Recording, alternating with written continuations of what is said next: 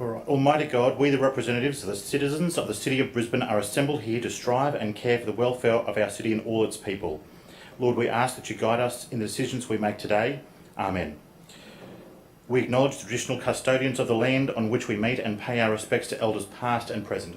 Please be seated. I declare the meeting open and remind all councillors of your obligations to declare material personal interests and conflicts of interest where relevant, and the requirement of such to remove yourself from the council chamber for debate and voting where applicable.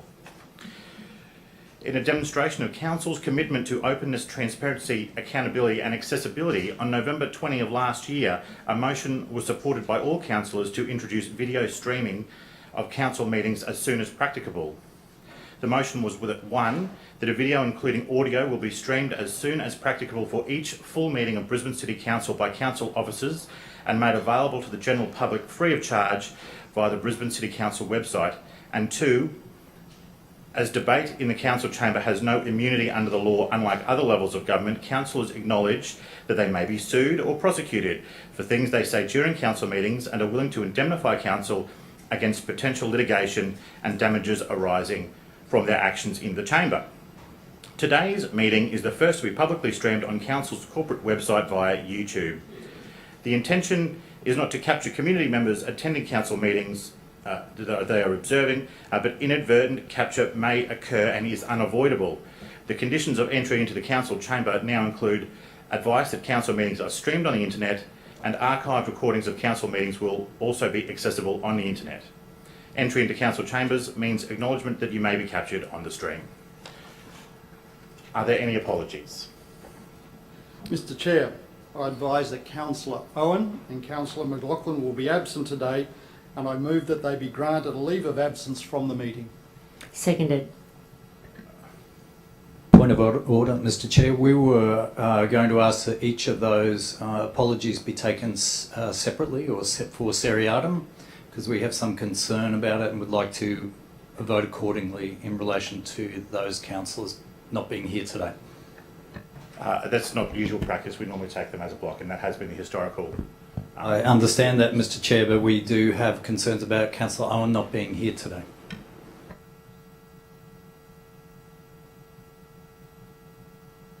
We will stick to the normal processes. Thanks, Councillor Griffiths. All right. It has been moved by Councillor Allen, seconded by Councillor Marks, that Councillors Owen and McLaughlin be granted leave of absence from today's meeting. All those in favour say aye. Aye. And the contrary is no. The ayes have it. All right. A confirmation of minutes, please. Mr Chair, I move that the minutes of the 4,586th ordinary and 4,587th special meeting held on Tuesday the 26th of March and Monday the 8th of April 2019 respectively be received, taken as read and confirmed. Seconded. It has been moved by Councillor Allen, seconded by Councillor Marks, the minutes of the 4,586th ordinary and 4,587th special meetings held on Tuesday the 26th of March and Monday the 8th of April 2019 respectively be received, taken as read and confirmed. All those in favour say aye. Aye. To the contrary is no. The ayes have it. We have a public participant today. I'd like to call on Ms Amy Cobb, who will address the Chamber on the programs and services provided by Oz Harvest Brisbane.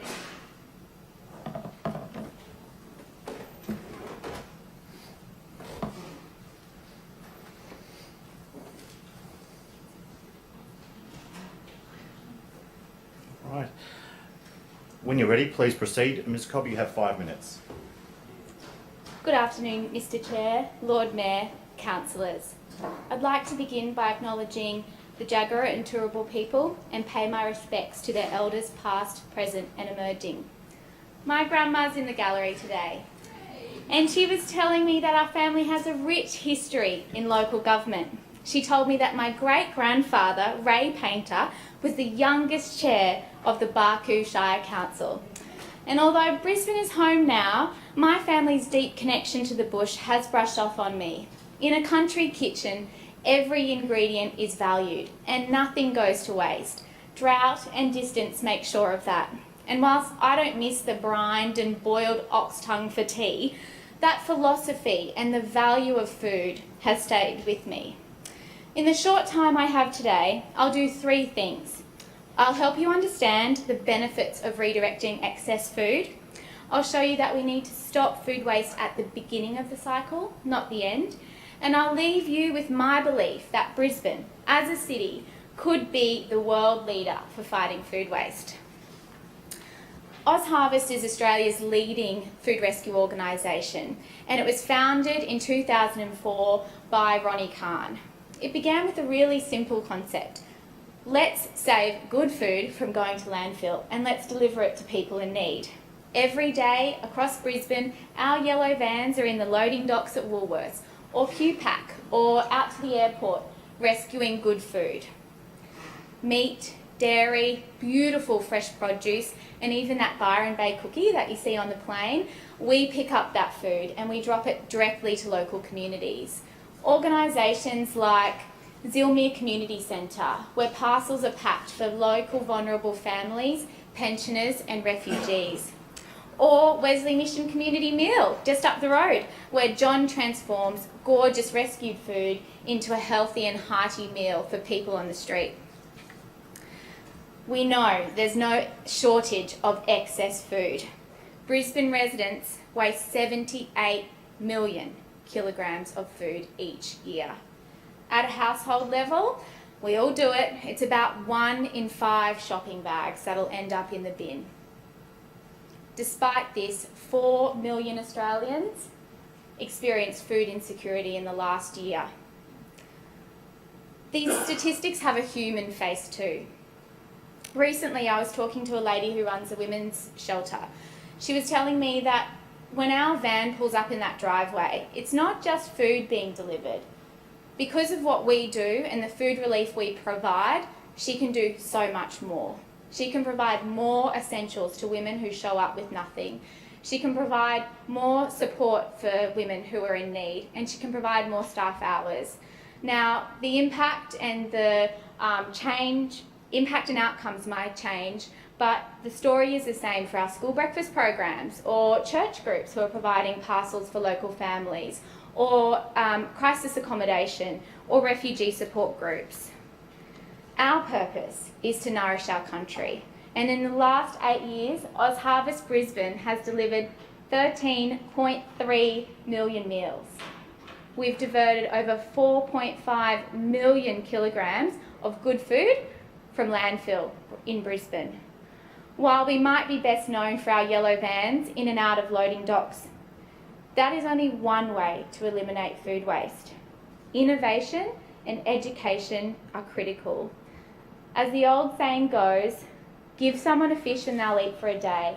Teach them to fish and they'll eat for a lifetime. Our education program, Nest, has provided nice, easy, simple tips to nearly 10,000 vulnerable Australians since 2012. And we've recently launched Feast, a new education program designed to teach kids about sustainability, food waste and nutrition using hands-on cooking and inquiry-based learning. We know Brisbane City Council is committed to a clean, green city with less landfill, and Love Food Hate Waste is a great way to educate residents with all the information they need to reduce food waste at home. Imagine the good that could happen if Australia's leading organisation for food rescue partnered with Australia's leading council for addressing food waste. Your financial support would be welcome, and at the moment 90% of our funding comes from philanthropy and corporate support. $100,000 keeps one yellow van on the road for a year. Every dollar donated in OzHarvest means we can deliver 2 meals to people in need. With your support, we could feed more Brisbane residents and keep more quality food from going in the bin and ending up in our landfill. But that's just the start. We could combine your strengths with our strengths to be greater than the sum of our parts. I would love the opportunity to sit down with each of you to talk about what we could achieve. If we work together and developed ideas to achieve our shared objectives, Brisbane as a city could be the world leader in food waste reduction. Now, OzHarvest is up for that challenge, and I really hope you are too. Thank you. Thank you, but your time's expired. Could you please take a seat? Thank you. Was that bang on 5 minutes? Can I invite the Lord Mayor or a councillor of a committee to respond? Councillor Howard. Well, thank you, Chair, and good afternoon, Amy, and good afternoon, Amy's grandma up in the chamber. Amy, it's always such a pleasure. Sorry, my name's Vicky Howard and I'm the councillor for Central Ward and I'm also the chair of Field Services. And I'd like to begin by thanking you for taking the time to join us this afternoon, both to share Oz Harvest's story and to speak to the fantastic work your organisation does out in the community. As you correctly pointed out, each and every day there is a huge volume of good food that goes to waste in our nation's hospitality industry. By collecting that quality excess food from commercial outlets and delivering it directly to charities across the country, Oz Harvest is providing a phenomenal level of support for people in need. The statistics that you've provided on the level of Oz Harvest operations speak for themselves. It's truly a commendable organisation. I'm also particularly interested in Oz Harvest's educational programs, and you've spoken today about Nest and Feast. It's important that people have the skills and the knowledge to nurture themselves through healthier eating choices, and I would encourage all residents to look at attending one of your hands-on cooking and nutrition workshops. I have been there myself. I'm not that good at the cooking part of it, but I certainly have enjoyed participating. Sustainability is a big part of Council as an organisation and our vision for Brisbane into the future. Once again, your Feast program, which teaches kids about food waste and sustainable, is a fantastic initiative. Can I please extend my thanks for some of the kind words you've offered on Council's sustainability initiatives, and in particular Council's Love Food, Hate Waste program. As a council, we are committed to working together with residents to reduce food waste, with Brisbane residents, as you said, throwing away about 78,000 tonnes of food in 2017-18. These actions, so we've set about, of course, looking at Love Food, Hate Waste campaign. And these actions have included being more mindful about storing food, getting creative with leftovers and taking up the 6-week food waste challenge. But there's always more to be done. And that's why in March, Council joined 2-time world champion netballer Laura Geitz to launch this year's 6-week food waste challenge as part of Council's Love Food, Hate Waste program. And I'd like to thank the more than 1,000 residents who've signed up to the challenge so far. Council's Love Food, Hate Waste program also joins our Community Composting Hubs program with over 20 community composting hubs across the city that helps to decrease organic waste to landfill and converts food scraps into a valuable resource for soil. Residents who participate in the Community Composting Hub program have already helped to save more than 245,000 litres of organic waste from ending up in landfill, which shows how much of an impact we can have by simply being more conscious of the way we dispose our waste. You flagged a potential for partnership between Council and Oz Harvest, and that is something I would be more than happy to speak with you about further. Thank you very much. Thank you, Councillor Howard, and thank you, Ms Cobb, for coming in.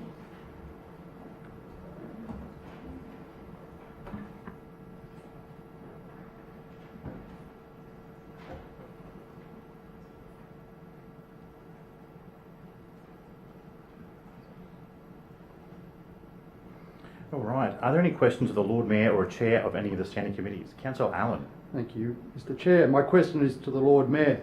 As the new Lord Mayor of Brisbane, can you outline some of your priorities heading into the next 12 months, including building on Brisbane's clean and green reputation? Excuse me, Lord Mayor. Thank you, Mr. Chair, and thank you, Councillor Allen, for the question. Absolutely, one of my top priorities and the priorities of this administration is making sure we protect our green space and deliver more parkland and green space for the people of Brisbane. As our city grows, this is going to be more and more important, and it is a top priority for us going forward. I was pleased to be out in Burbank this morning confirming the news that Council has acquired 700 hectares of bushland in this term. So in the past just over 3 years, 700 hectares of bushland have been acquired. That is 7 million square metres of land that has been protected through this program. It's part of an accelerated bushland acquisition program that we announced in the lead up to the last council election in 2016, and one that we have been progressing with in earnest since then. And so each of those hectares of land not only provides more green space for our community, but protects vital habitat for wildlife as well, and in particular for koalas. In the part of the world I was this morning in Burbank, it is part of the Brisbane Koala Bushland, and not only have we been purchasing land to bring it into the council estate in terms of conservation reserves, we've also been planting trees on that land as well in areas that have been previously cleared. So examples this morning, we saw land that was partially treed and land that had been partially cleared, previously had buildings or homes on them. Those buildings have been removed and trees have been planted. Already we have planted 130,000 trees this year on council land right across the city. It's interesting, being at the level of government where the rubber hits the road. Other people talk about the environment, other people talk about our green space. We actually deliver, and we're planting the trees, we're buying the bushland, and we're creating a cleaner, greener future for our city. And that's not all, because today in the ENC reports coming through, there is an item E, that relates to the purchase of properties out in Windsor on Cullen Street and Northey Street, which relate to acquisition of land to provide new parkland.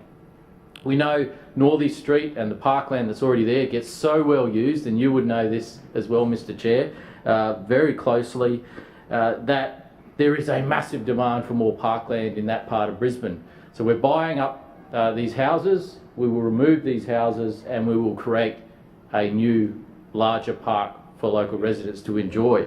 And so I know that you, Mr. Chair, will be very interested in working with residents to develop a plan for that site going forward to determine what the best use of it is. And we have had, over the years, a number of properties that have been previously purchased in that site through the flood buyback program.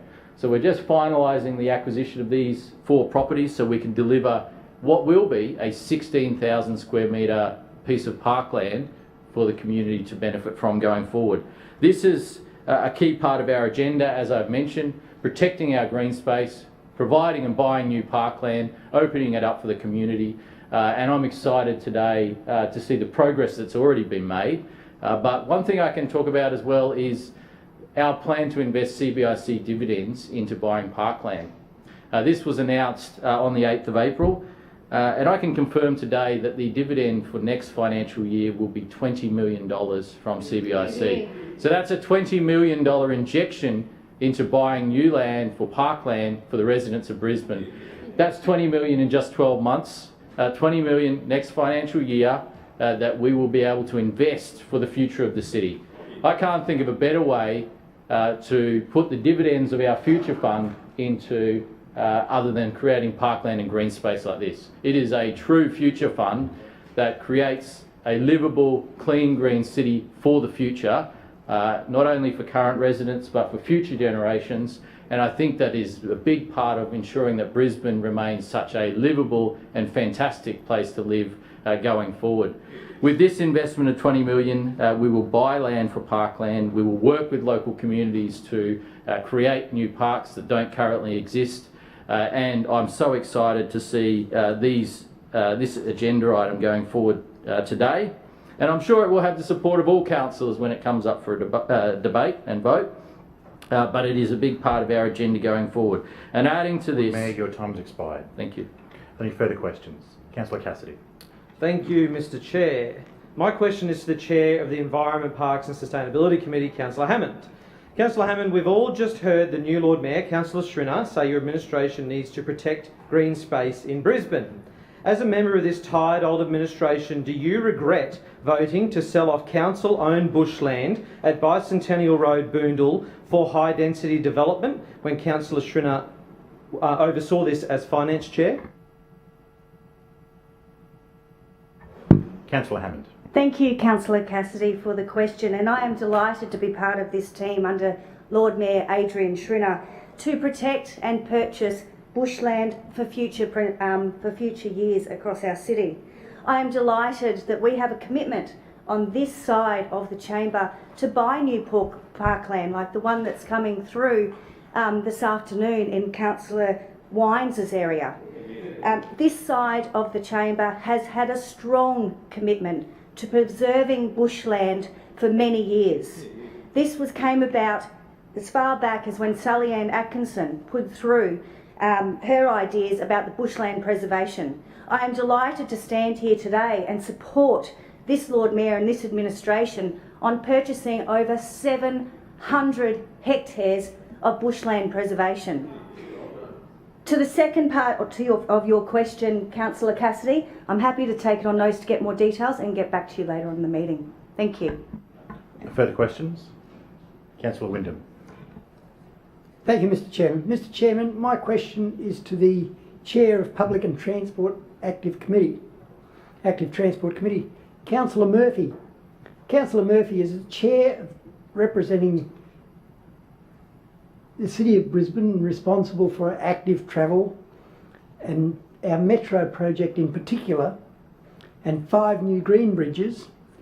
Could you please update the Chamber on the significant benefits this program of works will have on our city? Councillor Murphy.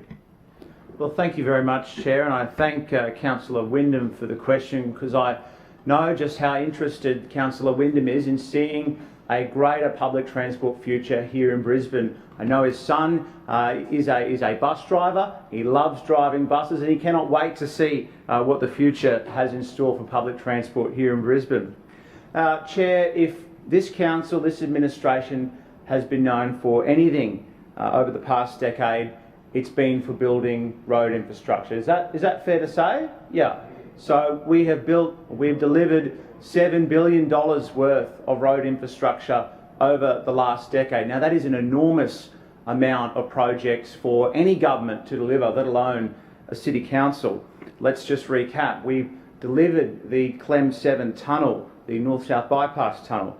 We were part of delivering Airport Link, which we handed over to the state government and is now in operation. We built and delivered Legacy Way, and remembering the Labor Party didn't even want us to go out to tender to Legacy Way. Former Councillor Sutton just wanted to, I don't know, just have anyone build it, I guess. No tender process there. We've delivered the Go-Between Bridge, upgrades to Telegraph Road, and most recently we opened just last month the $28 million upgrade to Greencamp Road out in Doughboy Ward. We've also delivered 90 local congestion busting projects, which we promised at the last election already, and the time to the next election isn't even up yet. Now, these projects have done wonders for our city. If we didn't build them, we would be drowning in congestion.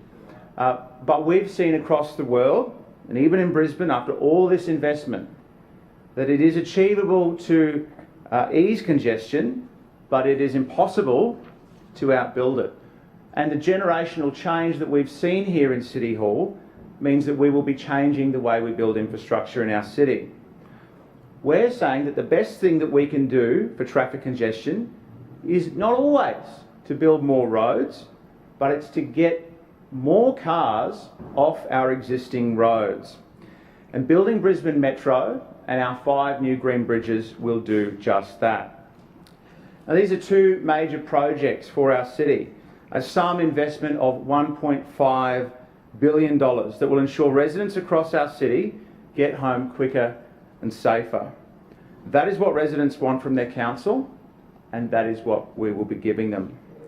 Metro and the green bridges combined will get more cars off our road and give our residents more choice when it comes to travelling. It means more convenience, it means better access, and it means more travel options, meaning that residents can spend less time on the road and more time doing what's important. The Lord Mayor has said his main aim is to make the Brisbane of tomorrow better than the Brisbane of today. And the Brisbane Metro project will help us to reach that goal, Chair. But how does it do this?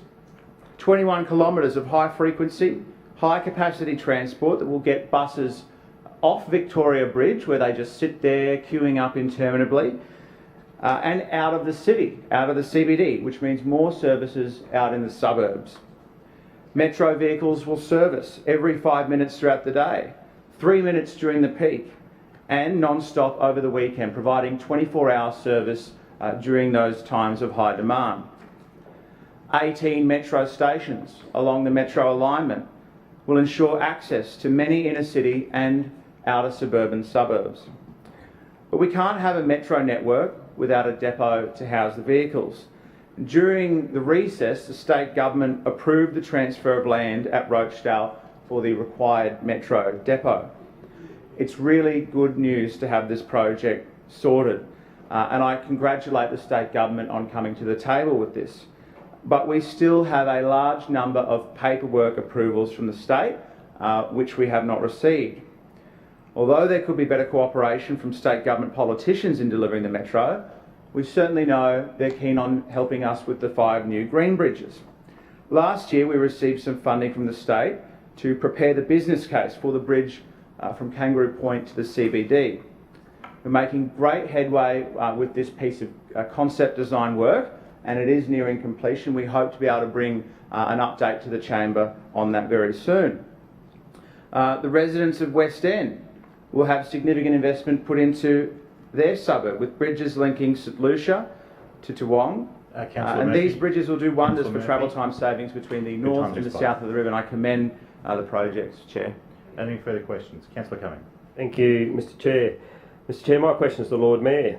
Lord Mayor, I refer to the apology from Councillor Owen for not attending today's meeting. Can you confirm the ratepayers of Callum Vale are paying Councillor Owen's salary while she's campaigning for a federal seat that does not include any part of her ward? What steps have you taken to ensure she is not using council assets such as her ward office and ratepayer funded car for her campaign? Lord Mayor. Thank you, Mr Chair, and thank you, Councillor Cumming, for the question. Councillor Owen is very familiar and aware of the rules in relation to what is appropriate when someone is running for an election, and I know that she is taking the steps necessary to do everything possible to make sure that those rules are adhered to. And that's the appropriate thing. Now, Councillor Cumming would be aware that many people in this place have sought election at various times to other levels of government, whether it be state or federal. That is the democratic right of people to do.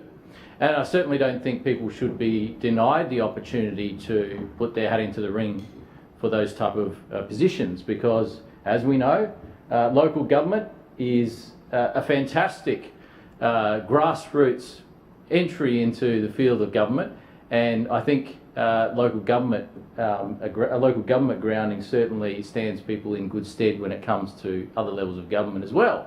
Having said that, I believe that the arrangements in place for Councillor Owen would be the same as for other councillors that have remained councillors in this place and contested elections, and they include people like the former Labor Leader of the Opposition, Milton Dick. Point of order. Point of order, Mr Chair. The first part of the question was, is Councillor Owen's salary still being paid by the ratepayers of Callum Vale? Could you answer that part of the question, please?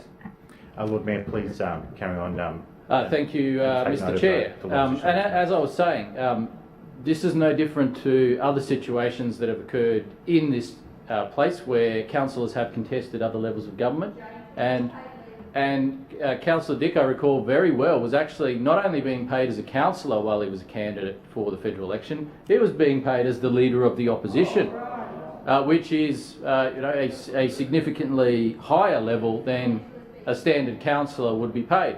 And so the last time I checked, Councillor Owen was a councillor in this place, and all councillors are enumerated. And so that is consistent with council policy, and I would be surprised if there was any other arrangement in place. So that question essentially answers itself, and I'm sure Labor wouldn't ask a question they didn't know the answer to there. They're simply trying to make a point. But Councillor Cumming would be very careful when he's asking questions that relate to running for other levels of government, because I remember when Councillor Cumming nominated for the state seat of Lytton. He wanted to be a pre-selection candidate for the state seat of Lytton. That was 2011. Now, the difference between Councillor Cumming and Councillor Owen is that he didn't get pre-selected, whereas Councillor Owen did get pre-selected and was supported by her party to run for this election. Councillor... Can councillors cease interjecting, please, and allow the Lord Mayor to answer his question? Thank you. Councillor Cumming, at the time, attempted to run for Lytton in the lead up to the 2012 election. He probably thanks his lucky stars that he wasn't pre-selected at that time, because Labor did not win the seat of Lytton at that election. And so we're blessed with his presence here as a result. But the reality is, Councillor Cumming knows it is part of the healthy democratic process that we have, where councillors can nominate for other levels of government. And Councillor Owen is a councillor in this place, and so that is not inconsistent with what has happened. Lord Mayor, Councillor Johnston, you've interjected quite a deal through the answer to this question. Could you please cease interjecting? Lord Mayor. Thank you, Mr. Chair. And so while someone continues as a councillor in this place, then they are remunerated. That is the way the process works. But I am aware, though, that other levels of government have some interesting policies where, say, for example, if you're a state government employee and you're contesting an election, you're actually required to take leave, whether paid or unpaid, during that election process. So at the state government level, if you're running for state parliament, you're required to take leave. And so, you know, this is not an unusual or outrageous thing. Councillor Owen is not doing anything inappropriate here. She's simply abiding by the rules that govern us here. She is a councillor, and that is the fact of the matter. So, and I would say that when residents contact Councillor Owen for assistance on council matters, they are provided that assistance, and I'm aware that that continues to occur as you would expect for a sitting councillor. Thank you, Lord Mayor. Any further questions? Councillor Richards. Thank you, Chair. My question is to the Chair of the Environment, Parks and Sustainability Committee, Councillor Hammond. Councillor Hammond, as the new Chair responsible for maintaining Brisbane's clean and green agenda, can you outline what your goals are in your role as Chair and some of the significant achievements this administration has reached so far? Councillor Hammond. Thank you, Councillor Richards, for the question, and I'm so excited to take on the role as Chair of Environment, Parks and Sustainability. I am keen to help the Lord Mayor deliver new green spaces for the city, as well as continue the amazing work that is already going on right now. This portfolio is diverse and exciting.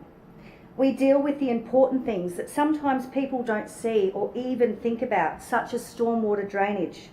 We also have huge and highly visible projects such as parkland upgrades, including the Moggill District Sports Park, and turning a concrete drain into a natural waterway in Hanlon Park.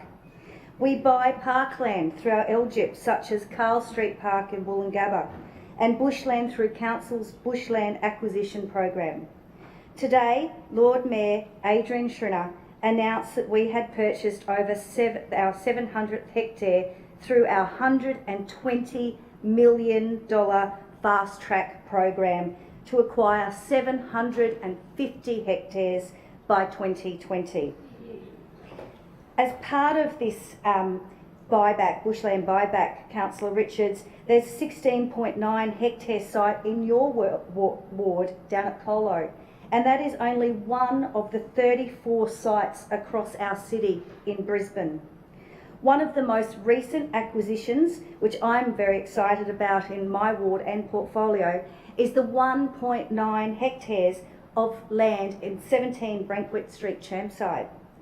This land is an important part of the Mountains to Mangroves corridor and is in a big way continues the work that the former councillor Terry Hampson and Jim Wilding did for the Mountains to Mangroves project. The land acquired by Bushland Acquisition Program includes significant koala habitat areas, land forming parts of important ecological corridors and threatened ecosystem, and land providing opportunity to restore endangered vegetation. Land across our whole city has been purchased through the bushland acquisition.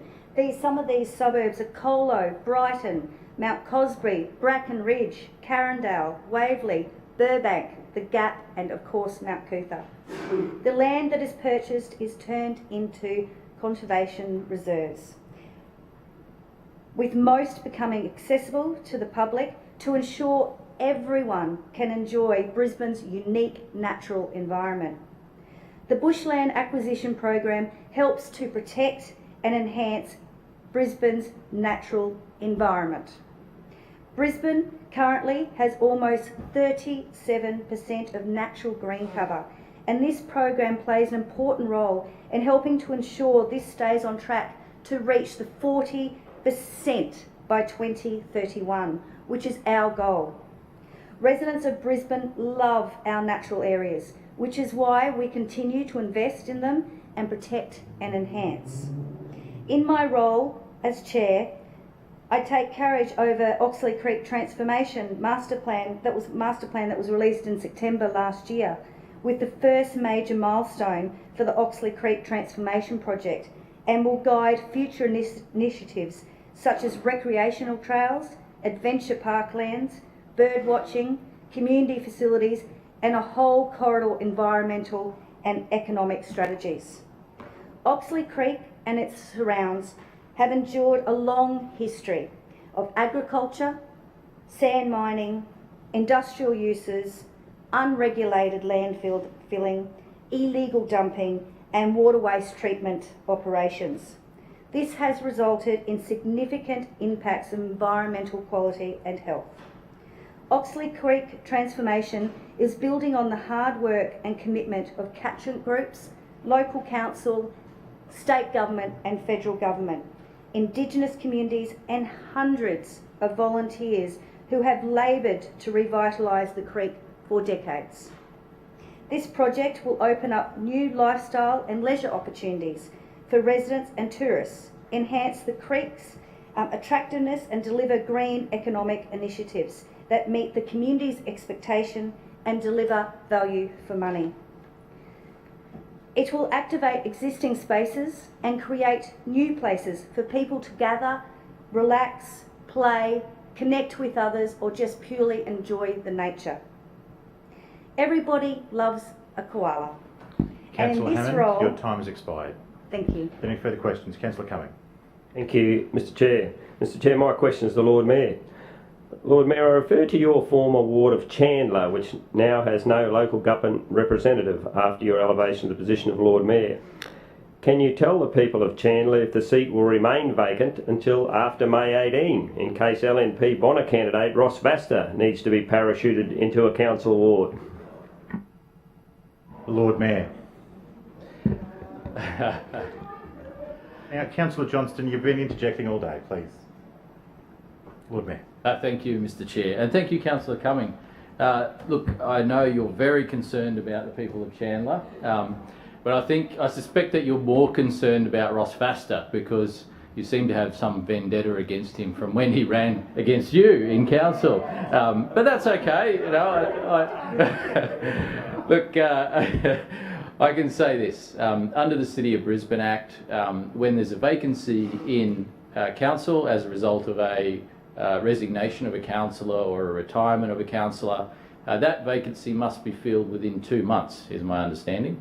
And so the LNP is aware of that time frame, and they have been asked to put forward a nomination within that 2-month period. In the meantime, I can tell you that the people of Chandler Ward still have a councillor living within the boundaries, and that's myself. And I will remain living in the Chandler Ward, and certainly if there are any issues that they need assistance with, we're making sure that council provides them with that support. Councillor Cumming, I can simply say that to your question, we expect that the LNP will put forward a nomination within that 2-month period in accordance with the City of Brisbane Act. and I am looking forward to working with whoever that councillor will be at the time that they are appointed. Further questions? Councillor Mackenzie. Thank you, Mr. Chairman. Mr. Chairman, my question is to the Chair of the Lifestyle and Community Services Committee, Councillor Matic. Councillor Matic, Council's Lifestyle Division has not been resting on its laurels whilst Council has been in recess. Can you detail for the Chamber the highlights of Lifestyle's achievement during this period? Councillor Matic. Thank you. I'm pleased to be able to update the Chamber on the significant amount of work that the Lifestyle and Community Services Division is undertaking in improving our facilities, enhancing our services and supporting the arts. As councillors would know, this administration has a strong commitment to upgrading our swimming pools and has been undertaking those works throughout this term. And we are in the process now of moving through that list of enhancements, and I'm pleased to be able to inform the Chamber that Musgrave Park swimming pool, for example, in late April the swimming pool was emptied and the construction works have commenced on what is a significant investment of $5.6 million on a refurbishment that will see even better services to the swimming pool, addressing the issues around disability compliance and enhancing the experience of all of the many people that do use this pool as one of our very popular ones. Also, I'm able to inform the Chamber that the work on the Bracken Ridge Library has commenced and that the construction works have started and that it is progressing well. The key milestones around the Bracken Ridge Library are two-part, in that the library is on track and progressing well with the slab, which was poured on the 29th of April. And then on top of that, Mr. Chair, works have already well in progress on the Toowong Library refurbishment project. That project has gained approval and will be commencing construction shortly. It is a very popular library, and the enhancements to the existing facilities there, but also to the meeting rooms, which are very heavily utilised within that local community. These are the kind of refurbishments and commitments that this administration has towards enhancing our pools, unlike those opposite, Mr. Chairman, who in the deep dark days of the past, whose role was to close down pools, to sell off land to private developers to build their own buildings, and that in Toowong, for example, I still have community members that still lament the decision of the then Sawley administration in selling that land rather than investing in it, because the opportunity for a pool was well and truly gone. But this administration continues that strong commitment to making sure that we meet those needs of a growing community and that we continue to advance all of our pools for disability compliance. Now, on top of that, our commitment to our halls continues, and we've seen significant improvements in some of the facilities. For example, in Upper Kedron Hall, with the air conditioning being completed, the electrical upgrades and the full commissioning of the new air conditioning system was completed at the Upper Kedron Community Hall. Now, Council, this administration again continues its strong investment within our local facilities, because we understand the importance that they have within community for all organisations, not-for-profits, local groups, hobby groups and so forth, who cannot or should not have to pay commercial rates for the uses of facilities. And so these halls and these facilities are absolutely fundamental to their existence and to their enjoyment. And as an administration, we want to make sure that they have the best service that they possibly can. Now, on top of that, we've also recently undertaken the significant upgrade of works at the Brisbane Planetarium. Now, the planetarium is, of course, one of our most popular facilities, but what we're seeing now, Mr. Chair, is the opportunity to enhance that even further through the projection system. By being able to do this, we're going to have a new state-of-the-art digital system providing a 4-fold increase in both image detail and brightness compared to the previous system installed in the Cosmic Sky Dome. This is an important facility not only for education but for entertainment. We get so many different schools coming through this facility, and this will further continue to enhance that. In the area of the arts, Mr. Chair, it's important that I update the Chamber that last Friday we launched our Indigenous Art Trail. I encourage all councillors to undertake the Art Trail. but also to promote it through their local wards. As a council and administration, we continue to do the things we need to recognise the Indigenous elders, but also the Indigenous community of Brisbane. And being able to do that through art is an important part of inclusiveness and education. The stories that are being presented through this art trail are so important to all of Brisbane, from Aboriginal and Torres Strait Islander people. The artwork itself is beautiful. There are so many examples through this city that we should all go and experience and bring ourselves closer to that community. These are the kind of examples... Councillor Matic, your time Thank is you. expired. Any further questions? Councillor Cook. Thank you. My question is for the Lord Mayor. Lord Mayor, a council spokesperson told ABC Radio today that signage and notes posted by a Brisbane group aimed at preventing suicides on the Story Bridge had been taken down by council officers because it was standard practice to remove all illegal signage from BCC assets. Did this council do any research, including talking with members of the group concerned, before taking this heavy-handed action? Lord Mayor.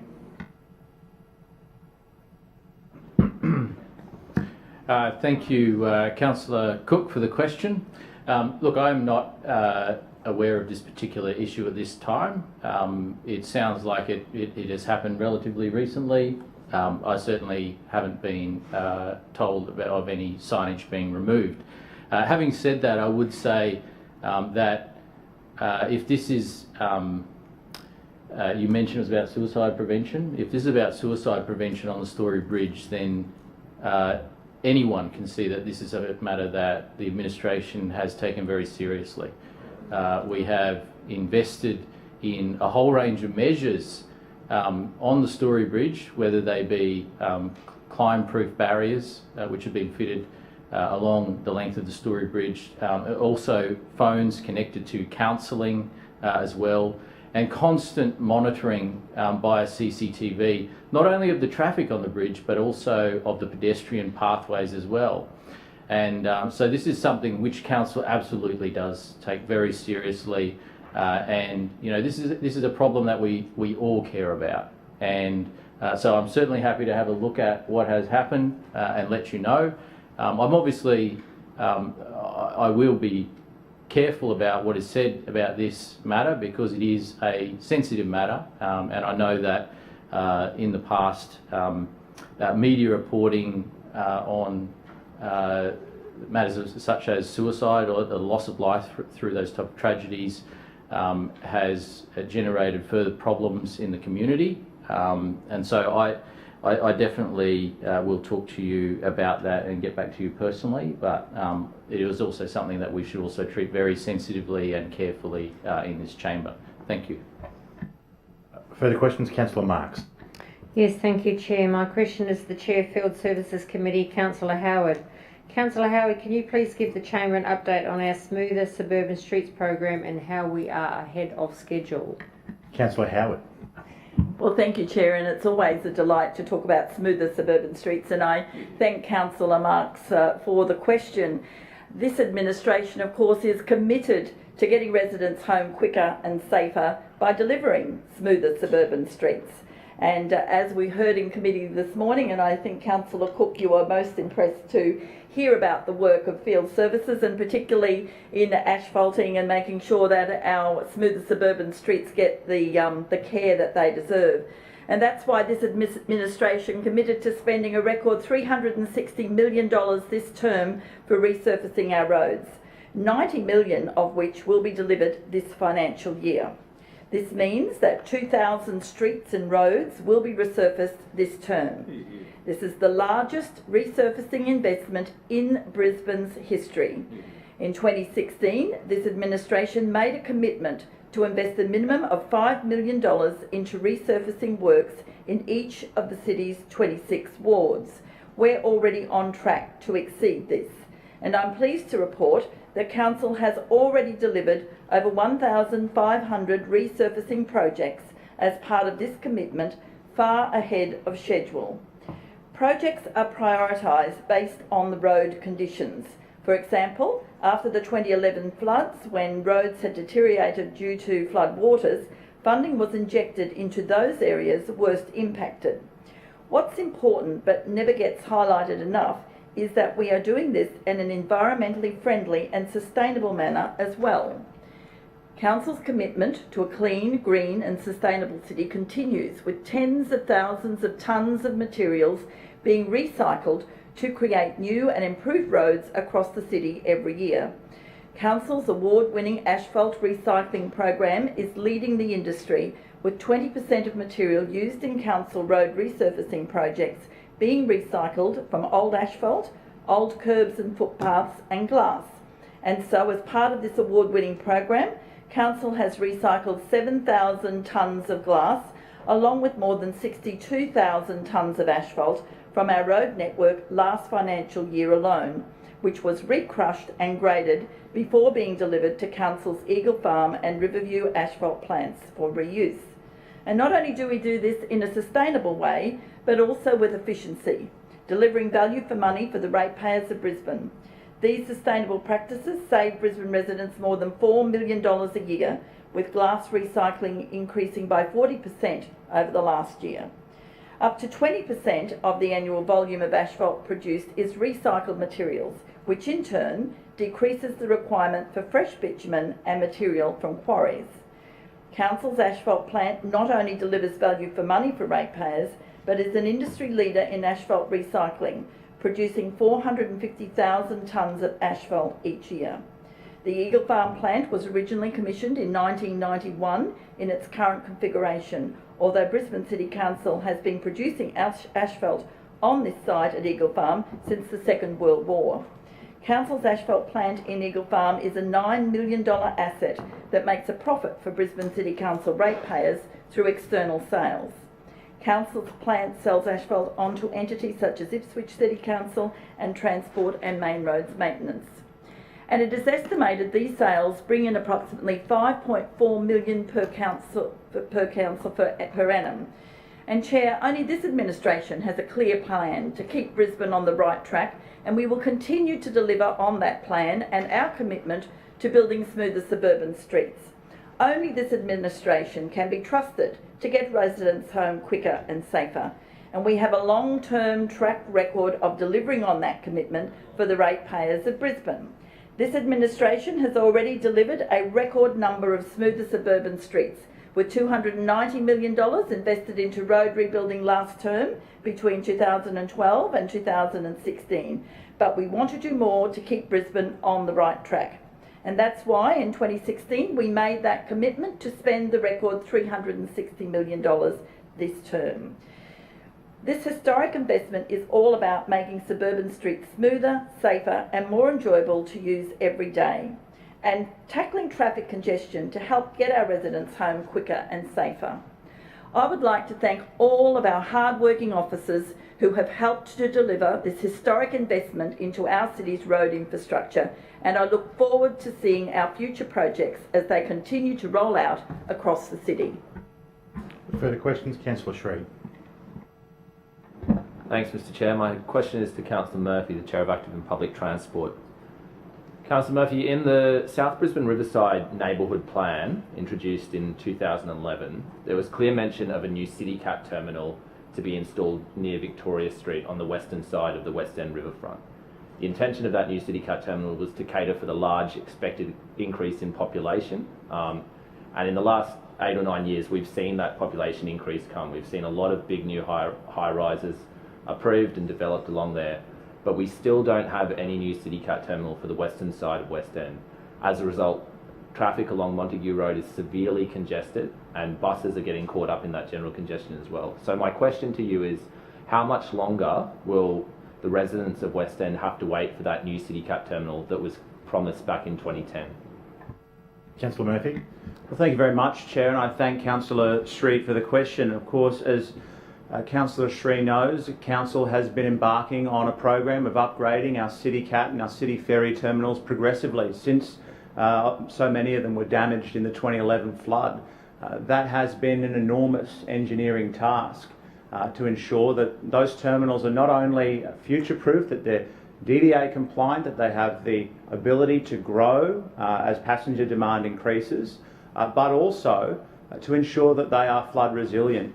if we get another Q100 event like we had in 2011, we need to make sure that those CityCat terminals stand the test of time. The last thing that we want to be doing is going back and replacing them all. So at the moment, we are more than halfway through that program. We have 11 terminals yet to be upgraded to modern standards. We've put a lot of engineering work, particularly into the South Bank 1 and 2 terminals, and we have a program of works which will take place there over the coming years to replace those terminals. In terms of new terminals coming online, Councillor Street, I absolutely take your point. The growth that we've seen in South Brisbane and West End has been significant. That's one of the reasons we're going through this redistribution right now. Your ward is projected to grow enormously as a result of the population growth there. But in terms of making a commitment as to a date for that new terminal, I can't give you a commitment here. But what I will do is I will take that on notice and I will get back to you. Perhaps we can get you a briefing with the officers to go through that, because quite genuinely, we would love to add services all over the city when it comes to our CityCat network. But we have to work within, I know you're getting excited, Councillor Johnson, but we have to work within the constraints of the existing number of CityCats we have in the fleet. As you know, CityCat 22 is currently under construction in Murarrie. It's nearing, it's almost halfway through the build now, so we'll be looking to launch that one later in the year. But we can only add more services onto the CityCat network as we have vessels to service that demand, or we end up creating a network where there's lots of dead running, there's unacceptable times for people to get to where they want to go.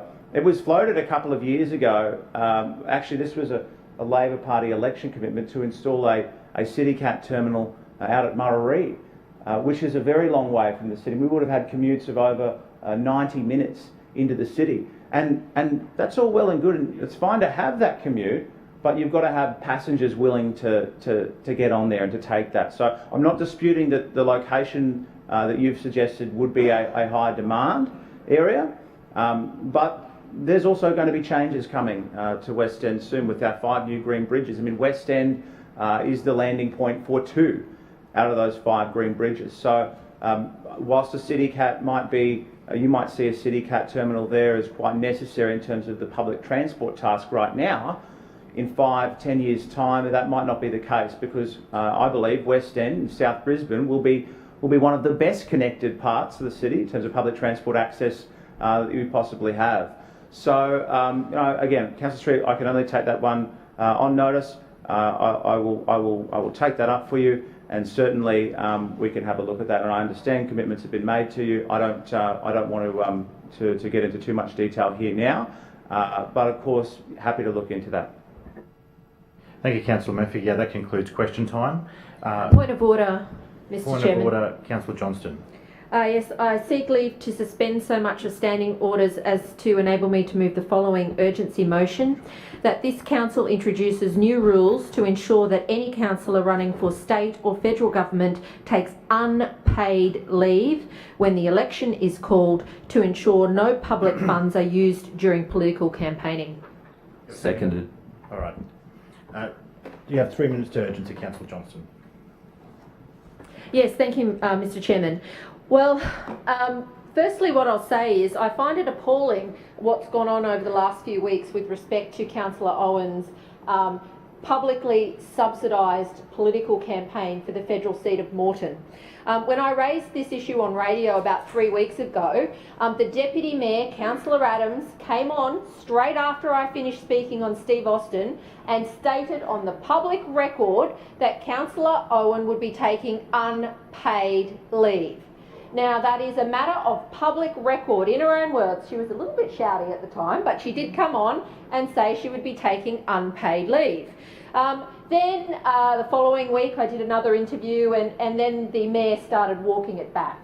And as we've heard today under questioning from Councillor Cumming, Councillor Schrinner has now confirmed that Councillor Owen is being paid a publicly funded ratepayer salary and campaigning for higher office at the federal level.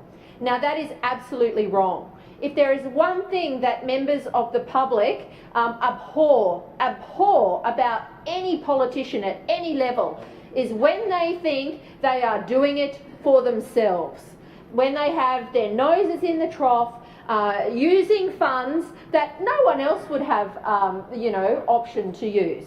This is absolutely wrong, and it needs to be stamped out in this council so it does not continue. Councillor Owen has actually set quite a dangerous precedent in my view, and it's clear this new Lord Mayor with his training wheels on hasn't been able to rein her in.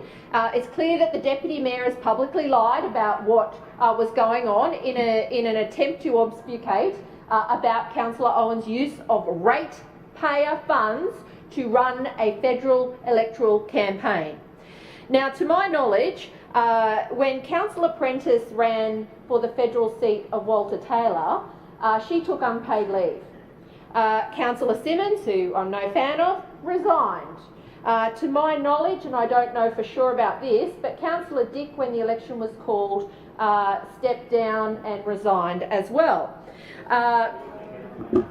Well, put it on the record, I just don't think anybody should be doing it.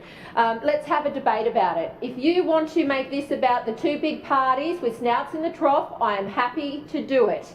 Let's have a proper debate about it and let this urgency motion go through. What the urgency motion is calling for is the kind of outrageous subsidisation of a federal election campaign with public funds. She's drawing a salary. Thousands of dollars a week. She's using her car. She's got a subsidised phone. So, Councillor Johnson, she's got an office she's using. She's got staff resources she's using. Councillor Johnson, your time's expired. All right, I'll put the motion. All those in favour say aye. Aye. To the contrary, no. No. The noes have it. Division. Division. Division called by Councillor Johnston and Councillor Sri. Ayes to my right, noes to my left.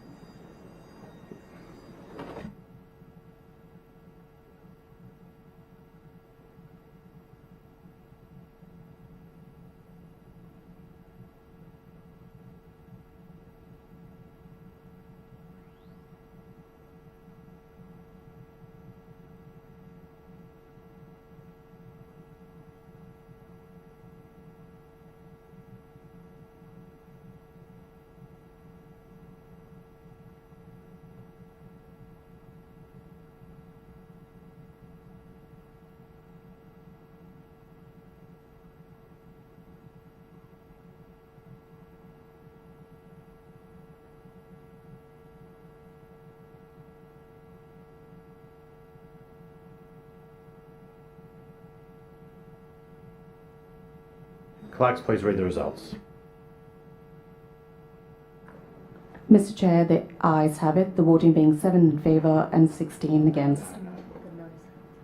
Oh, apologies. Just say it again. Apologies. Mr Chair, the noes have it, the voting being 7 in favour and 16 against. I apologise. Thank you. No trouble. Thank you.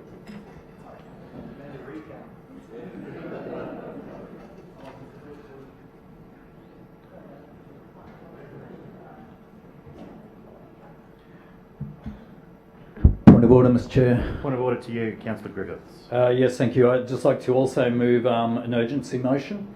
So I move suspension of standing orders to enable me to move the following urgency motion. That this, and it's here, and I've given you a copy, that this council moves to put a TLPI, a temporary local planning instrument, on St Luke's Anglican Church, Community Hall and Community House located at 193 Eckerburn Road, Tarragindi, while council conducts a review of the site in terms of its character and heritage properties and moves to protect it under city plan. Do you have a second? seconded by Councillor Cassidy. So it's moved, Councillor Griffiths, seconded by Councillor Cassidy. Councillor Griffiths to urgency, please. Yes, Mr. Chairman, while I was on leave and while we're on leave, I had residents and parishioners and users of St Luke's at Tarragindi come and approach me in relation to their concern about the loss of the community house and community hall at the site for redevelopment as part of a childcare centre. The proposal is to keep the church on that site. The parishioners are very concerned. In the consultation they've received with the Anglican Church, that the proposal is for the demolition of two important buildings on that site, which they consider have heritage or character qualities. One of those buildings, they tell me, is over 95 years old, and also that the redevelopment will potentially affect a burial site where people who've been cremated have been turned into a garden. So they are very concerned about the redevelopment of that site. They believe that it offers significantly to the local community in terms of the social and community fabric as well as the spiritual fabric of Tarragindi. They're very concerned about the poor consultation process that they've been through, but most importantly, they're concerned that these buildings could be destroyed because they aren't protected.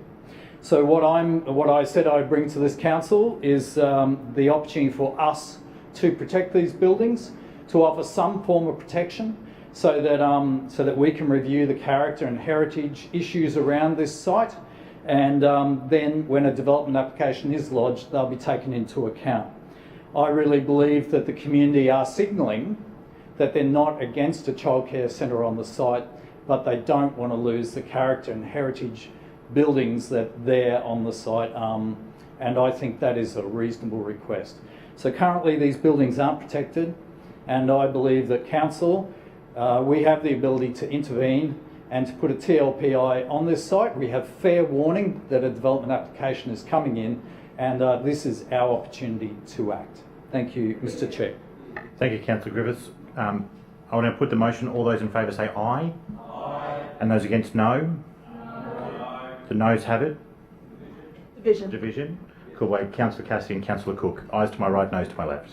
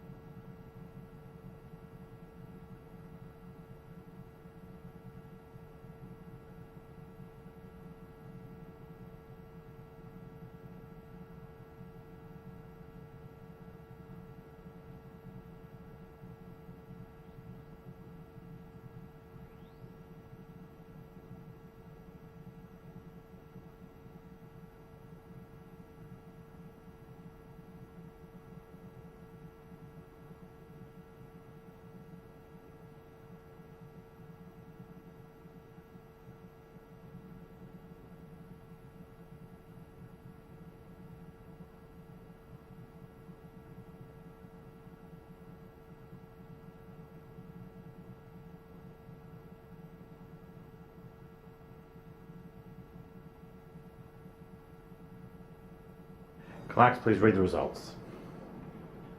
Mr. Chair, the noes have it, the voting being 7 in favour and 16 against. Thank you. Please return to your seats.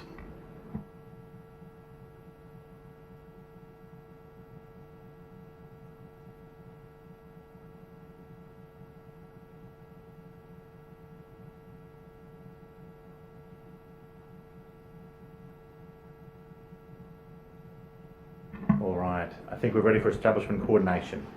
Lord Mayor, the Establishment and Coordination Committee recommendations, please. Thank you, Mr. Chair. I move that the report of the recommendations of the Establishment and Coordination Committee during the autumn recess 2019 on matters usually considered by the committee be adopted. Seconded.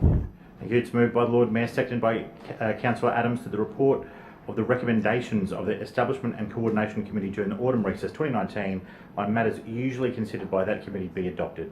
Is there any debate? Point of order. Point of order to you, Councillor Cassidy. Thank you, Mr. Chair. Could I just ask that item H be taken seriatim for debate as well as voting? So I'm going to repeat that to you. Item H for seriatim for debate and vote, yes? Okay. I'm just writing that down. All right. Anything else? Lord Mayor. Sorry, just Councillor Johnson. So could you just say point of order, please, mate? Oh yeah, I'm sorry. Point of order. Yep. Point of order to you, Councillor Johnson. Yes. Thank you. Point of order. Yes, I just wanted to confirm. I'm sorry. Whether if the Lord Mayor could advise if he's, I don't know what he's going to do with respect to the contracts and tendering, but with respect to clause G, the Ithaca swimming pool lease, but could he advise what other pools that the trust that are taking over run? It refers to them being experienced pool managers, but it doesn't give any further information about their experience. If he could outline that, that would be great. All right, so that's a question to the Lord Mayor. Item G. All right, thank you, Councillor Johnson. Lord Mayor. Okay, thanks. Just to tie up a few little issues to come out of that, and with the last thing first. In relation to Councillor Johnson's question, the recommended lessee are the lessee of the Newmarket Olympic Pool. So they are currently operating another pool. In relation to the two urgency motions that we saw, interestingly, that the first motion that related to councillors standing for office wasn't moved by the Australian Labor Party councillors. And there is a very good reason for that, because the discussion here about a particular councillor over a period of a matter of weeks serving as a councillor and being paid during that time is one thing, but it is a very different thing when a Labor councillor, Milton Dick, took a salary for 12 months when he was a federal candidate for Oxley, and not just as a councillor but as a leader of the opposition. So, whole different point of order, Mr. Chair. Point of order against you, Lord Mayor. Point of order. I believe the Lord Mayor is misleading the chamber. Councillor Strunk. Sorry. Councillor Strunk, please go ahead. Thank you, Mr. Chair. I believe the Lord Mayor is misleading the chamber in regards to former Councillor Milton Dick's status at the time that he ran for federal parliament. I'm not sure, Councillor Strunk, if this is necessarily a point of order. Could you just please be more succinct? Okay. Councillor Dick did not run while he was a councillor for Brisbane City Council for federal parliament. Lord Mayor. No. Point of order. Yep. Point of order, Councillor Johnston. Claim to be misrepresented. Right. Lord Mayor, could you please continue? Okay, thank you, Mr. Chair. Look, I'm reading here from an article dated 15th of April 2015, which is titled Milton Dick, Brisbane City Councillor, to seek pre-selection for federal seat of Oxley. Goes on to say Brisbane City Council Milton Dick has declared he will seek Labor Party pre-selection for the federal seat of Oxley after sitting MP Bernie Ripple announced his retirement at the next election. So it goes on to talk about the next election was due in September 2016. This was dated 15th of April 2015. So we're talking about a significant period of time between when he announced his intention to run for pre-selection for the federal seat of Oxley, while still serving as the leader of the opposition. And I remember previously that Councillor Dick, while he was leader of the opposition, was also commissioned by the Federal Labor Party to do their post-election review as well. Right. And he was travelling all around the country talking to Labor branches and members and senators all around the country while he was getting paid as leader of the opposition. So, you know, look, come on. The reality is you can feign outrage about this, but what is happening right now is consistent with the legislation and consistent with the rules. And if you have any evidence to suggest that there's anything happening that is not consistent with the rules, then I encourage you to take the appropriate steps to report that. But I have not been given any evidence. This is simply an attempt at political point scoring here. And so, like I said, I can understand why the Labor opposition didn't move that motion, because they have quite a lot of form in that respect as well. In relation to the TLPI, I will simply say this, or the proposal to put a TLPI. So what's happening today is there was a motion, or an urgency motion, calling on council to initiate a TLPI. This urgency motion is not a TLPI. So if council were to vote on this motion that was put up now, that doesn't mean a TLPI comes into place. We would have to come back at a future meeting and introduce a TLPI. So we're not voting against a TLPI. We're voting against Labor's urgency motion, which has been put forward in what I believe is not necessarily the appropriate way to do this. I will give Councillor Griffiths and Councillor Adams as well the undertaking that I will ensure that there is urgent work done to investigate this situation, and that we will review the information that we have available. And we are certainly open to implementing TLPIs on properties where we believe there are heritage concerns. We've done that before in this place, but we do it based on the evidence, based on the information, based on having a thorough look at the information at hand. I don't believe us as councillors in this place have had enough opportunity to do that before voting on a motion such as this. So what I will simply say is we will urgently look at this matter, and if we believe, based on the weight of evidence, that action is required, then by all means we are open to taking that action. This is something that we will do as a matter of priority going forward, but I would simply say that us moving a TLPI in this place doesn't guarantee a particular outcome. No, it doesn't. Because we are still waiting for the state government's response on our TLPI to ban townhouses in low density areas. And I don't know, Councillor Burke, how long has this been going on for now? Since October last year. And so this is a matter that both sides of the chamber have agreed is urgent, and Labor councillors have agreed it's urgent, yet we are still waiting for this TLPI to be approved by the state government. And so just putting forward a TLPI in this place doesn't guarantee suddenly that the thing will be implemented or approved by the state government. So we have a process to go through. I'm happy to have an urgent look at this. Your intent is fine, Councillor, where are you? Councillor Griffiths, your intent is fine, but we will go through and do the investigation that's required before making a decision. And I don't think it's appropriate to make that kind of knee-jerk decision here.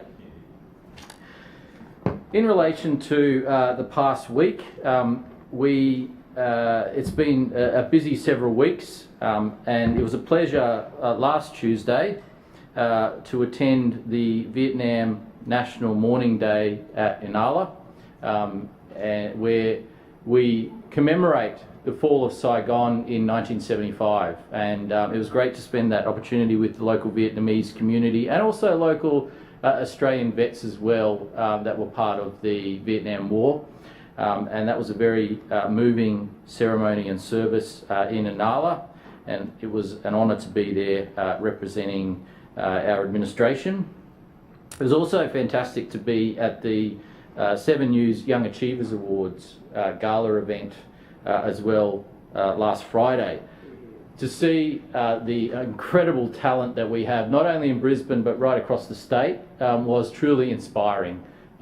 If the Gala Awards was anything to go by, the future of Queensland and Brisbane is very bright, because the generation of incredibly talented and inspirational people coming through is amazing.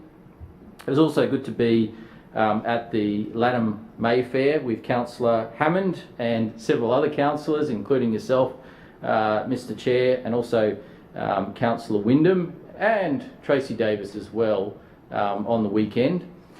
We did suffer a little bit of a shower, and it didn't dampen anyone's spirits, and it was fantastic to be there. And finally, it was great to be at the Buddha birthday celebration at Southbank as well on Saturday, which is just a fantastic multicultural event great to see so many people getting involved in that celebration. And as I mentioned on the evening when we were there, it's such an important thing that our city is a city that supports freedom of religion. And that is really important.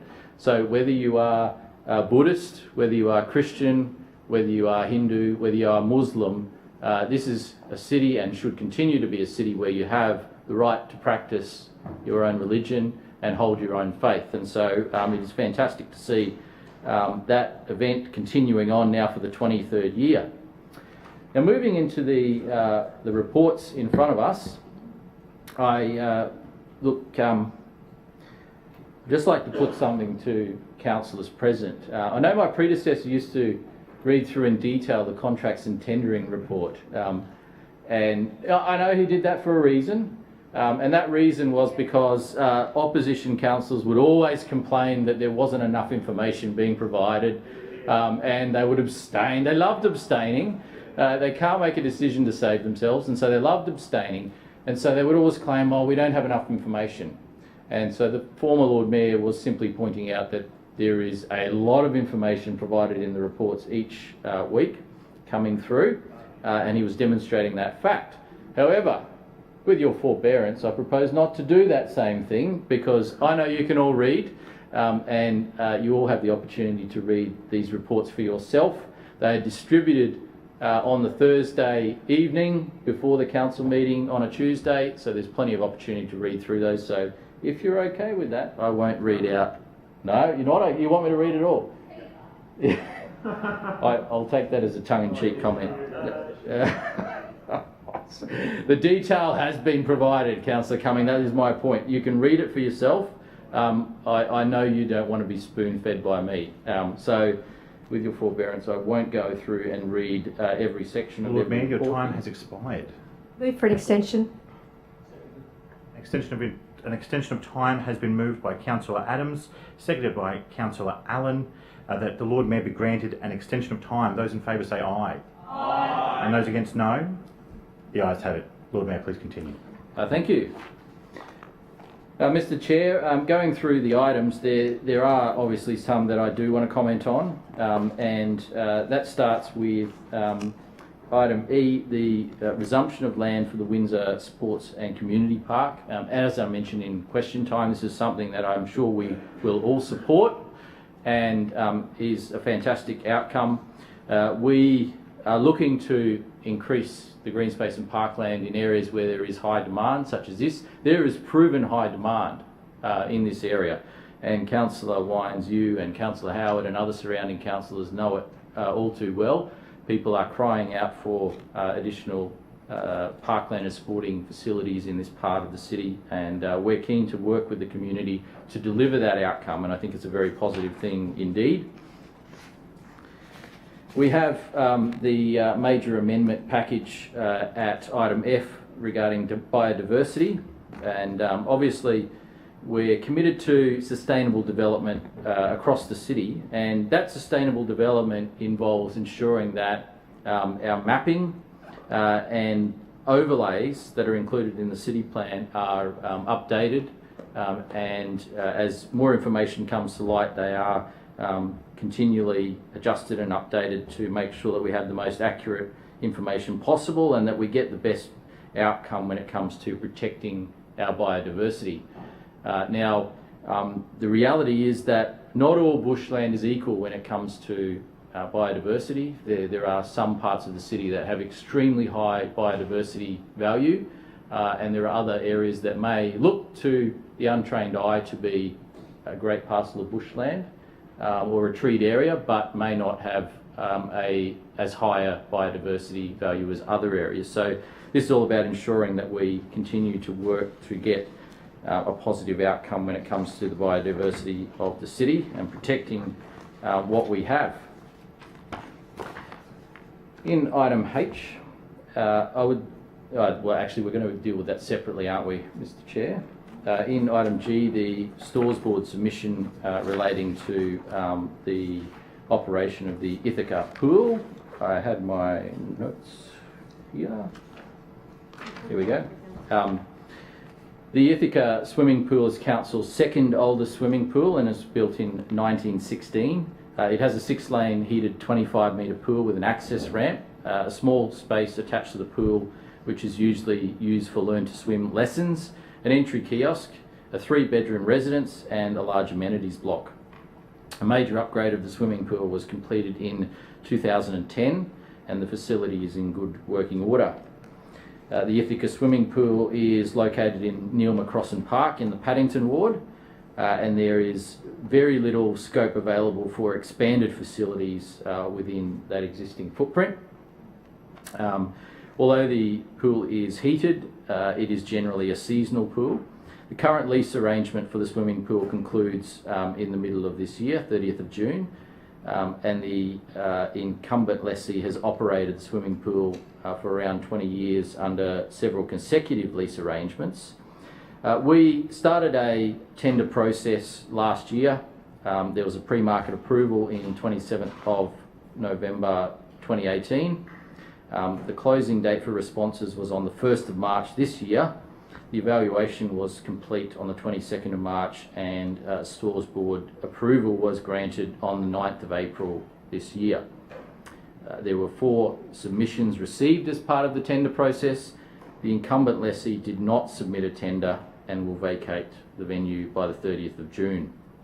As I mentioned, the recommended lessee is the Miller Unit Trust, who are the lessee of the Newmarket Olympic Pool, and they have a very successful business and have held the lease of the Newmarket Pool for 19 years. The Miller Unit Trust are supported by a large and capable pool of staff, and the Newmarket Olympic Swimming Pool is the second most attended of Council's 22 swimming pools. As part of this arrangement, the lessee will pay Council $35,000 per annum in rent, which will increase annually with CPI. They will also make capital improvements of $50,000 in the first year of operation. They will cover the costs of electricity and chemicals for the duration of the lease, and it is being recommended that a term of 5 years commencing on the 1st of July 2019 be approved today. We also have at item I the appointment of a new councillor, and as I've referred to previously in this place, in particular on the 8th of April, this is a team which has continued to go through a process of renewal. And at item I, we are seeing the latest, I guess, iteration of that process of renewal. And we're seeing the appointment of James Mackay as the councillor for Walter Taylor Ward, and he replaces Julian Simmons in that role following his resignation from council. And so we now have a situation where I am on this side of the chamber, the second longest serving councillor in this team, with Councillor Wyndham being the longest serving councillor. And it's interesting because if you look at the other side of the chamber, Councillor Cumming recently celebrated his 25th year of service in this chamber. And I know Councillor Griffiths has been here for about 18 years. So talk about tired and out of touch. Talk about tired and out of 25 years. So that's 41 years of service between them. If anyone's tired and out of touch, it certainly isn't on this side of the chamber.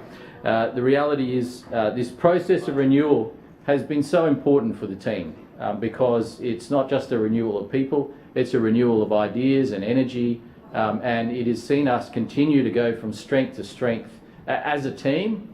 And I know that the addition of James Mackay will bring new strength to this team, a new energy and a new desire to work for the people of Brisbane in earnest, and particularly the people of Walter Taylor Ward. And so I'm looking forward to welcoming James officially into the team today as this goes through, and really look forward to working with him to serve the people of Walter Taylor in that capacity as the new councillor for Walter Taylor. We also have as well a recommendation attached to that to appoint Councillor Mackay to various standing committees as well. I think I've covered all of the items that need to be covered. Thank you, Mr. Chairman. Thank you, Lord Mayor. Further speakers? Councillor Cumming. Thank you, Mr Chair. Oh, excuse me, there was a... Sorry, Councillor Cumming, please. Just a moment. Councillor Johnston claimed to be misrepresented. Councillor Johnston. Yes, the Lord Mayor was implying that I'd indicated that there was some benefit for a political party in the motion that I'd moved earlier, but my motion was clear. It called for any councillor to stand down once an election had been called. Councillor Cumming. Thank you, Mr Chair. Mr Chair, in relation to the E&C for adoption, I'd ask that item A be dealt with seriatim for voting purposes. Likewise, items B and C.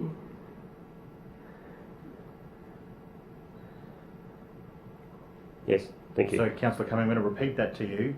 You're asking for voting purposes that item A be taken seriatim for voting, yes, and then item B and C together? Yes. Right. For voting. Okay. Yeah, for voting alone. Thank you. Yes.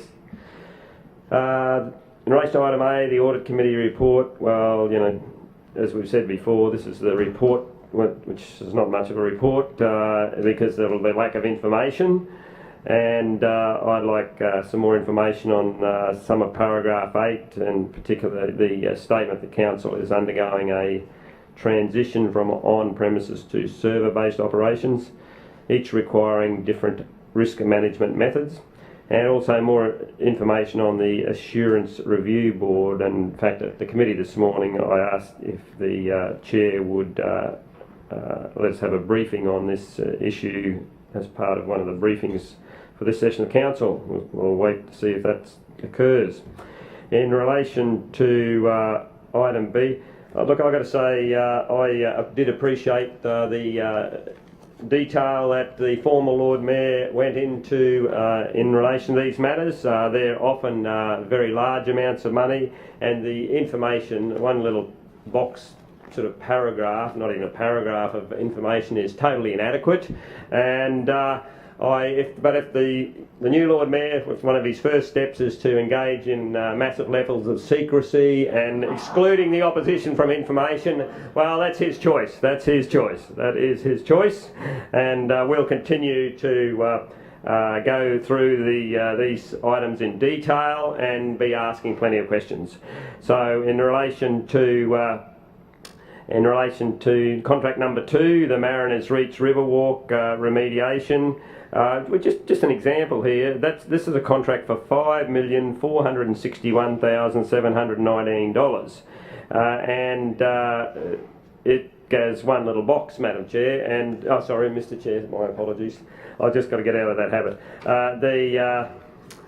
Later in this report, we have the report on the Ithaca Pool, which is a much smaller contract, and we've got 6 pages of detail.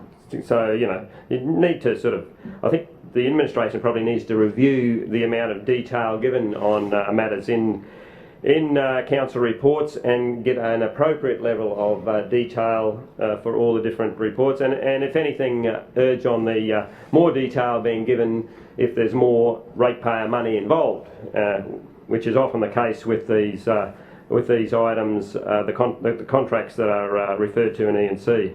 In relation to item 3, the bus stop accessibility improvement program, $3 million contract, only 1 tender received. Now, we find that disappointing, and because we don't think the work is necessarily technically too complicated, and that there should be a lot of companies around Southeast Queensland and Brisbane in particular that could undertake this work, and for only one tender to be received, we query whether the sort of the advertising of this work being available for council is actually being done in an appropriate manner, and because we think it's pretty ordinary.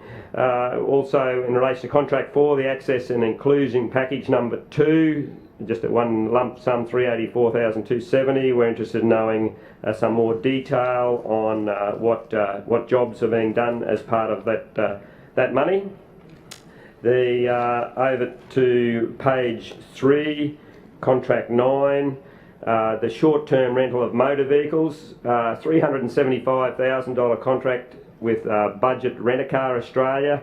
PTYLTD. We're interested to know what this is for. It seems a significant amount of money for council, which has its own fleet of vehicles, to be spent on renting vehicles, short-term rental of vehicles. So we'd like some more information on that as well. The other thing I noticed on a number of these contracts is the fact that they were approved way back in December last year. And what's the date today? It's the 7th of May, and we're finally getting the information. Some of the contracts started in January, so it's sort of too little information too late in my view, and there's no reason why they couldn't have been presented in the previous session of council. So whoever takes so long to present them to council needs to get their act together as well, in my view. I go now to item C, the construction of Ascot Park. We thought this was a significant amount of money on what appears to be a very small park. The area of parkland isn't provided in any way. It's again another chronic lack of detail. But I've looked on council's website at the number of different facilities being provided as part of this contract, and knowing what it costs to upgrade some of the parks in Wynnum Manly over the years, I think the amount being expended is quite reasonable, and it'll be a good park for this area of the city. So we make no objection to that amount of money being spent on this park. Another contract where only one tender received and we're very disappointed is page 6, contract 6, the Balbowery pool, 50-metre pool refurbishment. Only one tender received for $1,693,120 again. It's a lot of money, and why only the one tender? I would have thought there's numerous pool companies in Brisbane who would be capable of undertaking this type of project, and it's disappointing the council's only managed to get one interested in the job. And you always wonder, of course, when there's the one tender, whether ratepayers are getting value for money. Are they getting a good deal when it appears to be no competitive tension at all in the tender process? The other one on page 7, contract 9, the coat of arms fabrication and installation. This is a very interesting matter, and one that the new Lord Mayor should have been very interested to provide a lot of detail on. It's some $225,800. Only the one tender received yet again, and we'd just like to know what it is. Coat of arms fabrication and installation, $225,800. You know, is it one job? What part of the city is it going in, or is it a number of jobs? And yeah, we'd like that information. Some more information on contract 11, the provision of GovCMS hosting services for council's corporate website. The Department of Finance, the Federal Department of Finance is undertaking the contract, and we realise that contract's got an exemption, but some information on what's involved there would also be appreciated. In relation to item D, now I've just got to find it. Okay, B, D. The limited information provided here in relation to this item seems to indicate it's cheaper for council to lease buses than buy them, and but we've got some concerns about it in that the extension's been required. The council's known for some time that the previous contract was going to expire on a certain day, and yet it's been allowed to expire. Now they've had to seek an extension for another 12 months. I just think that shows a level of disorganisation from the Brisbane City Council, and they should have been able to ensure that the new contract was was let. A new contract was agreed to, and as soon as the current contract expired, and they shouldn't have been getting themselves into a situation where they had to allow further extensions of the existing contract. So that's another criticism we have. In relation to item E, the land for the Windsor Sports and Community Park, we're always keen to see new parks in Brisbane, particularly in areas where there's increases of density. And in this one, I actually looked at the file on this one in some detail, and there was actually 6 pieces of land that council looked all set to purchase, and in the end there was only 4 that were purchased. So I don't know what happened to the other 2, and perhaps some comment in that regard would be appreciated. They were 29 Northey Street and 30 Victoria Street. The file showed the council was all set to purchase those 2 properties as well as the 4 that were purchased, but they've seemed to have disappeared, dropped off the list. I'm interested to know why that was the case. These blocks of land aren't big, they're small blocks of land. They're 3 405 square metre blocks and 1607, so it's only 822. Expired. Sorry. I move for an extension of time. Seconded. A motion to extend the time has been received from Councillor Cassidy, seconded by Councillor Cook, that the Leader of the Opposition be granted an extension of time. Those in favour say aye. Aye. To the contrary, no. The ayes have it. Thank you. Please continue. Thank you. And the other issue that is raised is by some of the people living in the area was that what is needed in that area is additional parking for some of the sporting facilities, and I've had people actually complain to my office as Leader of the Opposition from the other side of town about the chronic shortage of parking at times with Downey Park Sport. It's a massive sporting venue. It's a great sporting venue, and people were really struggling. They were driving around for 10 or 15 minutes trying to find a car park to drop off their kids to play their sport, and that was an issue that needs to be addressed as well. I'd like to know how council is going to do a sort of a balancing act between perhaps looking for more parking areas so there's a better service for people dropping off their children to play sport and or going to park and playing sport themselves, and also a general park area for local residents. As I understand, there is a limited number of local residents living in that area, and the general park would tend to be used by members of the family of children playing their siblings playing sport, and the little ones are playing on the park area. So that's an issue. But as I said, overall we're very supportive, particularly as this land is flood-prone land, and it's obviously, I believe, land that is suitable for purchase because it gets flooded badly on a quite regular basis. In relation to item F, we support the proposed changes to biodiversity provisions being sent down to the Minister, and in relation to item G, the Ithaca swimming pool. Now this is a good deal for council, but I don't know, accuse me of cynicism, but I think it sounds a bit too good to be true.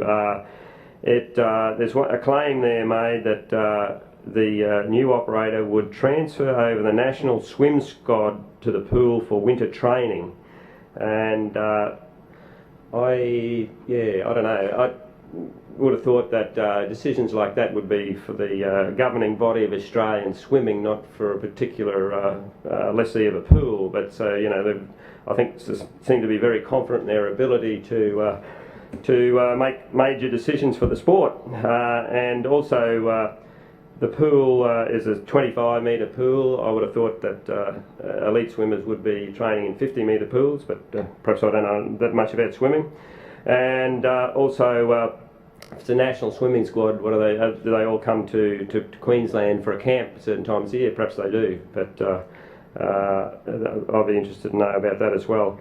The lease payments are 75% more than current payments, so I don't know whether the current lessee was getting a ridiculously cheap deal, or perhaps the new lessee will is offering over the odds for what they're offering.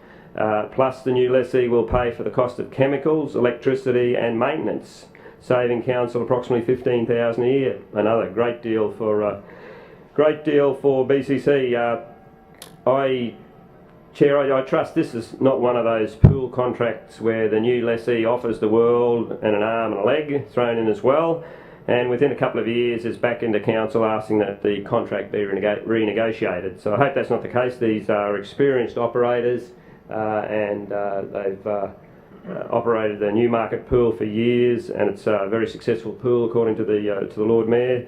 So I think I just hope that it's not they haven't gone over the top in what they've offered in this case for the Ithaca pool.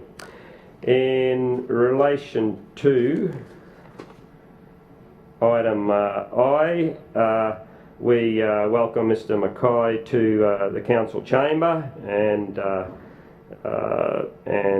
wish him all the best in his political career, and thank you. Further debate? Councillor Matic. Mr Chair, I rise to speak on two items. Firstly, that of item B, contracts and tendering, and item G.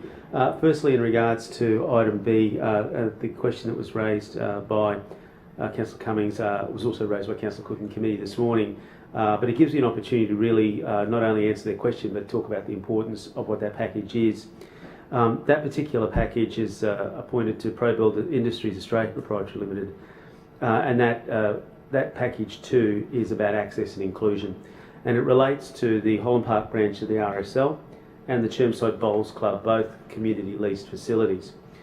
The importance of this work through our access and inclusion strategy shows this administration's commitment to disability compliance and the enormous amount of investment that it's undertaking in our facilities to upgrade them.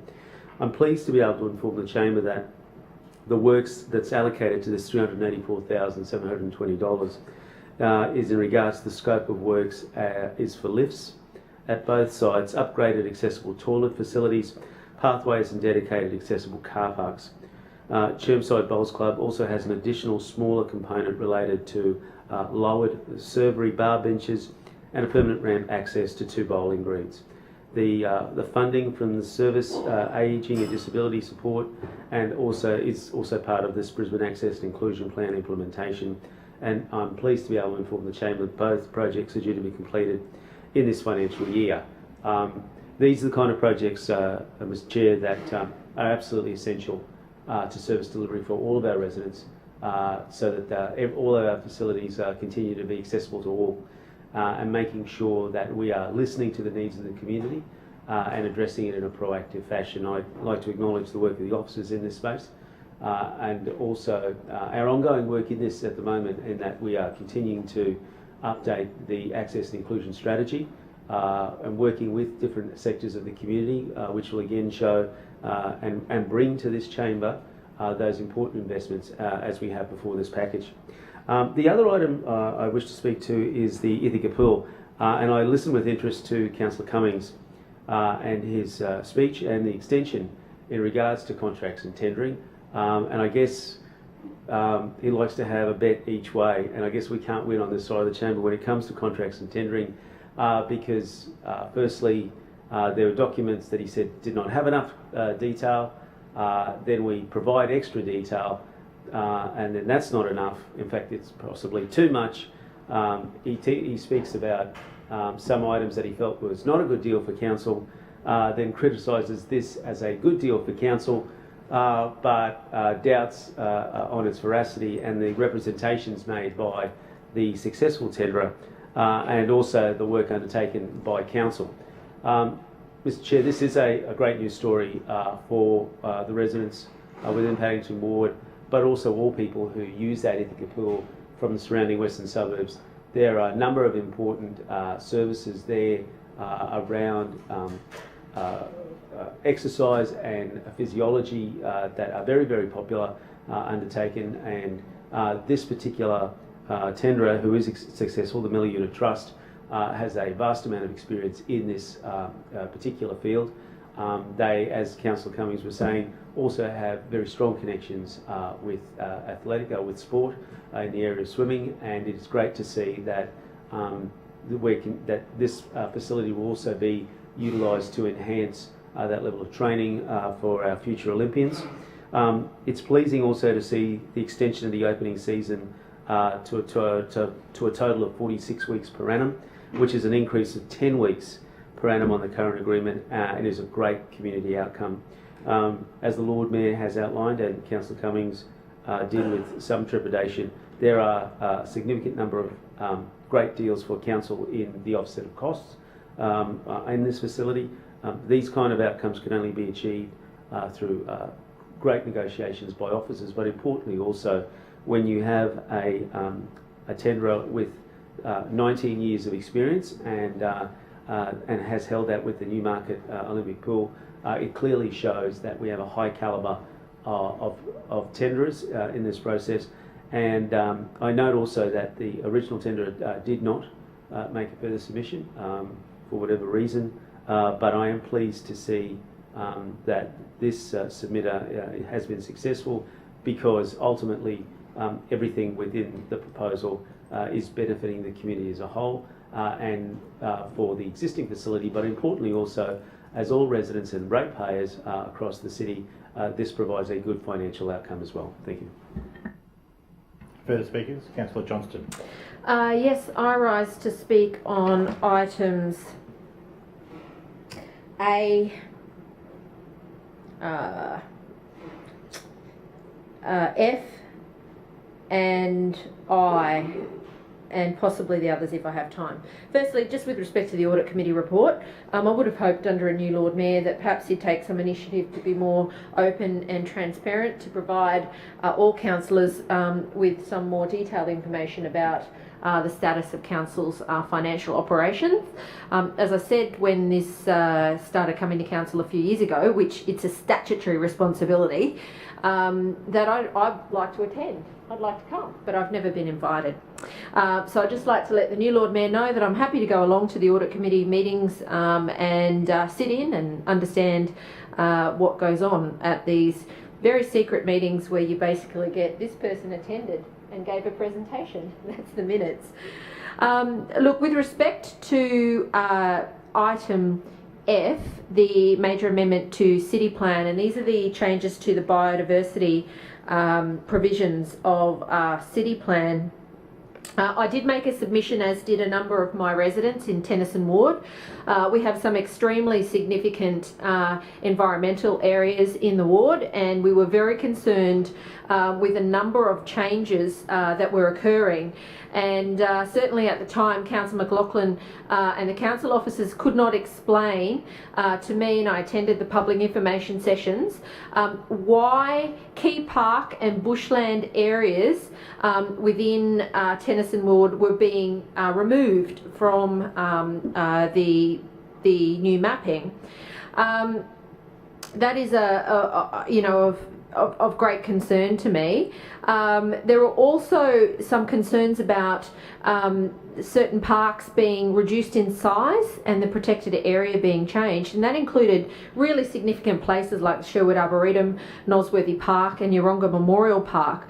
Previously, all of these areas had been mapped and protected, but they were not under the changes that this administration was making.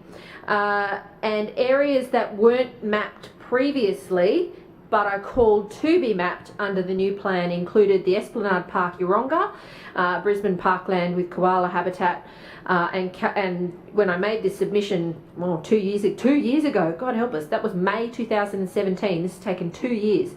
There were koalas that had just been having some fun on the Esplanade. The Brisbane Corso Park needs to be added. Graceville Memorial Park needed to be added. Fort Road Bushland Reserve needed to be added.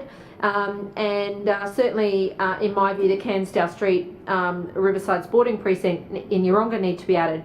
I would like the Lord Mayor to certainly outline whether the issues that we've raised in terms of adding these areas were included.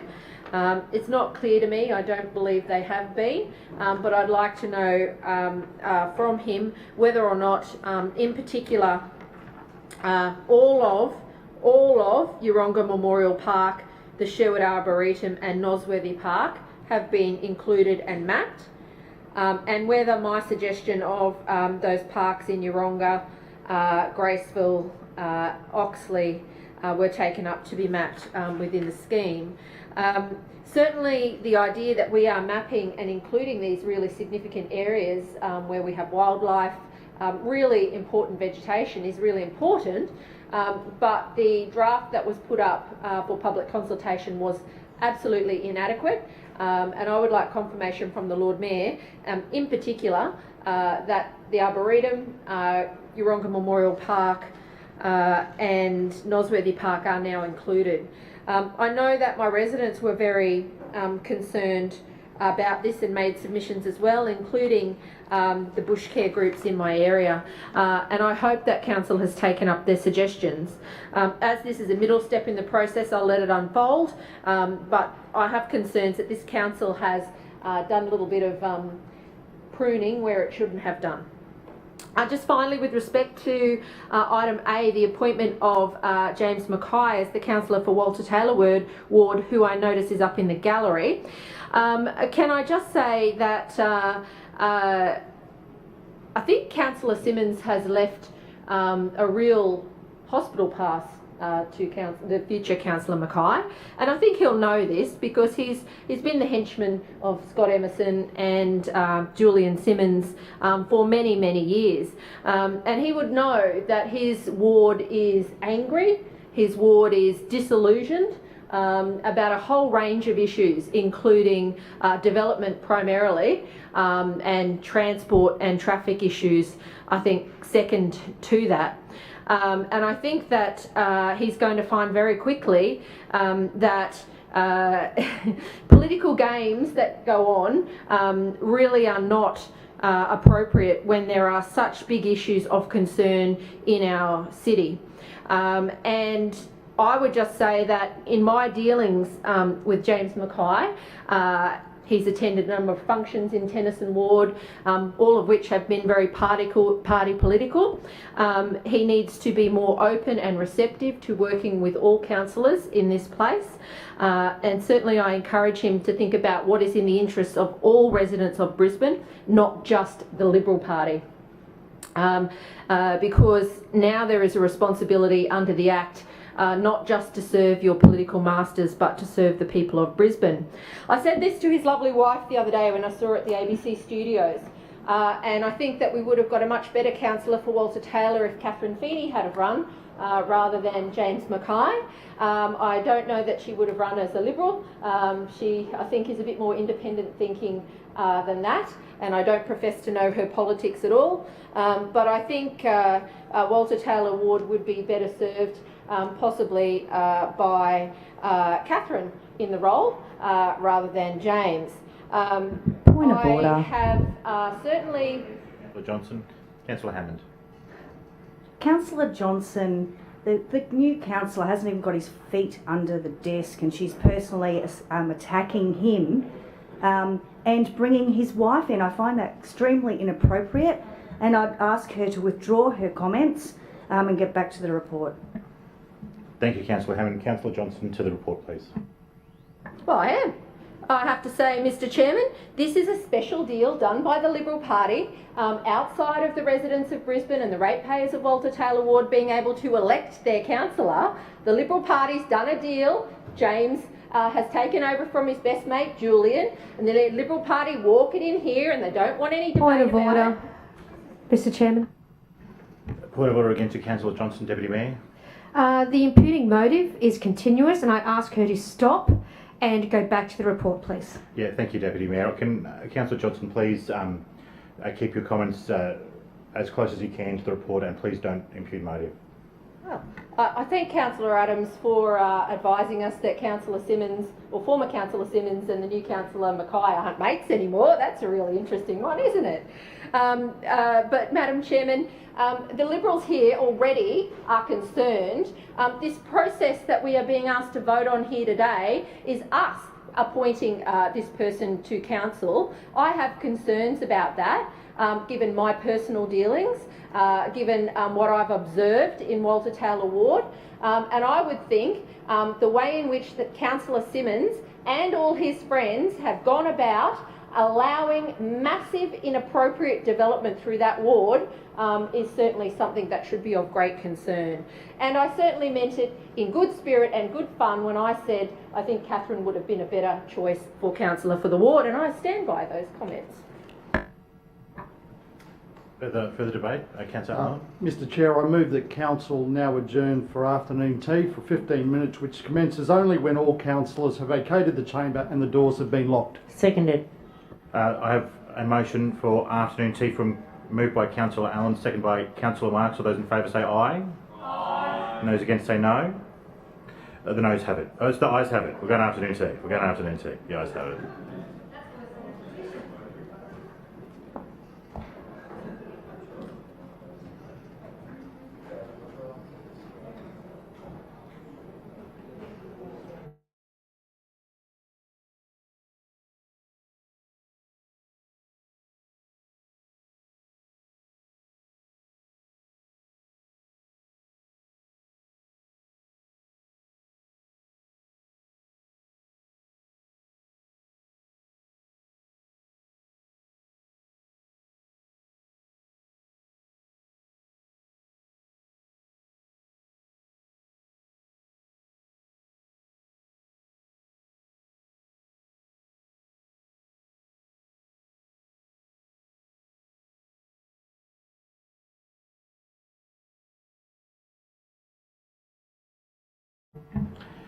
As all councillors have left the chamber, council is now adjourned.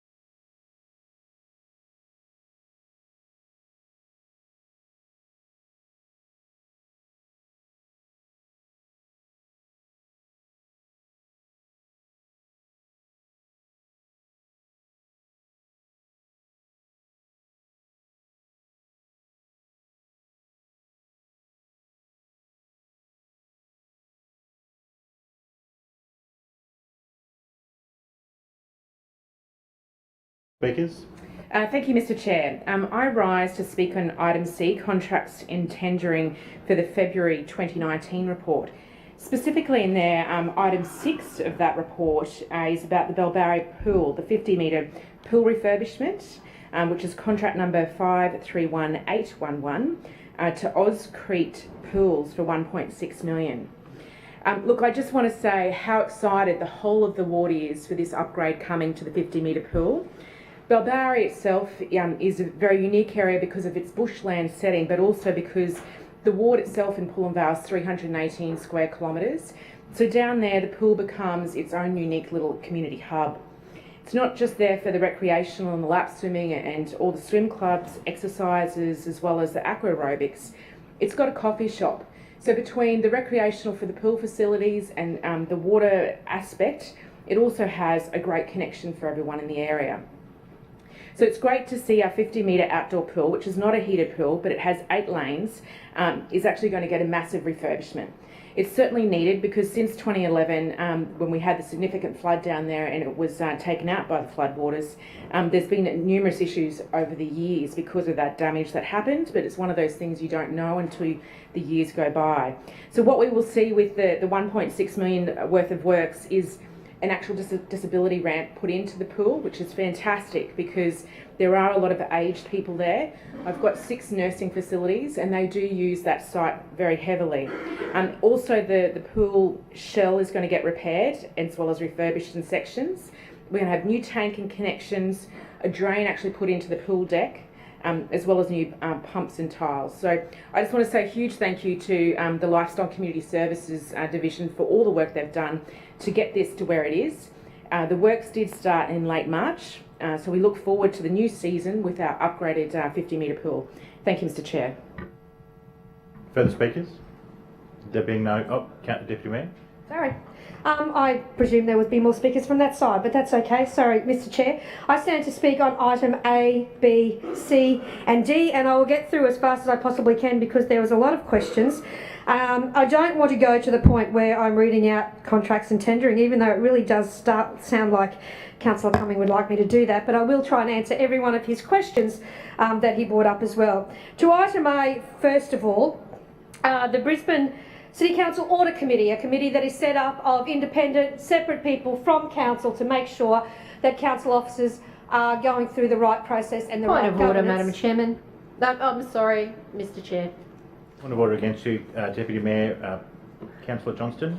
Yes, Councillor Adams is misleading the chamber. The Audit Committee has a number of council officers that are members of it. It is not independent from council. Deputy Mayor. Thank you, Mr. Chairman. There are 4 Audit Committee members. 4 Audit Committee members and management that go there as representatives to make sure that they can give presentations to the Audit Committee on whatever items, whatever items they would like to review. Some of the ones that came up today, Councillor Cumming did ask some questions this morning and I'm happy to answer those. He already does have a copy of the Audit Committee Charter, which he failed to mention in that secretive world we have of the Audit Committee that I handed to him in chambers this afternoon.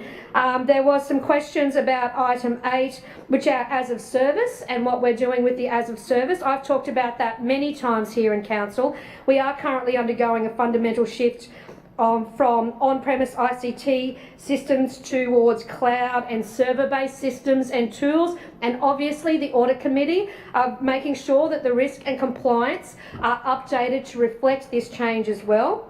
ISB is working to adopt a risk-based approach to its operations. There is a lot of key risks, obviously, when you go to an as-of-service instrument as well, and we need to make sure that we have the appropriate control treatments and any relevant lead times that we need for implementing those controls as well. So with regards to the question, I think Councillor Johnson may have brought it up as well, the area that risk and compliance we're talking about, the as a service, it's a centralised approach to the management of cyber security controls in line with our organisation's responsibilities and accountabilities when it comes to our mandatory security reviews. There was also a comment and a question this morning in committee, which I'm happy to refer to now, about the Assurance Review Board. And it's interesting because the Assurance Review Board has been operating now for 18 months and yielding some very positive results and getting closed out very quickly as well. They are focusing on governance, forward planning and improving risk assessment practices with a particular focus on strengthening these practices to minimise delivery. Obviously, we are a council that delivers. We deliver $1 billion worth of infrastructure projects a year, and we need to make sure we can minimise the risk with that delivery. Funnily enough, following on in item B and C, one of the risks that we have to actually attend to is less tenderers putting in answers to our request for information or EOIs as well. That is a very big risk that council has when there is only one tenderer, and we are making sure that we have the governance processes in place to make sure that we have third-party approvals or anything else that we don't have control over, making less risk to the governance of council as well. So the Assurance Review Board is building governance maturity and effectiveness throughout the businesses to make sure we're reducing risks, and in particular in this committee meeting they were actually looking at the project delivery across council as well. To item B and C, there was a lot on the contracts and tendering, and again I am not going to read them out, but I will go on the ones that were mentioned. The Mariners Reach Riverwalk, it's a structure composed, as we know, of precast concrete ribbed slabs, and they're founded on square concrete driven piles, and the timber decking at both ends is showing corrosion and significant deterioration, and we need to make sure that we have it up to a standard for residents to use. So what we are doing in this very large, as Councillor Cumming pointed out, contract is making sure we have reviewed the previous assessment and have gone through to extend the life of the assets with no major structural repairs or extensive ongoing maintenance being required for up to 25 years for the completion of the proposed rehabilitation works, reinstate the load capacity of these assets as near as possible to its original design load, and remove potential trip hazards. The bus stop accessibility, we had a very comprehensive presentation this morning. Thank you, Councillor Murphy. It is anticipated that we'll get approximately 4,000 bus stops upgraded over the entire program to December 2022 out of our nearly 7,000 bus stops we have in Brisbane. This is package 20. Package 18 and 19 are currently under construction. We did request quotes from the CPA, but what we got was just one tenderer that submitted a response, and Urtec has had considerable experience in this field, and we are more than happy to go with them as well. The access and inclusion plan upgrades are at the Holland Park Return Services Leagues Club and the Chermside Bowls Club. So that is works in our community infrastructure where we are giving them accessibility lifts and pathways and car parking to make sure their elderly members or anybody with a disability can use those community facilities. And there was also a question in item B about the short-term hire of passenger and light commercial vehicles. Now, these vehicles are used across various work areas where there's a short-term need for a vehicle and no vehicles are available in the fleet. So sometimes we need a larger minivan, sometimes we need utes that we don't have. It is a $375,000 estimated expenditure over the next 2 years. So this is a result of a competitive tendering process which was established by the Queensland Government, and that's why we went through Budget Rent-A-Car to get that one as well. For item C, which is still on contracts and tendering, but for February, there was a few comments as well. I thank the Leader of the Opposition for his support for the new park in Ascot. He said he could only see that it was a small park. The $2.5 million will go towards upgrading a 20,000 square metre park. It's not a small park at all, but here is the example of where you are seeing increased density, we are making sure that we have the green infrastructure there as well. Eagle Farm. Eagle Farm. Very increased density, and don't even start on North Shore, where the state government has jammed the people in there with no car parking and green infrastructure. So the project scope includes a new playground. Councillors, please. Hey, Councillor Griffiths, please. Deputy Mayor. I hear dispute in the ranks because the leader stood up, said he welcomed the project and great work that they were doing at this park, but apparently the whip doesn't agree with him.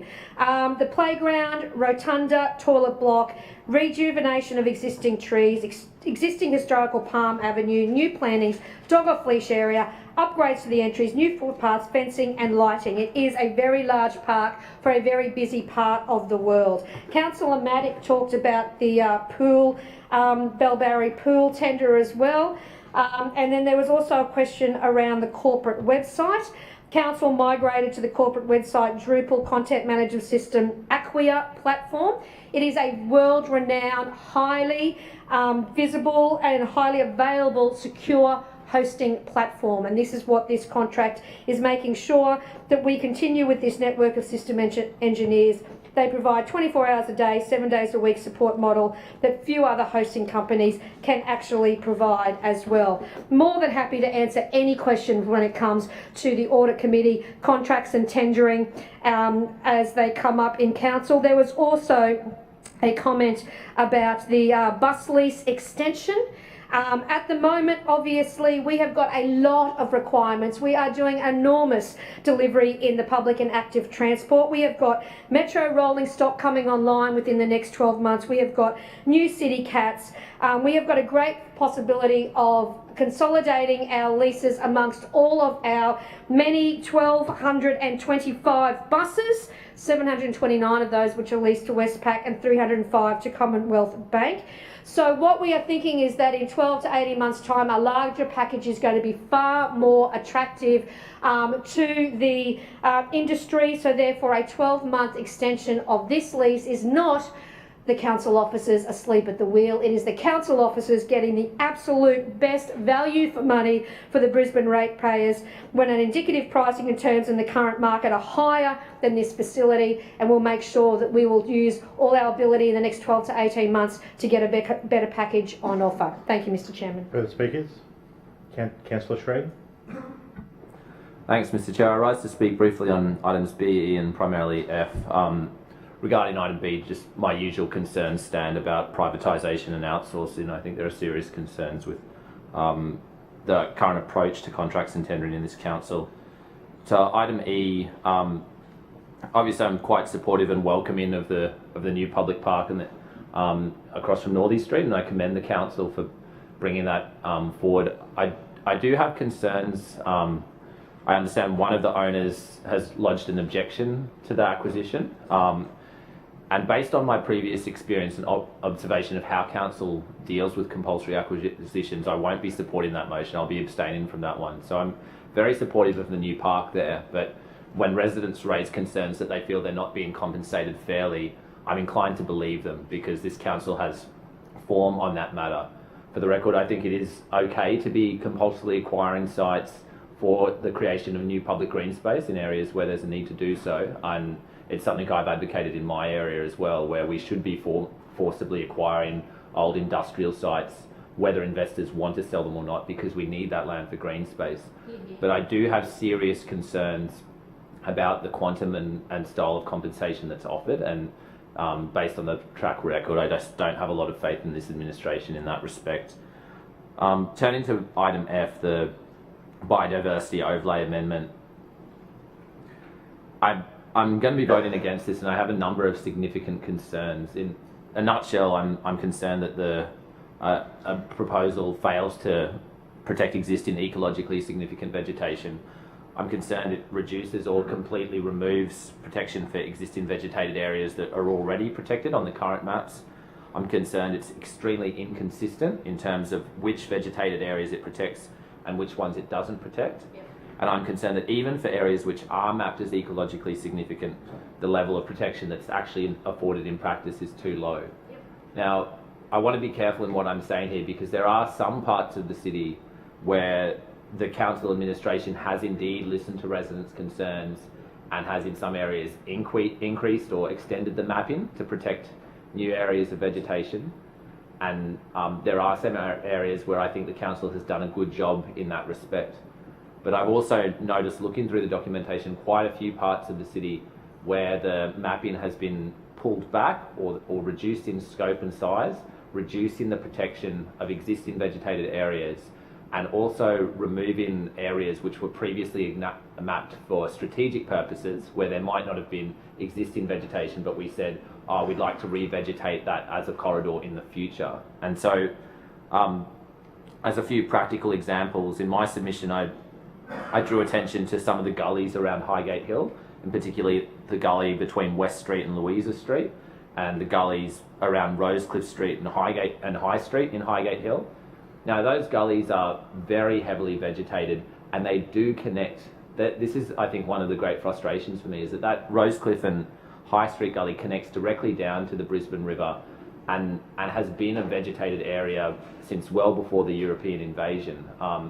Residents can remember seeing echidnas there as recently as 2005 and large lace monitors and goannas spotted in that area as recently as 2012-13. So this is an area that, to anyone who knows it locally, is quite obviously significant in terms of habitat for native flora and fauna. But what seems to have gone wrong here is in the methodology of the mapping, but also in the values that underpin that mapping. So I'm sure the council officers who engaged in this process had the best of intentions, but it really does seem like they've left out a lot of areas which ought to have been protected. I guess in reading through some of the council's commentary as to why it ignored or failed to map some of these areas, it really reveals an obvious inconsistency where often the reason given for not protecting some of these gullies and existing vegetated areas is that they're not connected to a broader wildlife corridor, that they're isolated or cut off, and so that for that reason their significance is limited. But there are other parts of the city, including the Eric Road site where council recently acted to acquire that land for conservation purposes, that is getting protected, even though it too is cut off and somewhat fragmented. So to respond to residents' legitimate concerns that this site or that site should be protected by saying, oh, sorry, it's fragmented, it's cut off from the corridor, but then to protect other areas which do also seem quite cut off, seems quite inconsistent, and there hasn't been enough information provided justifying why those decisions have been made. Residents I've talked to are particularly surprised that Rosecliffe and High Street gully hasn't been preserved, but also the Louisa Street and West Street gully really should have been protected. I've got a long list of areas in my ward that ought to have had protection extended to them, and I can only assume that it's because the Queensland herbarium mapping was so I guess high level, to put it in that term, that they didn't look closely enough at these localised vegetated areas. And this is one of the sort of deeper underlying problems with this administration's values, is that when push comes to shove and there's a choice between protecting vegetation or allowing and facilitating development, the tendency seems to be a desire to minimise the protected area so as to facilitate new development. Another classic example is along the Norman Creek corridor, streets such as Chalton Street in East Brisbane, Caswell Street in East Brisbane. The Creekside properties in these streets are currently protected under the existing biodiversity overlay mapping. So I think this is map 29. So currently the south side of Chalton Street and the east side of Caswell Street are protected under the high ecological significance overlay. Now those properties are currently not particularly well vegetated. It's an industrial area, there's been a lot of clearing in the past, but the previous map identified that because those sites adjoined a very significant waterway, it was worth identifying them for strategic purposes to protect them and hopefully revegetate them in the future. But what this mapping does is just subtly, it's only a few centimetres on the map, or a few millimetres on the map, but it represents hundreds and hundreds of square metres of land which have been removed from the high ecological significance category. And what's concerning, particularly to me, is that in the response to submissions, the administration writes that there's been no change made to the proposed biodiversity areas overlay map for this part of Norman Creek. So the administration, in its response to submitters' comments, is saying that you haven't made any changes. But then when one looks closely at the specific map tiles and really drills down into the detail, you can see that actually you have made some pretty significant changes.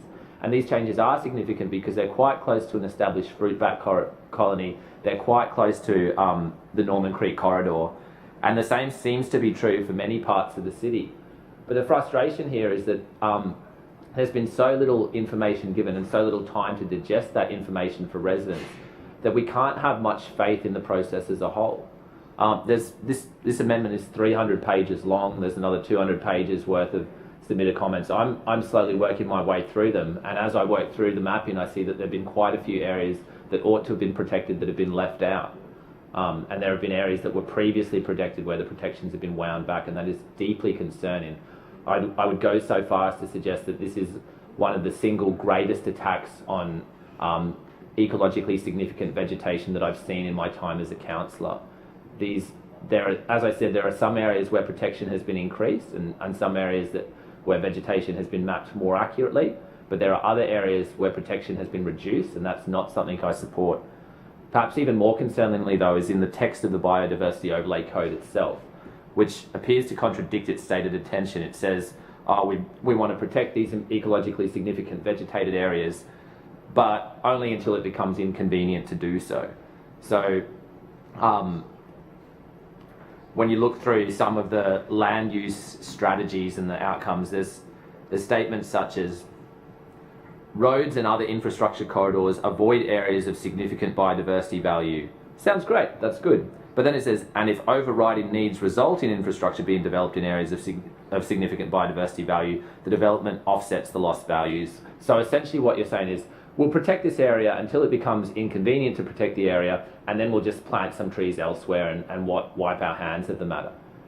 Now, we know that approach of offset planning, where we have a really low threshold and we just say, yeah, you can build your road through there, or you can build your new infrastructure there, and we'll clear all those trees and plant some new trees elsewhere. We know that is not sufficient or satisfactory as a response to protecting biodiversity in this city.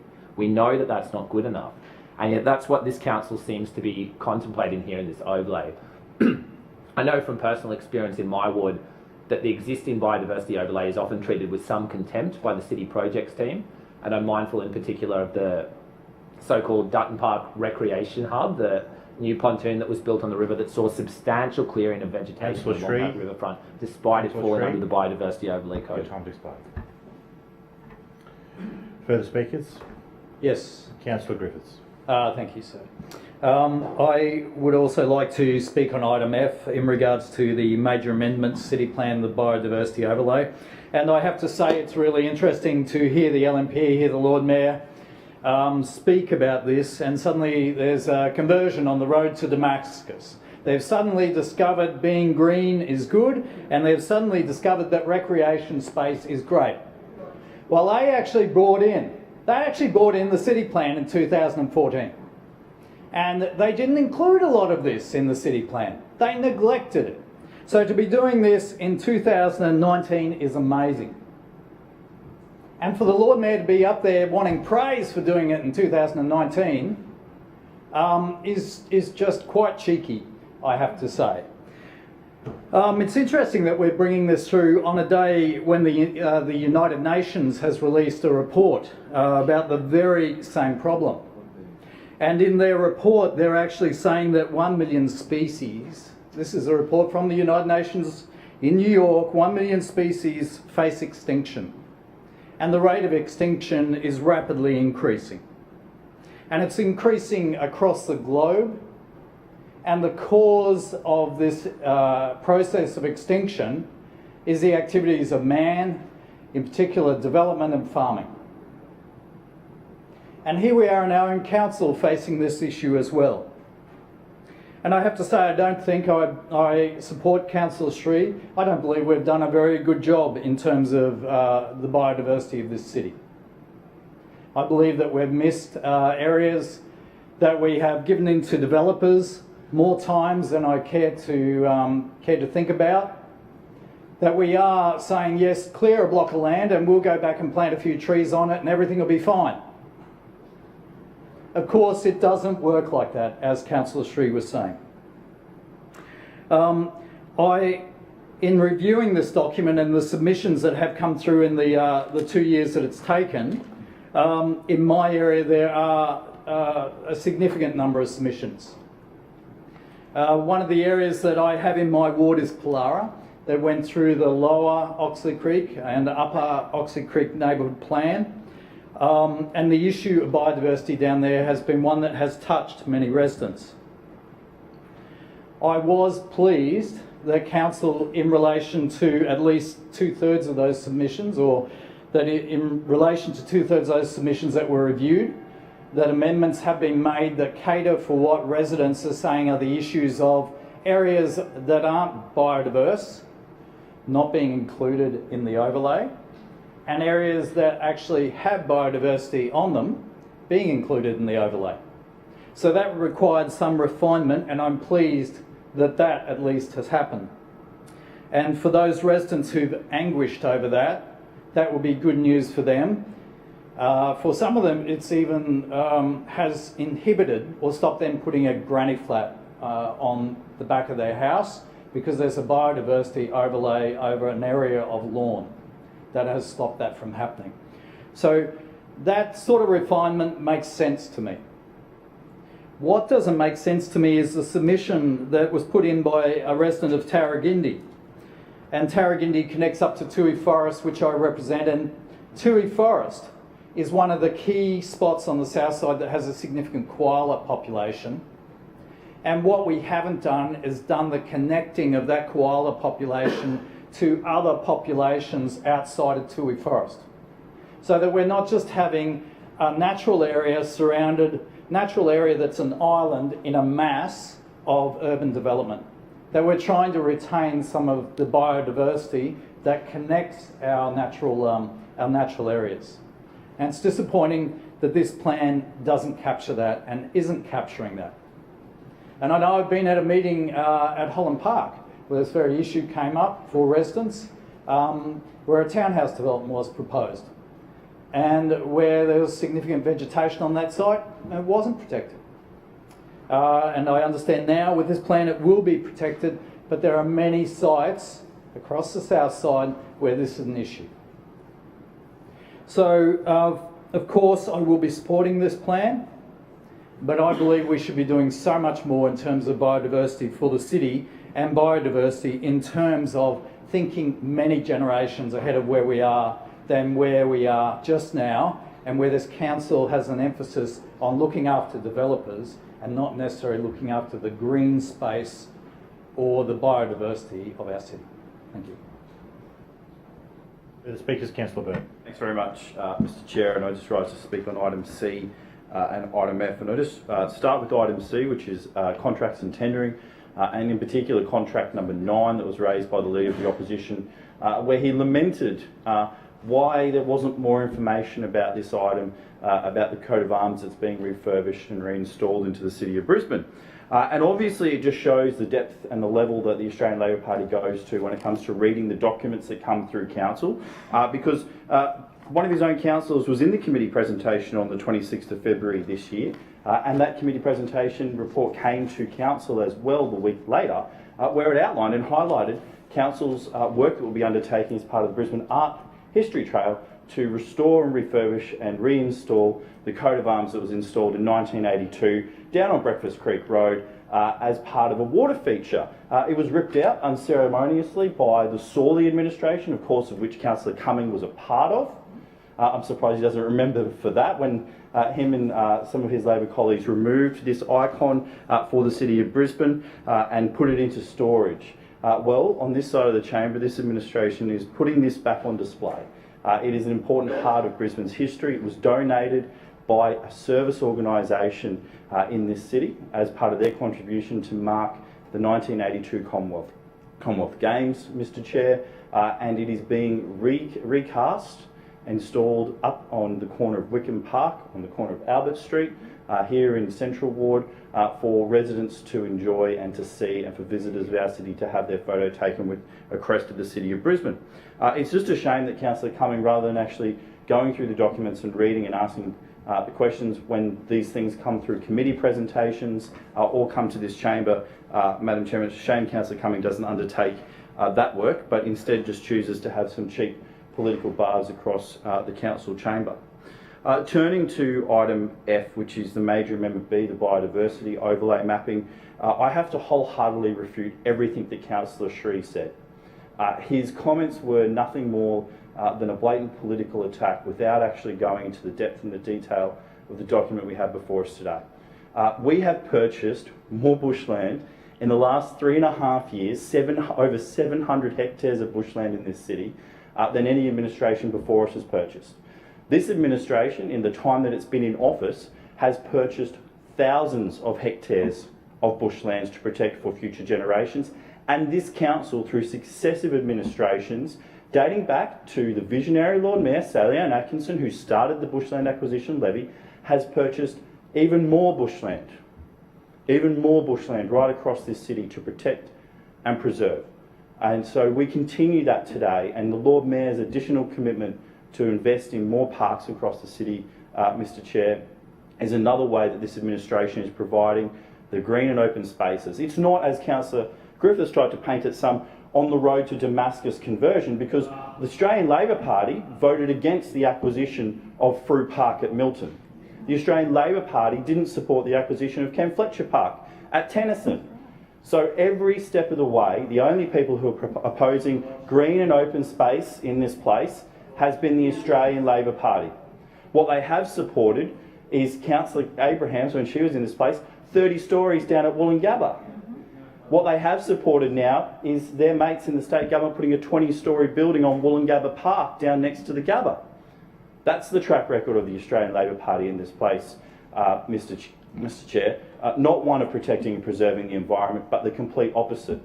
And the reason I refute everything that Councillor Shree said is because he selectively quotes to suit his own agenda and his own comments. And I can prove that, Mr Chair, because what he read was one statement from page 12 of the submission report that we had before us, one sentence, which was the last sentence in this paragraph, which says, therefore no change has been made to the proposed BAO map for this part of Norman Creek. What he neglected to read was the preceding sentences and also the sentences that come after that. So the sentence that comes after that one, the dot point that comes after it, is some additional parts of Norman Creek have been added to the BAO mapping in Coorparoo in response to our submissions. Oh. Point of order against you, Councillor Burke. Councillor Shree. Will Councillor Burke take a question? I have a heap of material to get through here, Councillor Shree. Councillor Burke. No. Will you take a question? No, he was heard in silence, and I've got a lot of material to refute his claims. Councillor Burke, you may continue. Thank you. So the classification of the proposed BAO mapping in Norman Creek has not been downgraded. The lower Norman Creek area has now been incorporated. So contrary to what Councillor Shree claimed in the chamber 10 minutes ago, where there was no changes, and then there is changes because he sort of said, well, you haven't changed it, but you did. You don't know. Well, we do, because it's in the submission report. Point of order. Within 2 sentences Point of order against you, Councillor Burke. Claim to be misrepresented. Claim to be misrepresented. He claimed to be misrepresented all he likes, Mr Chair, because Hansard in this place will show that his comments were that we didn't know what we were doing, because in one part of the document we say there was no additions, and in another part we say there is additions. It's the same paragraph. Come on, Councillor Shree. Be honest. Don't just selectively read and quote parts of this document to suit yourself. There has gone a lot of work into this document. The council officers have put a lot of effort into making sure that this mapping is the best reflection of the ecological values across the city. It is not it's not a simple thing. It has been a complex body of work. It's far more complex, Mr Chair, than, say, the Australian Labor Party's City Plan 2000 green space mapping document, which was just a set of crayons and bits in pink and a few little bits in green that they did as part of their last city plan. This actually goes site by site, 4,000 sites across the city that were ground truthed, where the Queensland Herbarium actually went out and applied a set of criteria to actually determine the ecological value of those sites and the vegetation on those sites. It wasn't just some random drawings on a map like the Australian Labor Party introduced as part of their city plan. This has been a detailed document, Mr Chair, that has provided strategic guidance and provides a strategic framework as part of the city plan.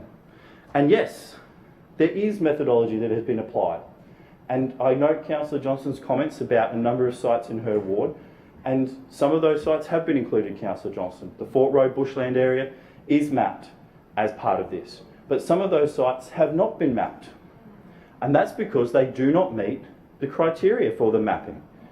And this is the thing that they don't get, Mr Chair, because They don't want to do the homework, and they don't actually want to go into the detail.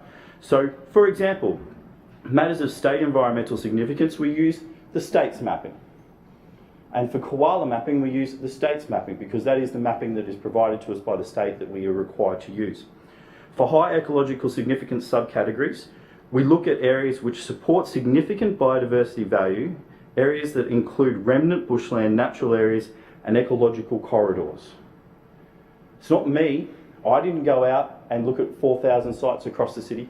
This is trained people in the field from the Queensland Herbarium and the council officers who work in this space who have gone out and made these assessments. In the subcategory, again, the Queensland Herbarium has gone out and looked at sites that have significant habitat areas and ecological corridors but could not be identified as specific vegetation communities. Once again, not me, determination by the Queensland Herbarium. For the general ecological significant areas, again, they went out and they looked at areas of habitat which were somewhat isolated from the broader biodiversity network, but still provided some important refuge for native wildlife. It is a detailed body of work that's been undertaken by the council officers, and it has been done as best as they can and as fast as they can to provide certainty to the residents of Brisbane. Madam Chairman, I commend the document to the council chamber, and in doing that I want to thank all of the council officers that have been involved and worked on this document. This will put the city in good stead going forward. It now accurately maps and reflects the biodiversity values across our city. It is not, in closing, it is not the only mechanism for the protection of vegetation across this city. I want to make that clear. We have natural asset local laws that protect vegetation. We have zonings that protect vegetation as part of their overall zoning. And on top of that, we have a biodiversity overlay that adds weight to considerations around particular developments in these zonings as well, Mr. Chair. And together, all of those mechanisms that this council has in place make sure that we continue to protect and preserve our city for future generations. Now, Councillor Sri, I invite you to outline your claim to be misrepresented, but please outline what the misrepresentation was, and please don't use it as another opportunity to relitigate your argument. Thanks. Councillor Burke suggested I was misleading the chamber when I pointed out the inconsistency between the map-in and the submission reply. I pointed to a very specific example, the southern side of Chiltern Street and the eastern side of Caswell Street, where the mapped area has been reduced, but in the submission comments, council says that no changes have been made to that area. That is the misrepresentation. It's very clear that the mapping has been reduced in that area, Thank despite you, what Councillor Burke said. Are there any further speakers? Can I invite the Lord Mayor to his right of reply, please? There being no further debate, I'd like to put the items, there's a number of items for voting for seriatim. So we'll do item A first. So all those in favour of item A, say aye. Aye. And the contrary, no? No. The ayes have it. Division. Division. Division called by Councillor Cassidy and Councillor Cumming. Ayes to my right, noes to my left. Please ring the bells.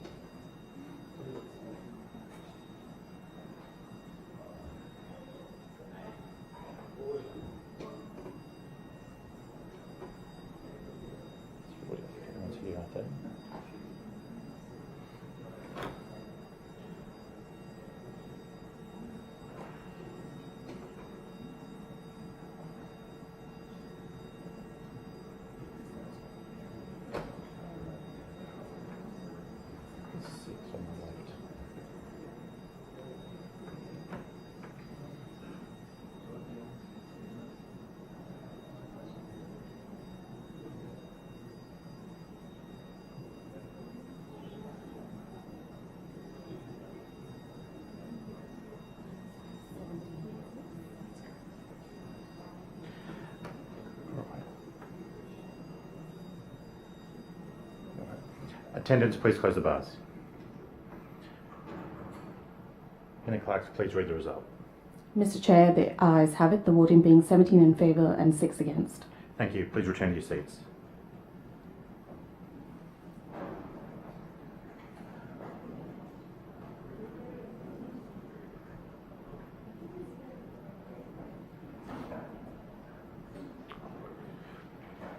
I now refer to item B and C together. All those in favour say aye. Aye. And those against no. The ayes have it. Division. Division called by Councillor Cassidy and Councillor Cumming. Ayes to my right, noes to my left. Please ring the bells.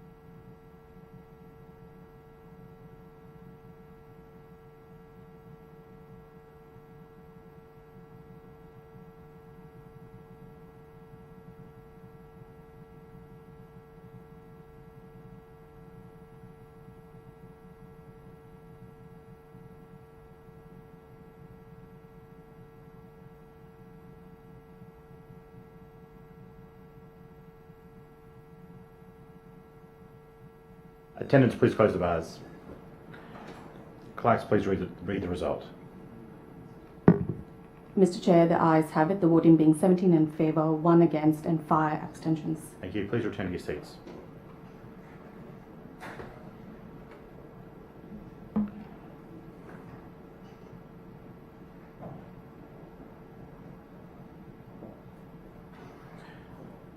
I refer to items D, E, F, G and I. All those in favour say aye. Aye. And the contrary no?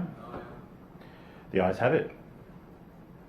All right, carry on. All right, item H for debate and consideration. Lord Mayor. Thank you, Mr. Chairman. In relation to these committee changes, I have previously flagged that these would occur, but I predict that today you'll hear all types of outrageous claims about this, and you'll hear the normal hysteria and unsubstantiated, over-the-top claims that are all based on one thing, and that is party politics and posturing. So I want to make it clear what has happened up until this point. We know, because we've all heard it, that Councillors Johnston and Sri have come into this place on a number of occasions and complained that they didn't get their preferences when it comes to sitting on various council committees. It's been a long-standing practice in this place, going back as far as anyone can remember, that there are 2 opposition councillors on each committee, and that I don't know if anyone else can remember any other practice, but it's always been 2 opposition councillors. There's been varying numbers of administration councillors, and that depends on different administrations at the time, and also the number of administration councillors that there actually are. But there have always been 2 opposition councillors. Now, going back, prior to Nicole Johnston standing as an independent, there are only Liberal or LNP councillors and Labor councillors making up the opposition. But now we have a situation where the opposition is made up of Labor councillors, an independent councillor and Green, and the situation is that there are still 2 opposition councillors per committee.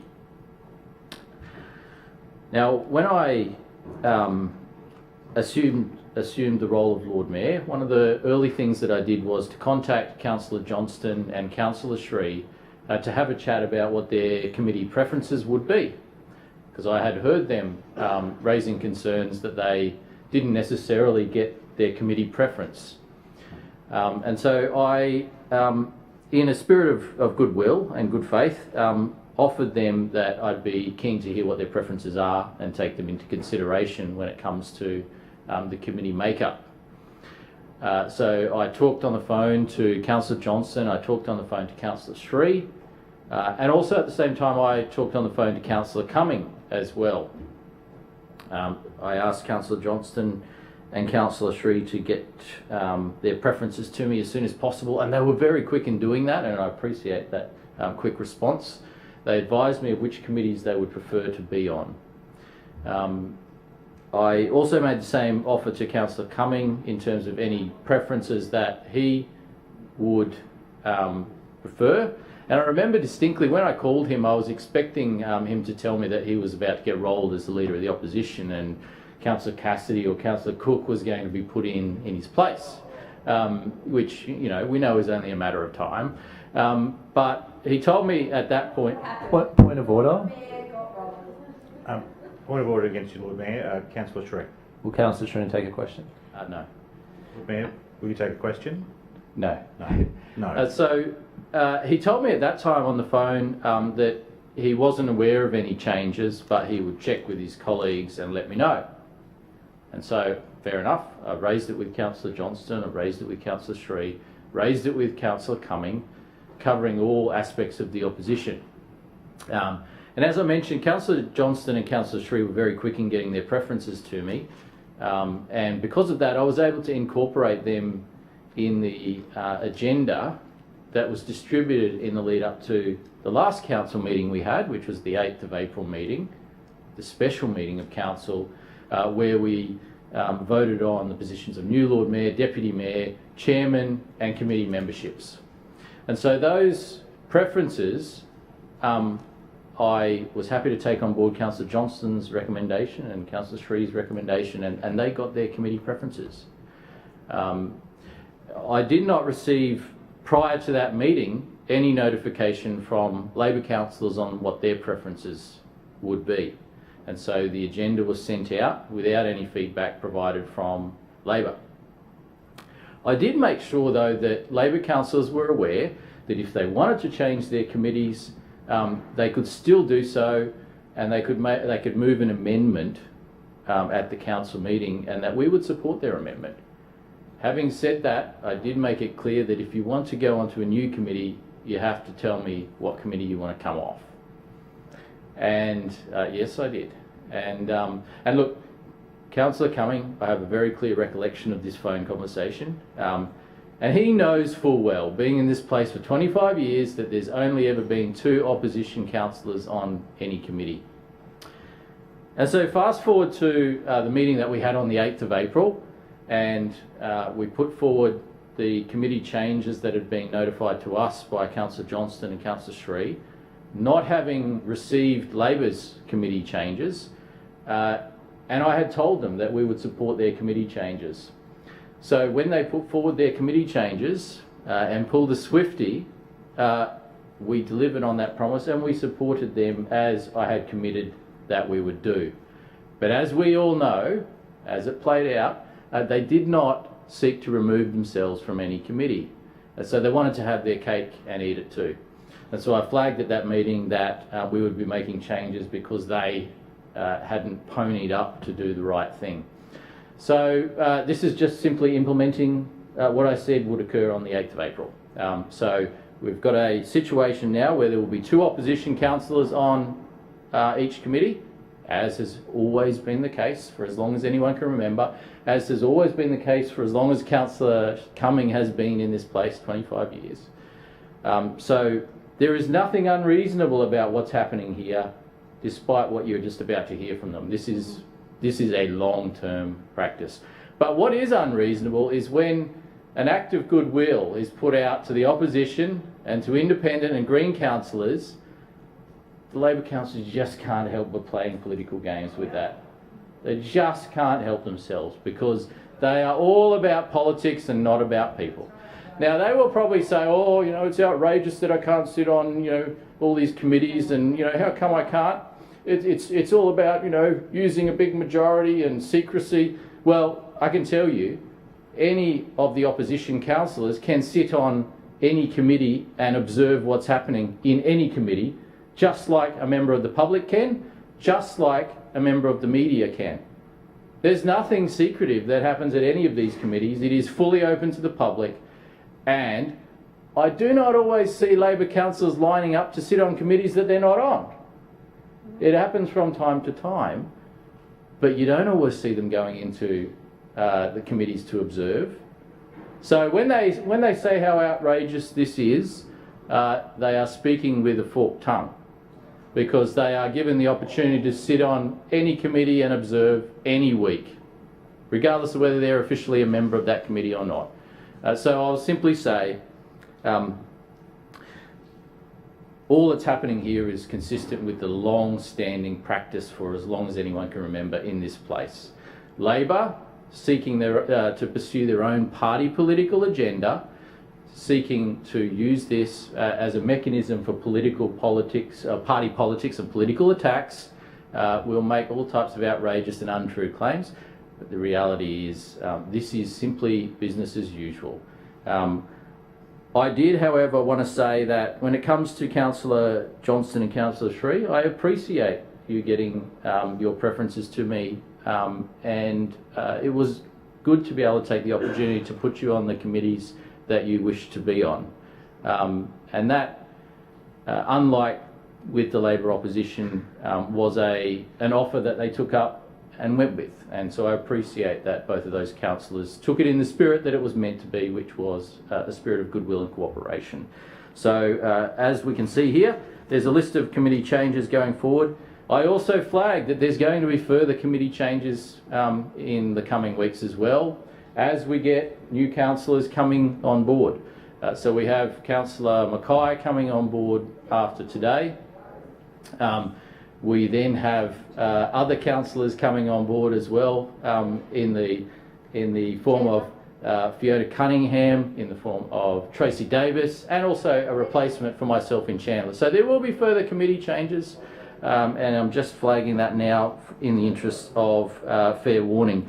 But Mr. Chairman, I've given the full history of what's happened to this point. And as I said, it is a continuation of the long running practice in this place. Further speakers? Councillor Johnston. Thank you, Mr. Chairman. I'd just like to put a few things on the record that the new Lord Mayor left out. And I think it is incredibly sad that on his very first day in this place, that he has stood up and deliberately misrepresented the conversation that I had with him. That he has debased what he describes as an act of goodwill by, in my view, lying to this council chamber about what occurred. Now, the only person speaking... Councillor Johnston, that's pretty strong language. Can you just please keep things within proportion? By deliberately speaking an untruth about what occurred. Now, to stand up and invoke language like speaking with a forked tongue after misrepresenting our conversation, I think reflects poorly upon you.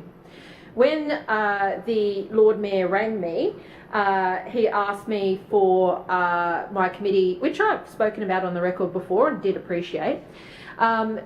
He asked me which committees I wanted to be on and told me he needed them by tomorrow. 2 hours later, he rang me back and said, I need them right now. So I said to him that these were my preferences, but this is what I said. I wanted to go on to these committees in addition to the existing members of those committees. That was my request. I was at pains in my discussion with the Lord Mayor to ensure that no other councillor was disenfranchised because of my request. Now, the Lord Mayor has completely misrepresented the conversation that I've had with him for what can only be, in his own words, a party political decision.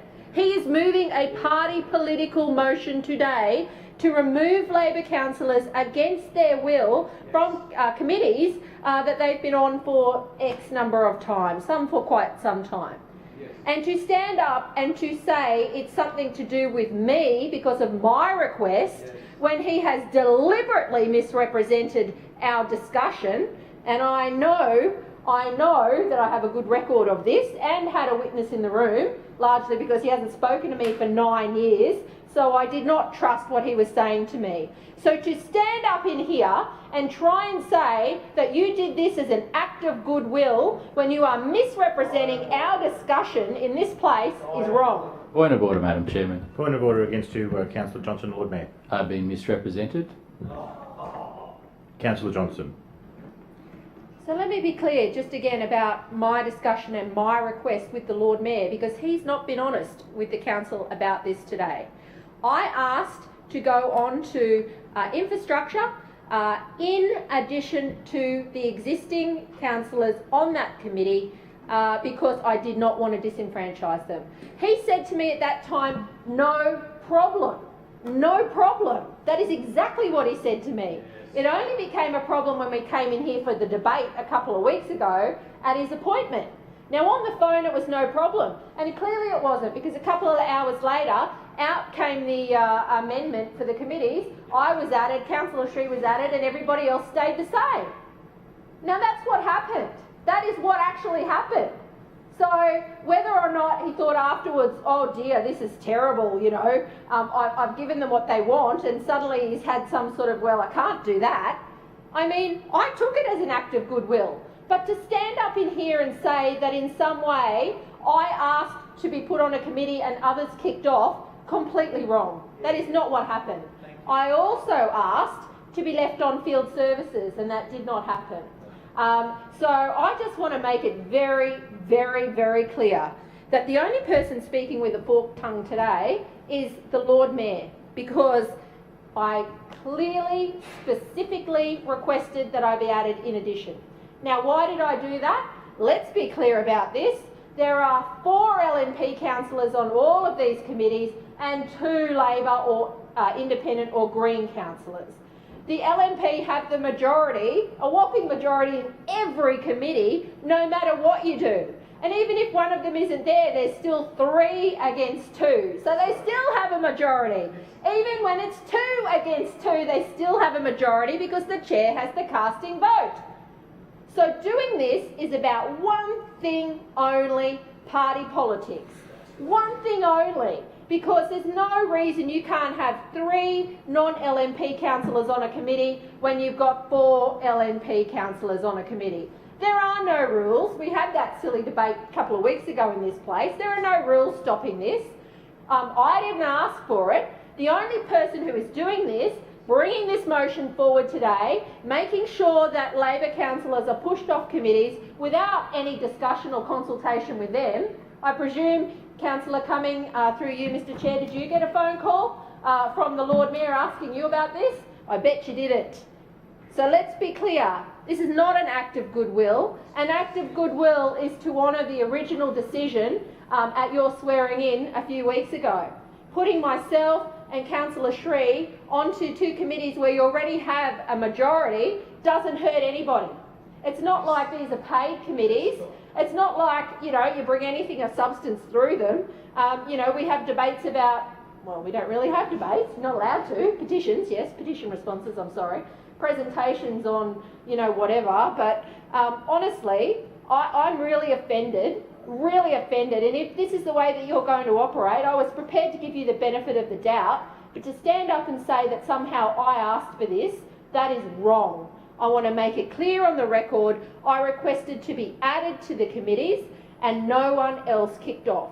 And I want to say that the Lord Mayor said to me clearly at the time, or the incoming Lord Mayor said to me at the time, no problem.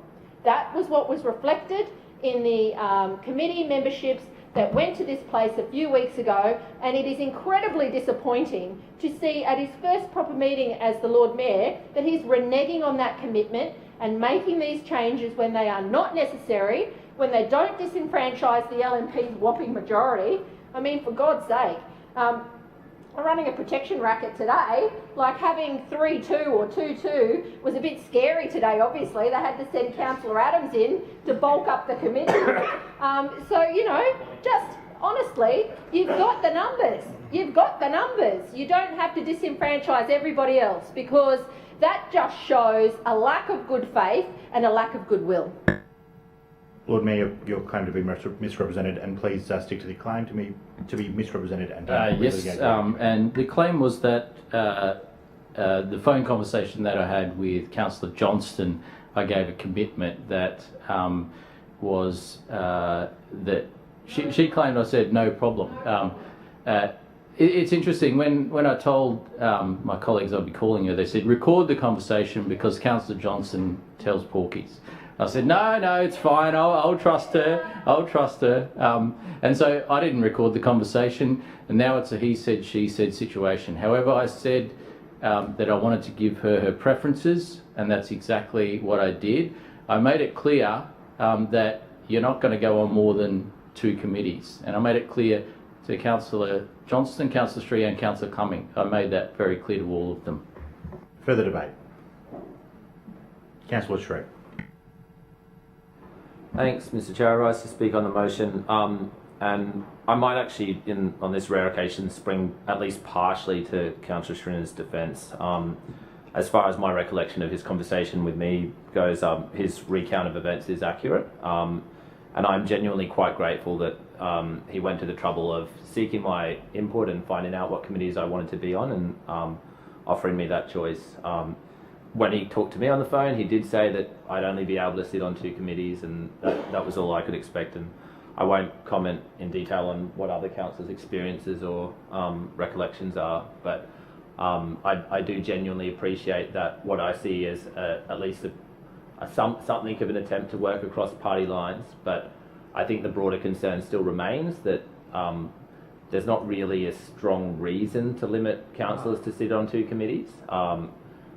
I think there are quite a few councillors in this place who wouldn't mind sitting on a 3rd committee. Certainly I'd be interested in that, and I've said that previously. So I'm not going to stand up here and allege some kind of deep conspiracy, but the administration hasn't really presented a cogent argument as to why opposition councillors can't sit on more than 2 committees, other than to say, oh, well, we've never done that before. I think it would actually be in the interest of transparency and accountability that if councillors did want to sit on a 3rd committee, I don't see why not. I think Councillor Schrinner is right to point out that councillors can still observe other committee meetings, and that's really good, but it wouldn't hurt to be able to ask questions occasionally. So maybe a compromise or workaround solution is to offer those councillors who don't sit on committees the opportunity to ask questions through the chair where time permits. I'm sure that that will be given some consideration and then rejected out of hand, but maybe I'll be pleasantly surprised. I know in the past some committee chairs have tolerated non-committee members asking questions through the chair where time permits in some of those council meetings, and I think that's a constructive process, particularly for me as a Green councillor, where I don't caucus with other opposition councillors and I don't get feedback from them about what's discussed at the committees. So if I'm not present at a committee, I don't hear anything about what was discussed or what was said until it comes for a report through council, and similarly I don't have any opportunity to ask questions on those committees that I'm not represented on. So I think there would be a case for the administration to consider, if you're genuinely committed to breaking down some of that party adversarialism and being more inclusive and open, a simple change would be to say that towards the end of a committee meeting, if there's time permitting during general business and there are councillors in the room who aren't actually sitting on the committee, that they be offered the opportunity to ask questions through the chair. That seems like a simple way forward. But again, I do thank the Lord Mayor for his attempts to work across party lines. I don't think it's necessary to turn this into a big us versus them, he said, she said situation. I'd prefer if we could avoid that kind of adversarialism. But I will say through the chair to the Mayor that I think you did bait the hook a little bit, because you've also already engaged in some, what I would describe as some party political criticisms today, and so you as the leader of your team set that tone of debate and normalise certain expectations within this chamber. So if you're hoping to discourage adversarialism across different parties, then you need to set the highest standard and lead by example, and then you'll have the moral high ground, rather than saying, oh, the Labor Party is being really partisan, when actually maybe you're being kind of partisan as well. Further debate? Councillor Cumming. Thank you, Mr. Chairman. Mr Chairman, in relation to this item, my recollection of the phone call from Councillor Schrinner also differs from his. He asked us who we'd like to nominate and what committees, and I can recall, and I emailed my colleagues and said, "Oh, what committees would you like to go on, etc." And people got back to me, and then we moved on to the special meeting, and the meeting was held, and it made the LNP majority look really nice and everything when they agreed to the proposed amendments, and they looked very courteous in front of all their friends in the audience and everything. And of course the real LNP then stuck up its head subsequently, and now Labor councillors are going to get kicked off committees. Councillor Strunk's going to be kicked off Lifestyle and Community Service. Councillor Cook going to be off Public and Active Transport. I'm going to be off Infrastructure, and that's a very disappointing consequence of what's happened. And as I follow along with Councillor Johnson, the fact is that the LNP have a big majority on the committees, and there's nothing wrong with having.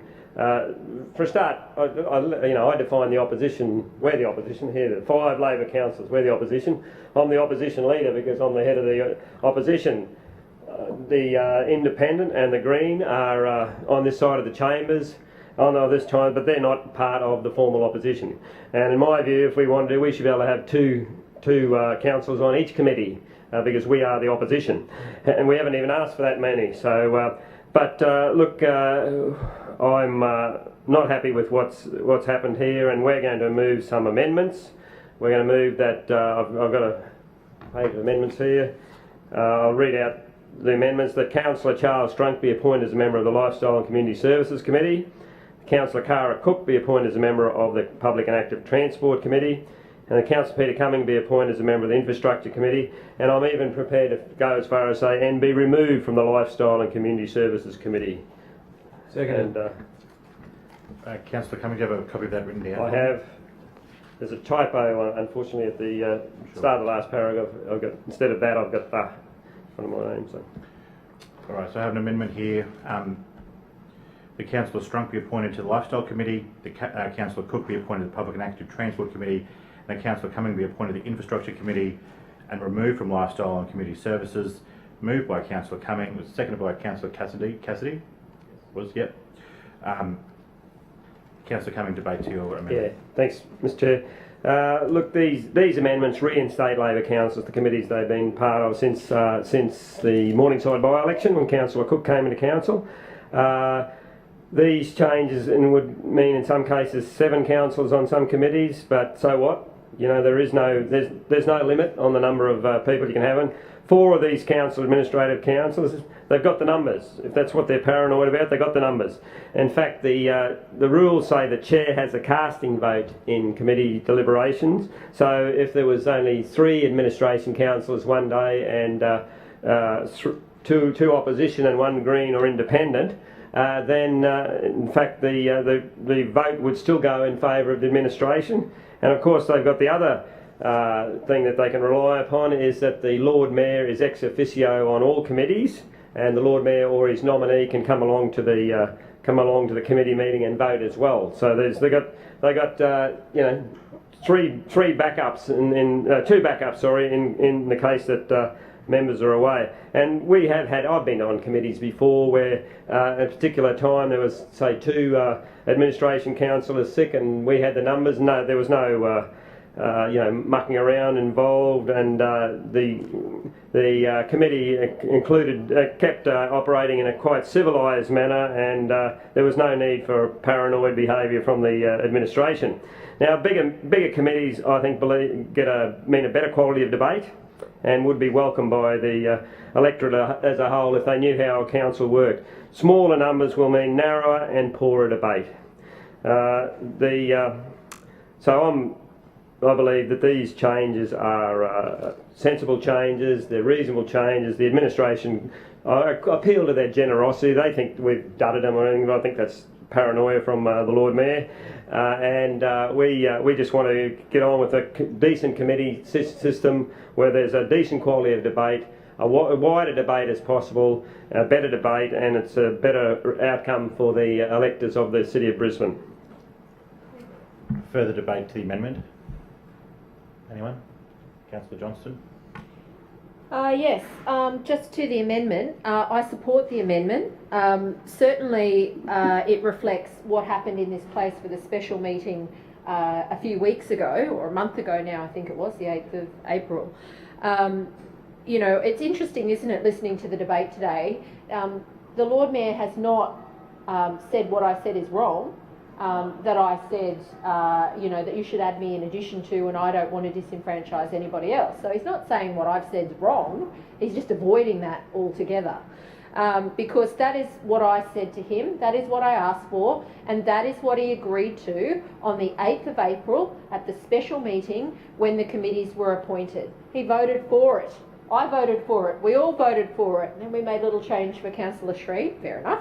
But at the time, we were all in agreement, and it went well. It reflected largely the discussions that I'd had with the Lord Mayor, and you know, I actually thanked him at that point for doing so. I still feel quite offended that within a month, at the first meeting, he comes in here and then tries to say, I presume what he's up to here is to try and drive some sort of wedge in there between the non-LNP councillors. Yeah, well, you know, keep at it, mate. That'll be good. But what I will say is that I took you at your word. I had a genuine conversation with you. I certainly don't like the fact that you've misrepresented it in this place, and you have now used what I asked you specifically not to do to justify disenfranchising opposition councillors from participating in the democratic processes of this council. That is what you are doing. These amendments are good amendments. They restore the status quo. They restore the goodwill that you saw in this place on the 8th of April at the special meeting. And it should be restored here so we don't start your tenure with one of your first acts as Lord Mayor is undertaking a party political knife through the committees to suit your own purposes.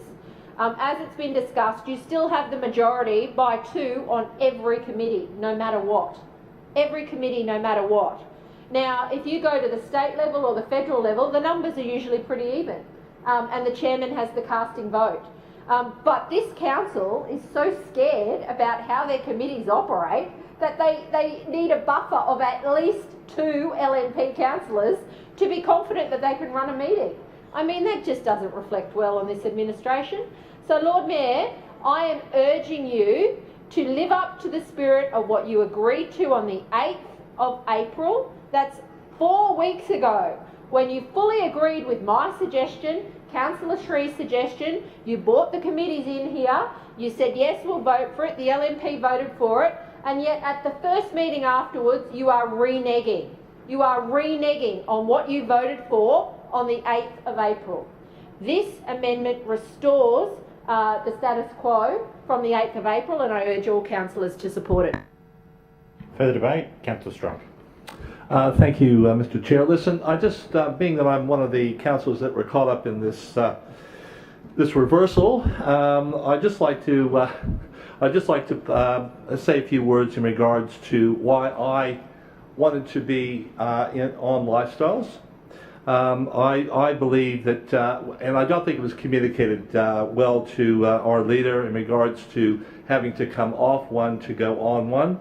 But as soon as I heard, I said to my leader, listen, and I responded back to him pretty quickly, and I said, listen, I want to be on Lifestyles because I believe it's an adjunct to field services that I'm on. And it's just another opportunity for me as a councillor, a reasonably new councillor still, to gain some more knowledge in regards to how Brisbane City Council works through the lifestyle program.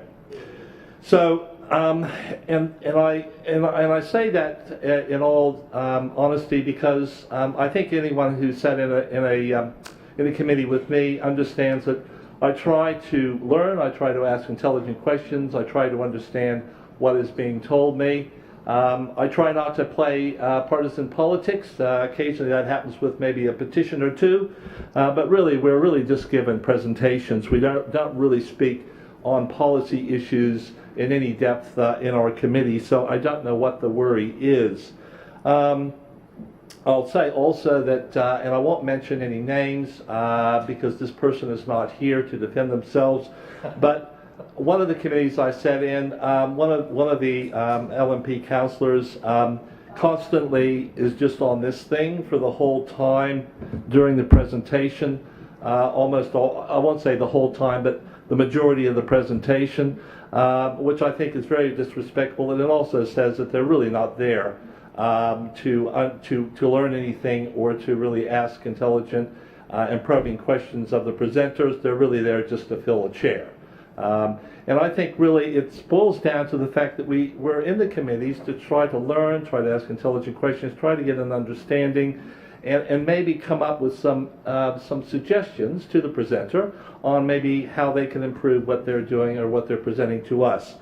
So that's why I wanted to go on lifestyles. Now, I know the Lord Mayor's got up here and said that this is always the way it's been. Well, for a new Lord Mayor, I would think who should be forward-thinking, shouldn't be thinking of always the past, should be thinking about the future. Because listen, I think if someone wants to be on a committee, right, that you should give them every opportunity to do so, right? Because I mean, I think it's been said by many others here today in regards to the fact that there's no way that we can sort of outvote the administration in these committees, because it's just the numbers just aren't there. And I think if you could stretch it to allowing maybe 3 opposition and or independent or Greens on a committee, I don't think you would be in jeopardy of losing control of the committee. And I just hope that you may want to reconsider the proposed changes. I mean, I was really happy to understand that I was going to be on Lifestyles at the last meeting that we held. As a matter of fact, I ran into Councillor Maddock coming up the stairs as I was going down, and we said, "Oh, it'll be great. We'll be back together again," right? And listen, I've always, yeah. But no, his understanding, I assume his understanding, was that I was going to be on Lifestyles, and that was my understanding. And then some of my colleagues says, just wait for it, just wait for it. Yeah. There'll probably be something at the next meeting, and there it came through on the documents on Thursday, and on caucus on Friday. I thought, well, there you go, things have reversed. So, anyways, I'm a little bit upset, or a little bit more perturbed, really, the fact that I won't be able to be on Lifestyles. I don't want to give up the other committees because I think I do a fair job in finance and in field services. So, thank you, Mr. Chair. Further debate? Yes. Councillor Griffiths. Yes. Thank you, Mr. Chairman. I rise in support of this motion. Obviously, it makes a lot of common sense. The argument's been put. This is actually about good governance for the people of Brisbane. It's not going to upset the democratic process. In fact, it will add to it. What we have heard over the time that the previous mayor was in council, and let's remember, this is a council that's been in office now 15 years. This is an LNP council that's been here 15 years. And by the way, Lord Mayor, I've only been in this chamber 16 years, not 18. So let's keep the story honest. But in relation to this, I think what Councillor Johnston said was very revealing. Councillor Johnston has given us her side of the story, not from the opposition, the Labor opposition's point of view, but from her point of view and her recall. And unfortunately, what this has shown is that there has been some deceit in this process. And in my time in council, which is roughly the same time as Councillor Schrinner's, there has always been a well-negotiated process with the opposition. And in fact, I remember one time where I was incorrectly put on the wrong committee, and the Lord Mayor Quirk fixed it up at the meeting. And he always honoured that. And unfortunately, this process has been quite dishonest. Because what's happened is... Point of order. Point of order against you, Councillor Griffiths. Point of order, Councillor Shree. Will Councillor Griffiths take a question? Councillor Griffiths, will you take a question? No, he won't.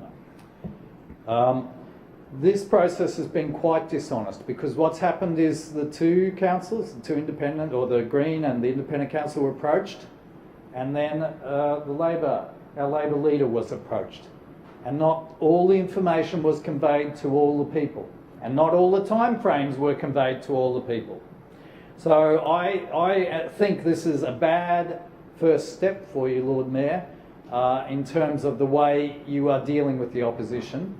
And it certainly shows that the arrogance is there in terms of this administration, in terms of, yes, the number of times we've heard massive majority. You have 19 councillors in this place. You run this place like you own the city. But it is actually good in a democratic process to have an opposition, and to have an opposition that's active, because it delivers the best outcome for residents. And it's a shame that you are using party politics. Don't put it on us. You're doing this. Your massive majority is voting for this. Massive LNP majority will vote for this to take us off committees.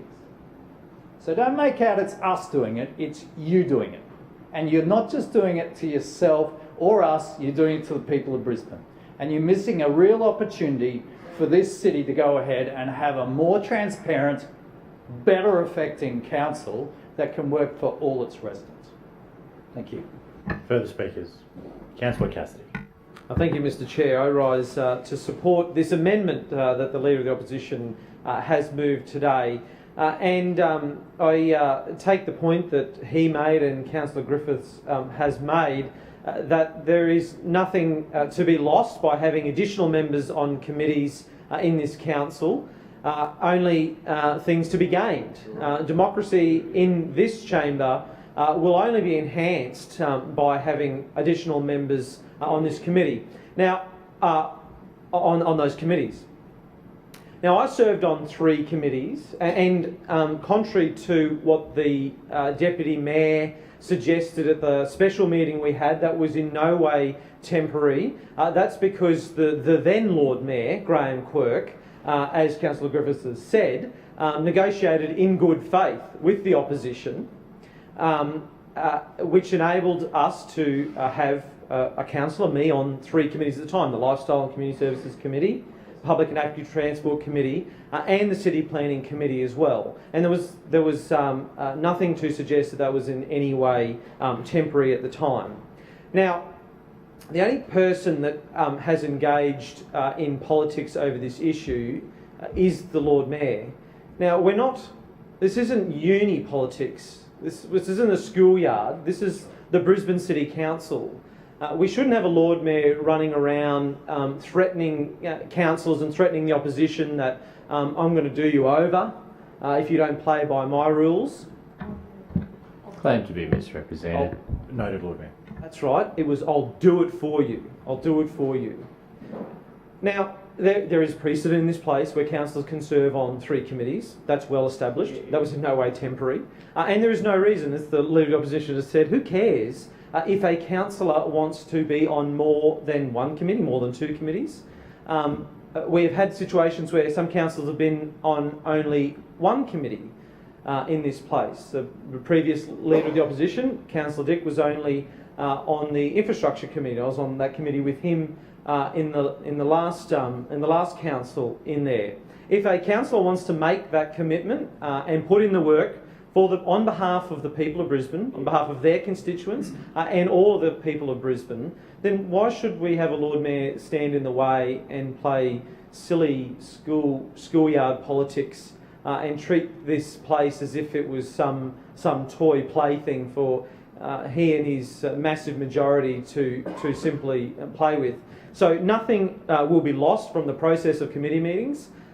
we will only gain a more robust debate both in committee meetings and in the council chamber. So I commend the Leader of the Opposition on this amendment, and we will of course be supporting that. And we of course want Councillor Strunk and Councillor Matic to be able to rekindle that great working relationship they had when they were on field services together, I believe it was. And maybe, Councillor John, maybe this is why he missed out, Mr. Chair. Maybe that's where I went wrong. But I'm sure that, like Councillor Strunk, wanting to be a member on that committee, other councillors who have expressed an interest on being on additional committees want to work constructively with those chairs to make sure that the people of Brisbane have the absolute best outcome when it comes to governance in this city. Further speakers? Oh, sorry, Claim to be misrepresented. I didn't make any threats to anyone. What was said is on the public record. It was said here in this place with the microphone. Everyone heard it, and yeah, that was a blatant claim that was misrepresented. Thanks, Lord Mayor. Further speakers? Councillor Shrew, put you as a speaker on this. No, I can speak again on the amendment. Excuse me. Please go ahead. No, I was just going to rise really briefly to, again, encourage all councillors just to focus on constructive ways forward rather than name-calling. I think I'm willing to give the administration the benefit of the doubt that maybe things weren't communicated as clearly as they could have been, but I don't think this was an act of active deceit or deliberate, like trying to deceive myself or any of the opposition councillors. So maybe things could have been communicated more clearly, but I think it would be a shame to try and blow this up into something bigger than it is, and hopefully we can just get on with the rest of the meeting. Further speakers? All right. So Councillor Cumming, can I invite you to right of reply, please, on the amendment?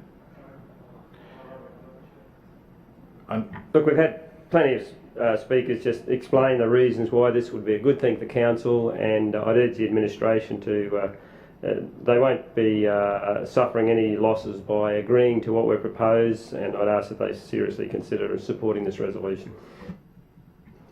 Thank you. Right, all those in favour of the amendment say aye. Aye. And the contrary, no. No. The noes have it. Division called. Councillor Cassidy. Councillor Cumming. Ayes to my right, noes to my left. Please ring the bells.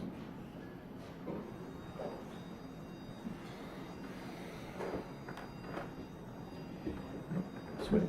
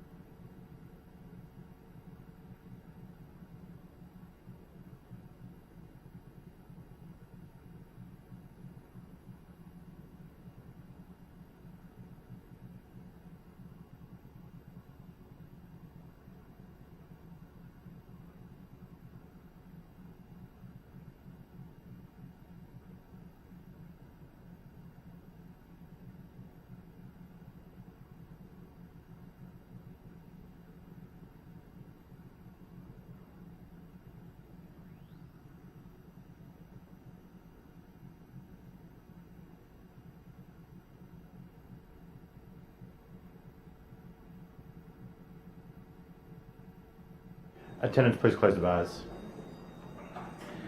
Clerks, please read the result. Mr. Chair, the noes have it, the voting being 6 in favour and 16 against, and 1 abstention. Thank you. Please return to your seats.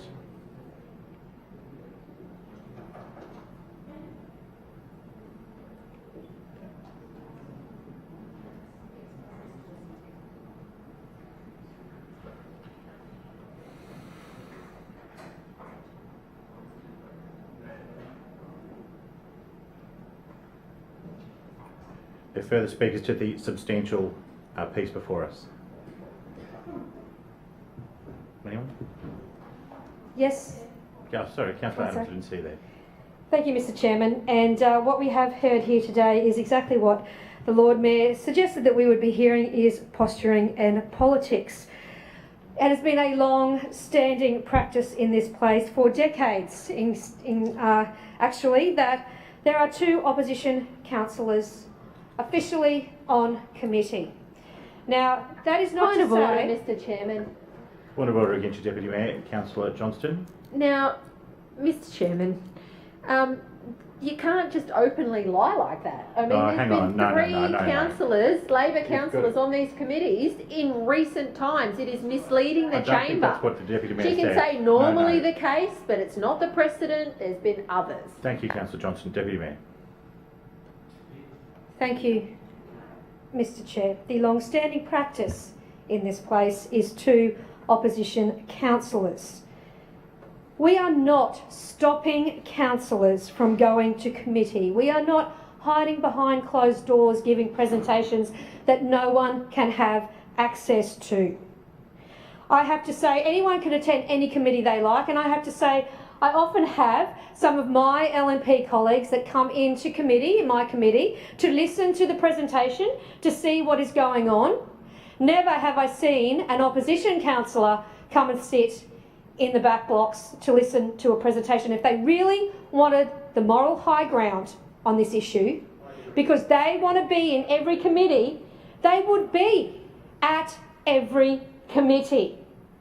This argument is about posturing and politics. What comes out in committee is on Aztec Docs the night before. If there is a burning question you have your representatives on that committee to ask that question. Point of order.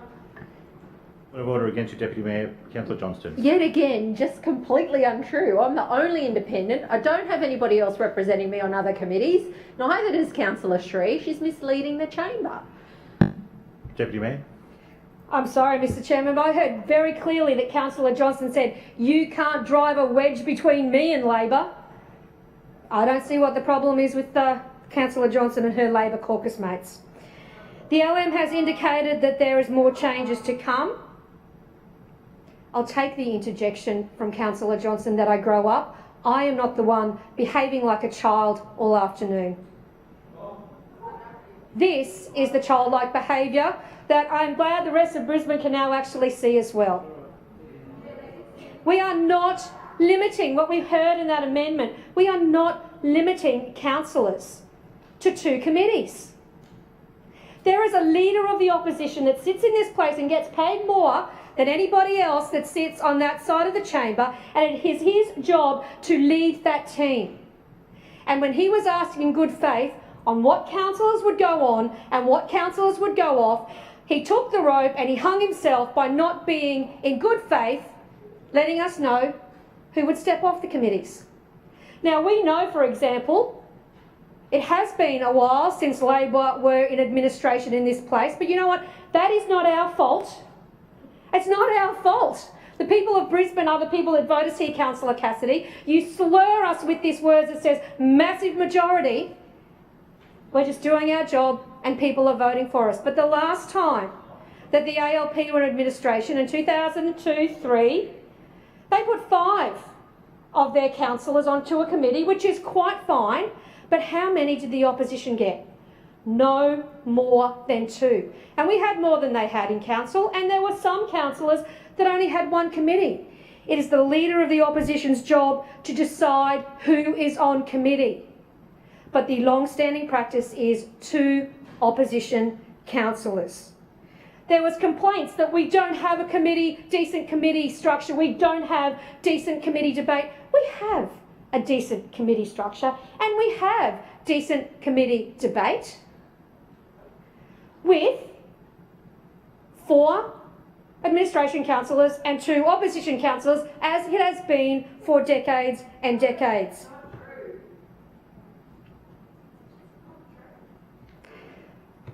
Whatever Councillor Johnston believes is true and what is actually true is well and truly the question of this debate, obviously. Point of but order, what we are seeing Mr. here Chairman. today, Point of order against you, Deputy Mayor. Councillor Johnston. Councillor Cassidy, in recent years, has served on 3 committees. What Councillor Adams is saying is factually incorrect, and she is misleading the chamber and the ratepayers of Brisbane. Deputy Mayor. Councillor Johnston needs to open her ears and shut her mouth occasionally. I am not saying that Point of order, councillors Mr. Chair. can't- Point of order. Point of order against you, Deputy Mayor. Councillor Strunk. Point of order. Mr. Chair, I think that comment about shutting your mouth is just not. It's really harassment, I suppose. Thank you, Councillor Cook, for that interjection. Yeah, now- I just think she should retract that. There's been some pretty sharp language in this debate. It's about composition of committees, an in-house matter. You know, please have some proportion, Councillor Adams. Exactly. Thank you, Mr. Chair, because I was called a liar and I was explaining. I have not said you can't be on 3 committees. Listen to me. You can be on 3 committees, but the structure of those committees is 2 opposition councillors. The leader of the opposition decides who those councillors are. And that is what we are talking about today. And if you can't understand the difference in what I am saying, God help us when we want to have a decent debate in those committees. Further contributions? Councillor Griffiths. Look, Mr. Chairman, thank you. I have to say that's very confusing argument put forward by the Deputy Mayor. At one stage she said she wasn't limiting us to 2 committees, but then we just had the vote where she was limiting us to 2 committees. And then she said you can be on 3 committees, but they've just stopped us being on 3 committees. So, total confusion, not logical, and abusive. Absolutely abusive. Okay, Councillor Griffiths. Well, that was abusive, I'm You know, afraid. like I Point of said, order, Mr. Chair. I've asked for there to be proportion in this debate, please. Deputy Mayor, point of order to you. Claim to be misrepresented. Acknowledged. Councillor Griffiths. Look, I am just stunned. What we were seeking was a more open, more transparent council that works for the good of Brisbane. The committee process is about providing that and having more opposition councillors and, if need be, more of the majority councillors, and heaven knows there's 19, 20 of you, more of you on committee. What's so bad about that? And this whole logic that it hasn't been done for centuries, so we shouldn't do it again, well, it has been done, and the rules have been broken, and examples have been given today. This just doesn't make sense. And there is a grimy bit to all of this, and the grimy bit is that you're trying to divide the opposition councillors. And the other grimy bit to this is there has been a preference deal done between the LNP and the Greens for the state seat for South Brisbane. Point of order, Yeah, that's Chair. a bit much, mate. That's the grimy deal. Point of order. going on. Point of order against you, Councillor Griffiths. Councillor Marx. it's good to see I the have Greens no councillor idea where anything to do with Greens and state government is in this report. Please bring them back to the Well, it's strongly part agree of the with you, Councillor grimy Marx. deals that are going on. Please, this is the composition of committees, an in-house matter. Please have some proportion. Please stick to the content. We Councillor Griffiths. maintain that this is good for Brisbane to have more people on committees. We maintain that, we believe that, we would do it. What we have here is a council, an LNP council, has a massive majority that's had it for 15 years, who aren't transparent, who hide things, who don't like transparency, but who want to use their massive majority to stop the opposition from participating in committee meetings. Whilst you've succeeded in doing it, yet again, but it is not good for democracy, it's not good for the people of Brisbane. If you may claim to be misrepresented. I stood here and gave a speech to clearly outline the reasons for the report today. I was called a liar, grimy, abusive and threatening, and that is not acceptable in this place.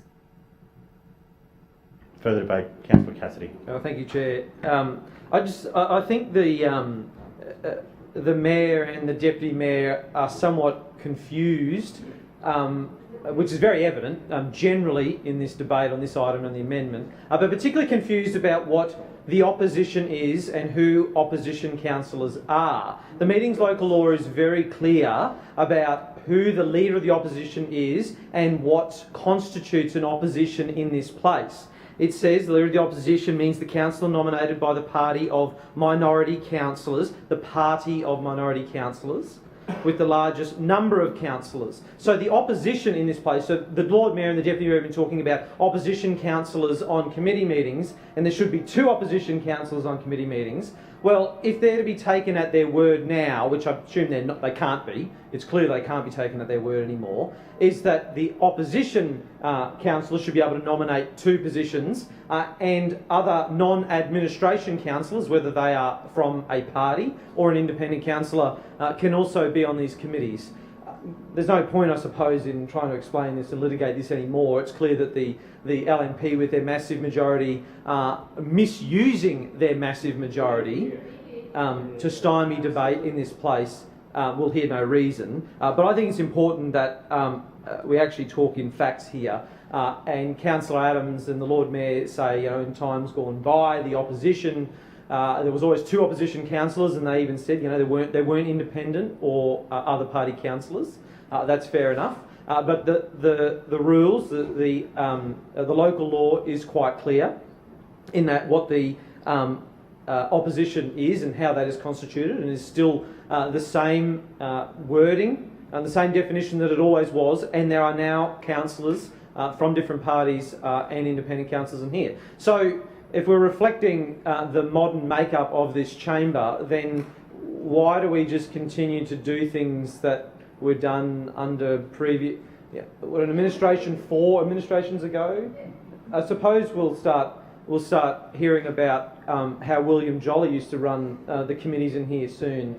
Although with Councillor Quirk out of this place now, a lot of that old time memory is gone now.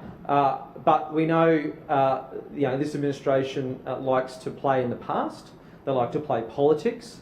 They put that above the interests of transparency and democracy in this place. And it is very interesting, the point that Councillor Griffiths made, that when the LNP and the Greens do a preference deal over there in South Brisbane, the Greens councillor gets exactly what he wants. That's very interesting. I'm sure the people of Brisbane can read into that what they want. Yeah, Councillor Cassidy, we just dealt with that.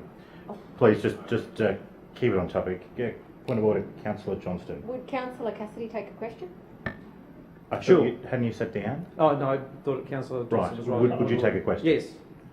Yes, Councillor Cassidy, in your time as a councillor in this place, could you confirm how many committees that you've been on at any one time? Name them. At any one time, Councillor Johnston, through you, Mr. Chair, the most amount of committees I've been on is 3, serving as the 3. That is 3, Councillor Johnston. I was the opposition spokesperson, or the shadow chair, as the administration likes to call us, on the Public and Active Transport Committee, on the City Planning Committee, and on the Lifestyle and Community Services Committee. So not only serving on those 3, but also Labor's spokesperson, the opposition spokesperson on those 3, and serving on 2 of those with Councillor Sri at the time as well. And I've sat on a number of committees, on the Infrastructure Committee in this place as well. So I can understand, going to Councillor Strunk's earlier point, on wanting to be able to participate across a wide range of portfolio areas within council. You certainly do get a much better understanding, not just being able to read the minutes and the reports and the agendas that come through, and the presentations are very rarely, I think only one committee chair, I think it's Councillor Howard, puts those reports on ASDEC docs after committee meetings. We are... Finance as well. We are sent them, the committee members are sent them, but not all councillors are sent them from the Public and Active Transport Committee meeting, which we appreciate as committee members. But to have a full and proper contribution to those committees, you have to be a committee member. And if you're willing, ready and able to put in the work, then I don't understand why this administration is so scared of a contribution of another councillor. Further speakers? Lord Mayor, you right to reply? Just briefly, Mr. Chair, there's been all types of claims made in tonight's debate, and as has been pointed out, probably in many respects an entirely unnecessary debate. But just to clarify what has been verified and what's up for discussion or debate, I think no one has disputed that I have accepted, or the administration has accepted, the opposition's recommendations for which committees councillors should go onto. So they put forward submissions on which committees they would like to go onto. Councillor Johnston put submissions on which committees they would like to go onto. Councillor Sri put recommendations forward, and I did my best to accommodate those recommendations. And so they got their preferences. The issue up for debate is how many positions they should have and how many committees they should sit on, and this issue of 2 opposition councillors. Now, Councillor Johnston made certain claims about the phone conversation. Look, we will never know because there's no record of that, but I can say there is a record that exists, and this record relates to the conversation that I had with Councillor Cumming. Now, I made it very clear that for councillors to go on new committees, they would have to come off other committees. Councillor Cumming interjected at the time, "That's not what you said," or something along those lines. He challenged that claim. I'd like to table this email, which was sent from myself to Councillor Cumming. And that email, and I'll read it out, it's dated Friday the 5th of April 2019 at 12:45 p.m. It was sent from myself to the Wynnum Manly Ward Office. Dear Councillor Cumming, as discussed, I'm keen to facilitate the changes you spoke of with regards to committees. As your changes were provided after the motion was submitted, you will need to move an amendment at the special meeting. I can provide this one, Billy. I would be happy to offer support in the chamber for your requested changes as described below.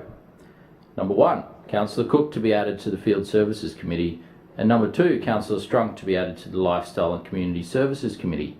As you may have noticed, the Public and Active Transport Committee and Infrastructure Committee have 7 members each. This was done so that the chamber could incorporate your input on the ALP councillor you would like to include on each of these committees. I would appreciate you giving some thought to which ALP councillor should be removed from each of these committees and provide me with that advice. If you have any questions, please do not hesitate to ask. Did I get a response to that? No. Was this before the meeting on the 8th of April? Yes, it was. Is there evidence in writing? Yes, there is. So I made it very clear that he could have his preference for which committees councillors would move on to, but they had to let me know which ones were being taken off. It's all very simple, and it's what I said in the opening statement. Now, they can make all kinds of claims about what happened in phone conversations, but here it is in writing. I made it clear. Yes, you can put your councillors on to those new committees, and you'd have to take some off. It's simple.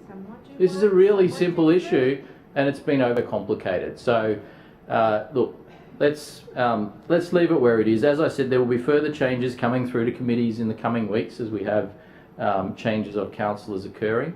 But this is simply consistent with what I discussed with the 3 different groups involved here, and as I said in my opening statement, done to give them preference in a spirit of goodwill, and that's exactly what happened. All right, all those in favour of item H, say aye. Aye. To the contrary, no. No. The ayes have it. Division. Called by Councillor Cassidy and Councillor Cumming. Ayes to my right, noes to my left. Please ring the bells.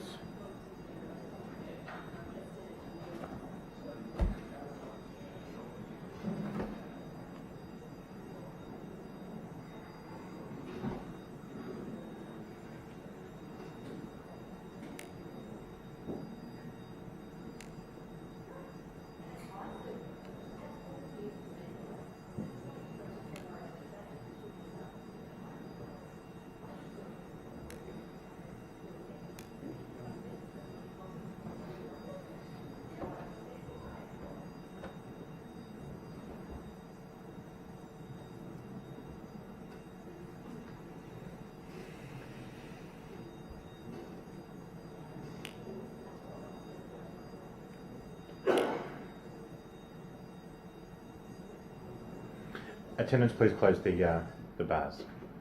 Clerks, please read the result. Mr. Chair, the ayes have it, the voting being 16 in favour, 6 against and 1 abstention. Please return to your chairs.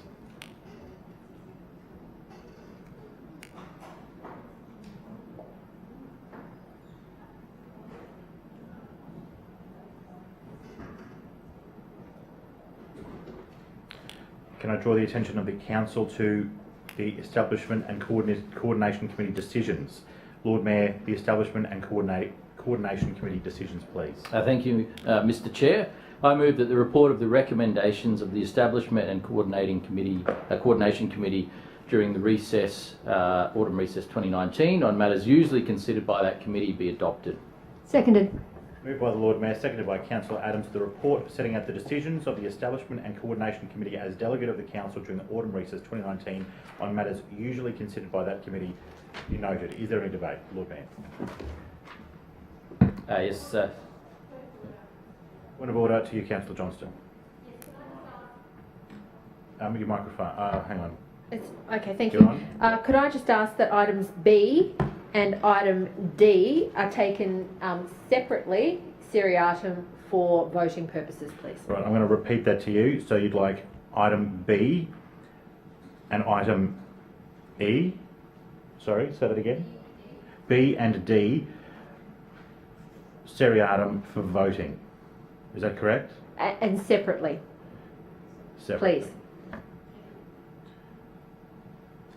Is there any other seriatim? Lord Mayor, please. Thank you, Mr. Chair. There's a number of items here which probably won't generate or warrant significant debate, but I did want to touch on a couple of them that I know will be of interest to councillors.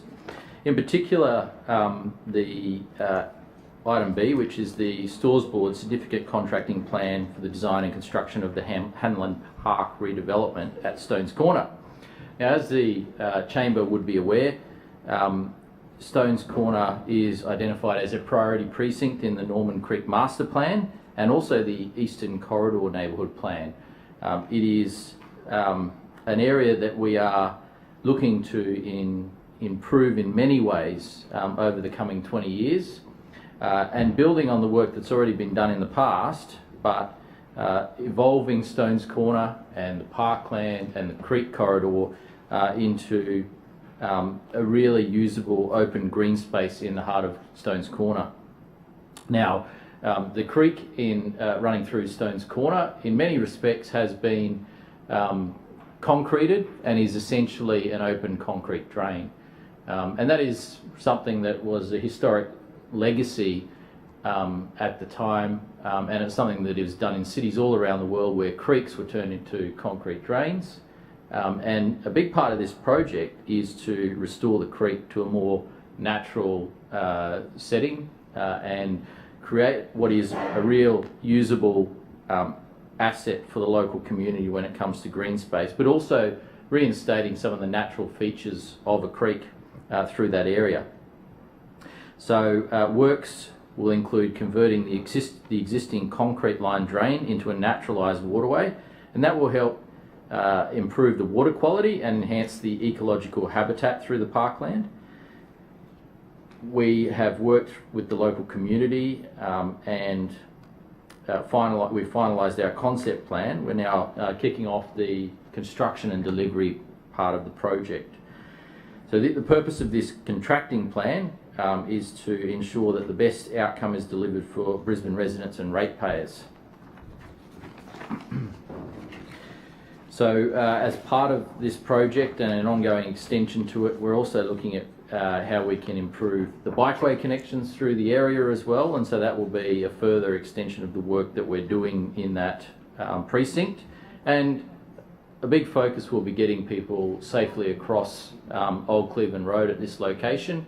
At the moment, there have been significant concerns raised by the community about getting across a number of busy streets, nonetheless, Old Cleveland Road, and providing access into local facilities like the East Brisbane, like the Buranda State School nearby. In relation to, so obviously this is something that I'm very excited to see progressing and something that is very positive.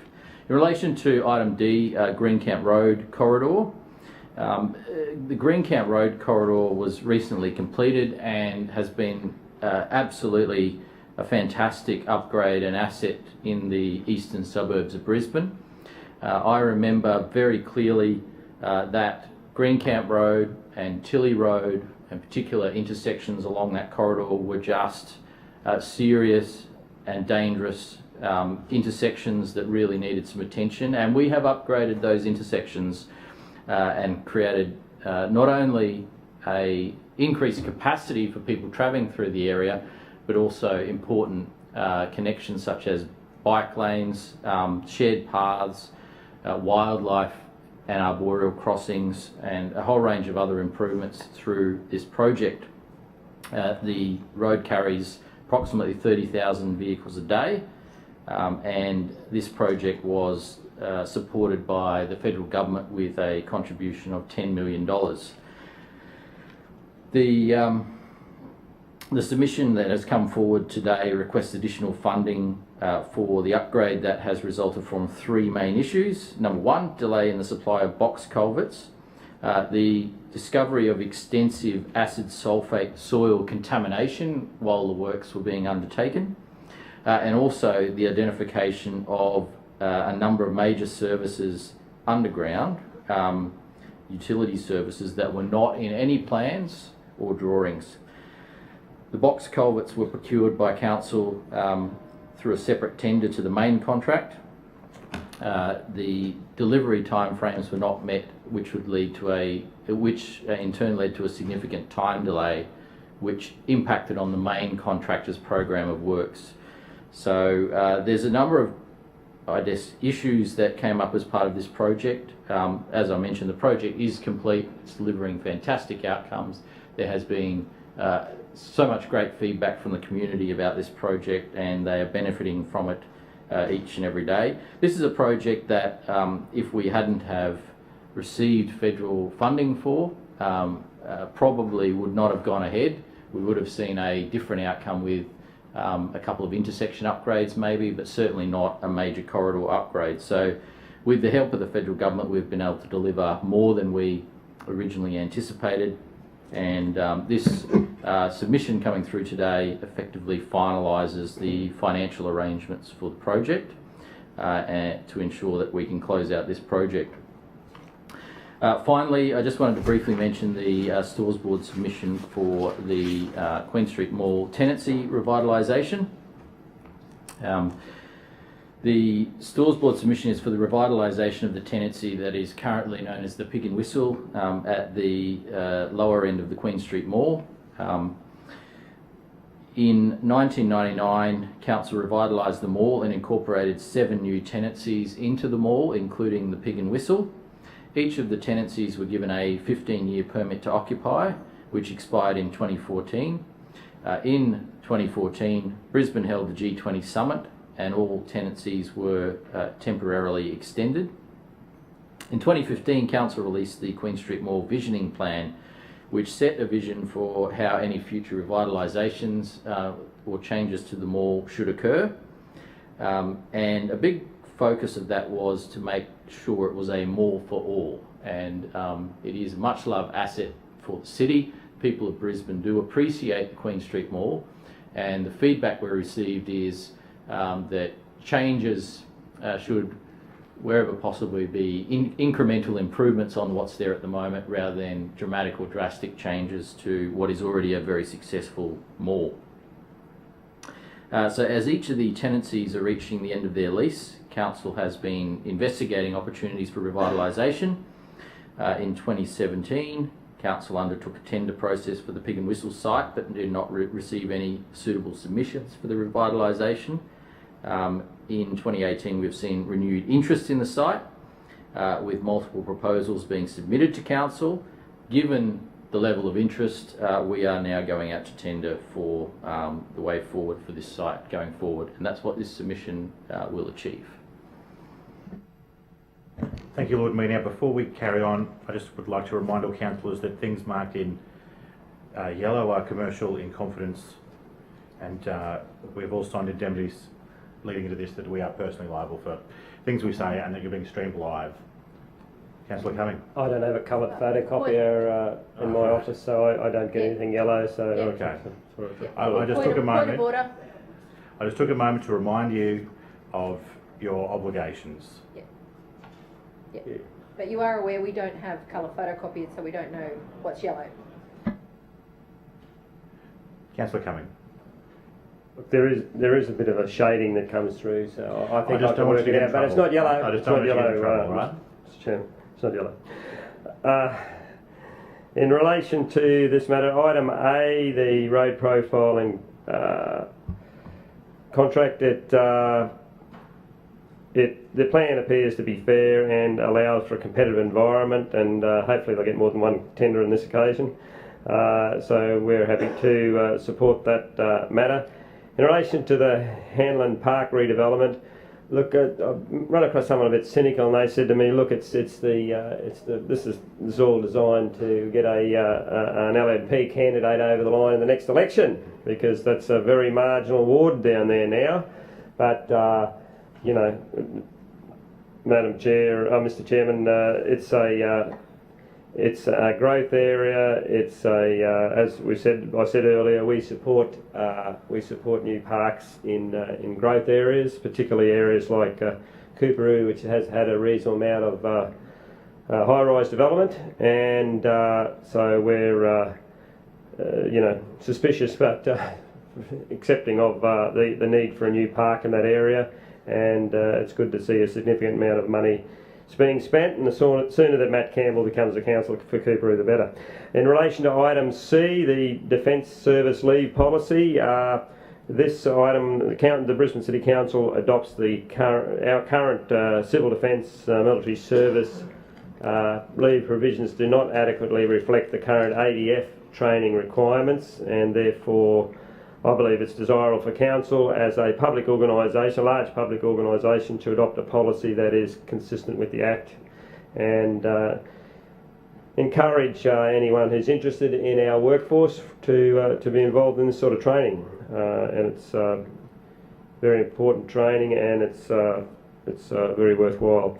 In relation to item D, look, I know the Lord Mayor had various excuses for the Green Camp Road cost blowout, but it's another. They're getting a track record, this administration, for cost blowouts. There was Tech 1, I think it was 27 million. Kingston Smith Drive, 47 million and counting, and it's happening over and over again. So this is yet another example of a blowout. It's most unfortunate. This is commercial in confidence. I really am concerned where commercial in confidence is used to restrict debate on cost blowouts. How is that commercial in confidence? I really query this one. And all I can say is that millions of dollars there's millions of dollars blowout on this matter, and percentage-wise, I'm told it's around 40-odd% increase in the contract due to the cost blowouts, which is a massive increase. It's made a contract far more expensive than it should ever have been. And it's a case of here a blowout, there a blowout, everywhere a blowout. And in relation to item E, with the significant contracting plan for the supply and delivery of trucks, I'm concerned about the vagueness of some of the language in this, and I'll point it out. It's page 17. And it's just one sentence there that sort of I found very annoying. The length of time which council decides to keep trucks may be subject to the whole of life cost. That's it. The length of time which council decides to keep trucks may be subject to the whole of life cost. Well, it is or it isn't. You know, surely there's a policy that says, you know, this is how we decide how long to keep vehicles, or you know, it's vague as anything, no explanation, and it's disappointing that that sort of wording comes to the council chamber. Yes. In relation to item F, another significant contracting plan.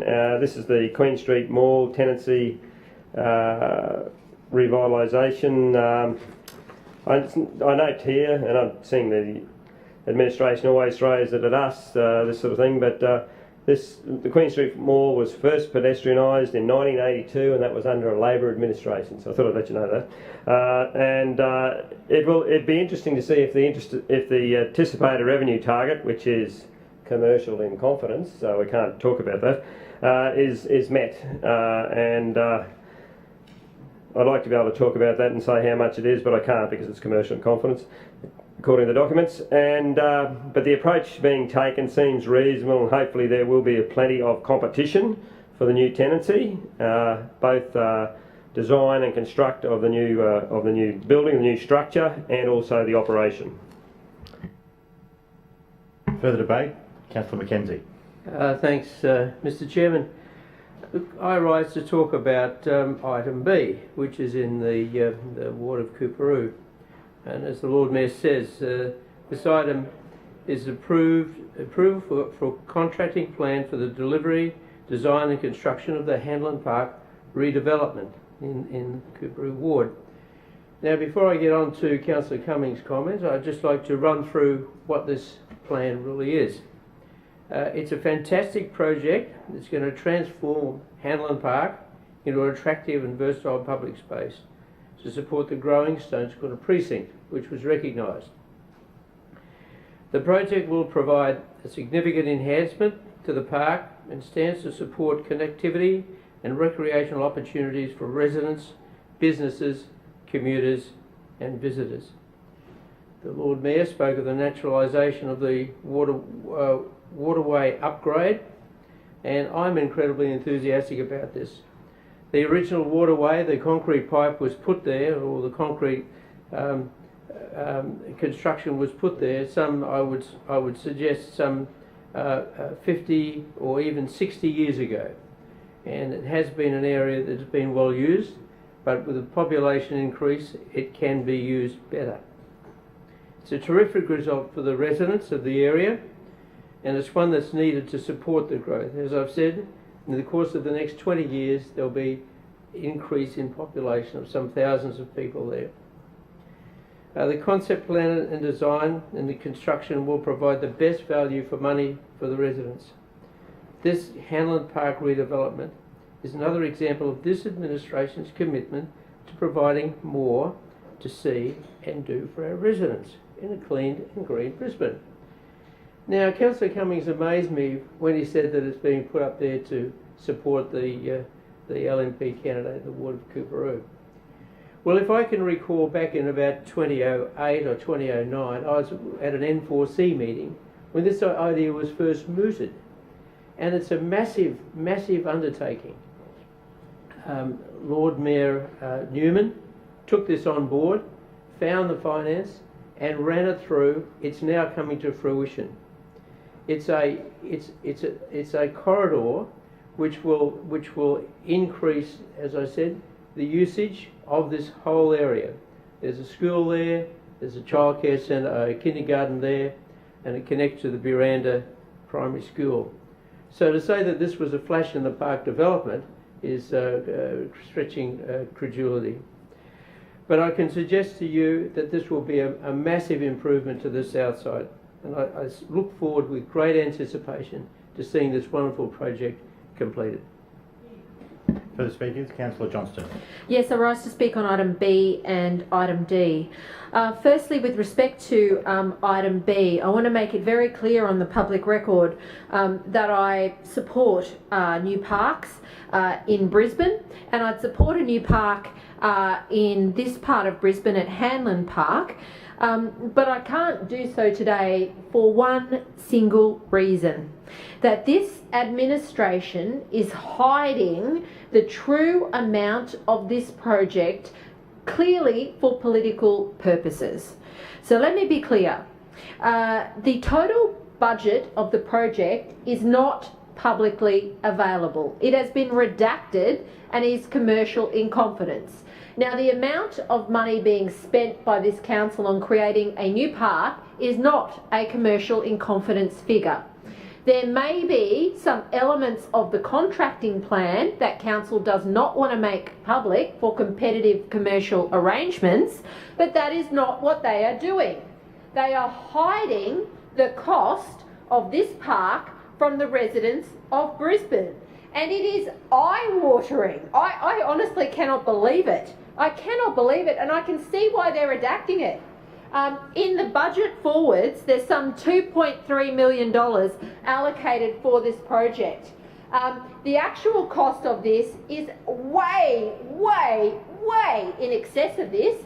It is unbudgeted in the budget. Presumably the Lord Mayor's going to go out with the soon-to-be councillor for Coorparoo Ward, stand there and for political purposes make a major announcement whilst redacting and hiding what he is doing today from the people of Brisbane. It is fundamentally wrong to hide the cost of a project that is not budgeted in the council budget. So we're being asked today to endorse a contracting plan that is unfunded. Let me be clear, there's no money in the budget to actually do this. It's so wrong, it is not funny. Now, do we need park improvements down there? Yes, I'm sure we do. Should it be a matter of secrecy? Should there be a protection racket being run for marginal LNP seat holders? No, there should not be. This should be on the public record. It should be a matter of... Johnson, there's a lot of murmuring going on. Can everyone just chill out and just listen for a moment? Thanks, Councillor Johnson. Sure. It should be a matter of public record how much money this council wants to spend on a major park, particularly where it's not budgeted in the council budget. I don't even know if we legally can do this. I mean, we're endorsing a contracting plan that's unfunded. I mean, okay, maybe they do it at the state and federal level, but I don't think that's good governance. But that's how our finance chairman rolls. She was happy to approve, you know, millions and millions of dollars being allocated secretly to a project while there's no budget allocation to support it. I don't think that is right. The poor governance and transparency around the expenditure of ratepayers' money has been a hallmark of this LNP administration, and it is appalling. It is appalling. If you want to build a new park in this part of Brisbane, go out there and tell the residents what you are doing. Let us debate it in full in this place instead of unreasonably restricting councillors from discussing the true cost of this project on behalf of the people of Brisbane.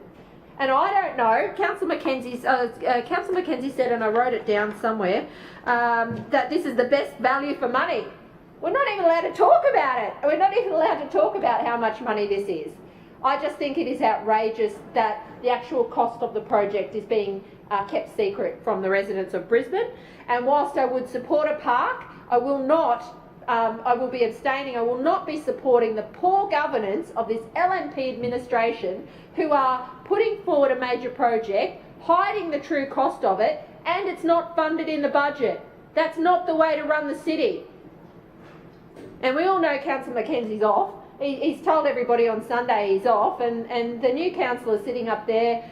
Meanwhile, you watch. Within a matter of a couple of weeks, the Lord Mayor and the new councillor will be out there announcing all of this. Meanwhile, we have to keep it secret, even though we're the elected officials that are supposed to approve and debate this today. It is absolutely wrong. I will be voting against the construction of the Green Camp corridor upgrade, again, because of the secrecy. I just cannot believe the way in which this has been done. A project was signed off, which included a significant contingency at that time, millions of dollars in a contingency at that time. When it started going bad, at officer level they authorised another, I don't know if I can, yeah, I think I can tell you that one. That one's not redacted. Another $1.5 million. And then it kept going bad. And now we're being asked to approve the second variation to this contract. So they used up all the contingency, they used up the extra funding that they requested at officer level, and now they're asking for millions of dollars from council to throw into this project yet again. And we are not allowed to talk about the actual cost of it.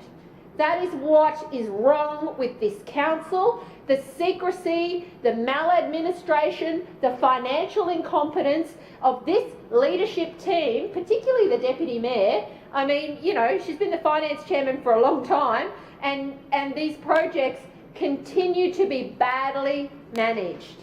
And Councillor Cooper's got to take some responsibility for this one. I mean, we know she tried to run for Deputy Mayor. Maybe she was too busy campaigning and just forgot to keep an eye on a major project. And now the people who have to pay for it are the residents of Brisbane. And I'm not allowed to discuss how much it is, because it has been redacted. It has been redacted. The residents of Brisbane will never know, because the LNP administration want to keep their hopeless financial management, their stuff-ups, secret from the residents of Brisbane. Page after page of what we are being asked to vote for as councillors today is redacted. Commercial in confidence. I hope everybody watching today, whether it's here, it's up at George Street, or it's at home in their own living room, realises that this is the way this administration has been operating for years. When there's a problem, they try and hide it. They try and hide it. They did this in recess. So we can't even question this because of the way our council processes work. And so it is outrageous in my view that they want to redact key critical financial information that should be in the public sphere, that the residents of Brisbane should be able to have, should be able to understand, should be able to make their own judgment about whether they consider it to be value for money, and we should be able to openly debate it as councillors of this place. But again, first day in the job, and this Lord Mayor is oversighting one of the most redacted E&C reports that I have ever seen come into this place. And we're talking about a new park and a road project. And he does not want the people of Brisbane to know how much it's costing them. That is wrong. Further speakers, Deputy Mayor. Thank you, Mr Chairman. I rise to speak on item B, C and F.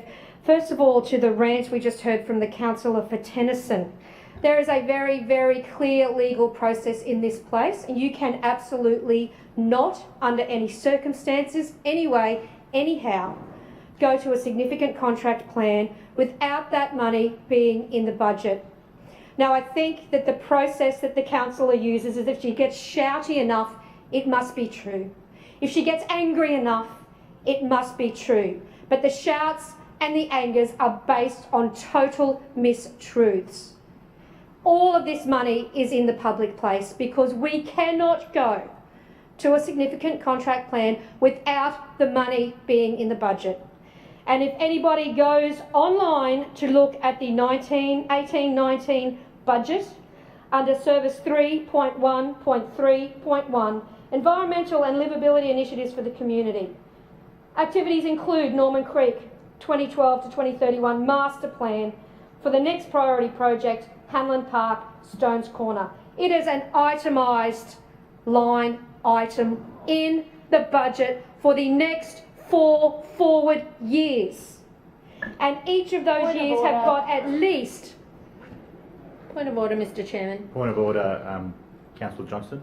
Mr Chairman, I draw your attention to paragraph 58 of the 55, 56 and 58 of item B, Hanlon Park redevelopment. And I draw your attention to the fact that the funds in there are Sorry, Councillor Johns, what's the nature of the point of order? Deputy Mayor. Thank you, Mr. Chairman. As I was saying, the line item there is very, very clear that there is at least 4 million this year, next year more, the year after and the year after. And I'm suggesting what Councillor Johnson just realised when she looked closely, that there's also a carryover as well. The money is in the budget. It is public information, and we would not be here with a significant contracting plan if the money was not in the budget. It is not legally allowed. To items C and F, item C very briefly, the Defence Force MOU. It is, we have always had an understanding that our council employees have leave if they're going into the reserve service, but we did not have enough leave in their requirements for what they need now when they're going on for the Defence Force requirements. So as part of good governance, obviously we've moved into this memorandum to make sure that our council officers can have that opportunity within their EBA arrangements as well. And with regards to item F, we are looking forward to a great outcome on our malls for all with the tender process for the lower tenancy towards Edward Street. We have been out to tender before. They weren't compliant. We do know now that there is some competition in the market, and we look forward to seeing a fantastic New World City outcome for this site. Further speakers? Councillor Shree. Thanks, Mr. Chair. I rise to speak on item B and also item F, as well as maybe briefly the Green Camp Road upgrade. I'll just start with a few comments on the Green Camp Road allocation. When residents of Brisbane ask me, hey, what's the deal with this change of leadership in the council administration, I see that they're talking about green space. I see they're talking about active transport and public transport. Has this been a big cultural shift within council? I actually point at projects like the Green Camp Road upgrade as evidence that no, there hasn't been a dramatic shift. This is a project that represents the clearing of a lot of vegetation and with a few tokenistic improvements to preserve some wildlife access, but it's essentially a big road widening project through an area that was of, and still is of, a lot of ecological significance. And I think it's a shame that the council continues to throw so much money at environmentally destructive road widening projects and comparatively little towards active and public transport. That's all I'll say on that matter. Just in terms of item B, I want to congratulate the council administration for the good work that's happening in the Hanlon Park precinct. I've played my small part in advocating for this project, and I know I'm not the only one. I want to congratulate the officers for their work and what must have been a difficult job in trying to balance the needs of different constituencies and different community groups within the community. I personally think that money thrown after park improvements and upgrades is money well spent, and of all the things that council spends money on, I think this sort of thing, restoring a creek corridor, revegetating, is a pretty good use of money. Having said that, I think this is costing us a lot more than it needs to, because we are privatising and outsourcing this work. When you privatise and outsource this kind of contract work, of course the private contractor is going to add on their profit margins and add in their own contingencies and overheads. So it would have been cheaper for us in the long term if we'd hired people with the relevant skills and done this work in-house rather than outsourcing to private contractors who are ultimately motivated by profit. I should also just mention that my predecessor, Helen Abrahams, also played an important role in bringing the Norman Creek Vision or Norman Creek Plan into effect, and I want to congratulate her for laying that groundwork and doing her bit as well to ensure that this creek could be revitalised. It's, I think, a tribute to her legacy and her commitment towards protecting the environment that this is happening today. But I do want to emphasise for all the councillors in this place, and particularly Councillor Hammond, that this don't let it stop here. the Wollongabba precinct was identified as a priority in the Norman Creek vision, and we really would like to see a lot more money spent on that stage of implementing the Norman Creek master plan, and there's no need to wait until Hanlon Park is done before we continue with other important stages of the project. Turning to item F, I just want to offer this suggestion to Councillor Adams and to Councillor Schrinner and to the administration in general. I understand that right now you're thinking about what the future will be for that part of the Queen Street Mall that's currently taken up by the Pig and Whistle. And I want to suggest to you that rather than bringing in another commercial lessee or privatising that space in some other capacity, that perhaps the best use of that very valuable inner city space in the middle of the mall would simply be as more usable public open space. So I know now you're going out to tender and you're going to test the market and you're going to see what offers people have. I can see the figures there that have been labelled commercial in confidence.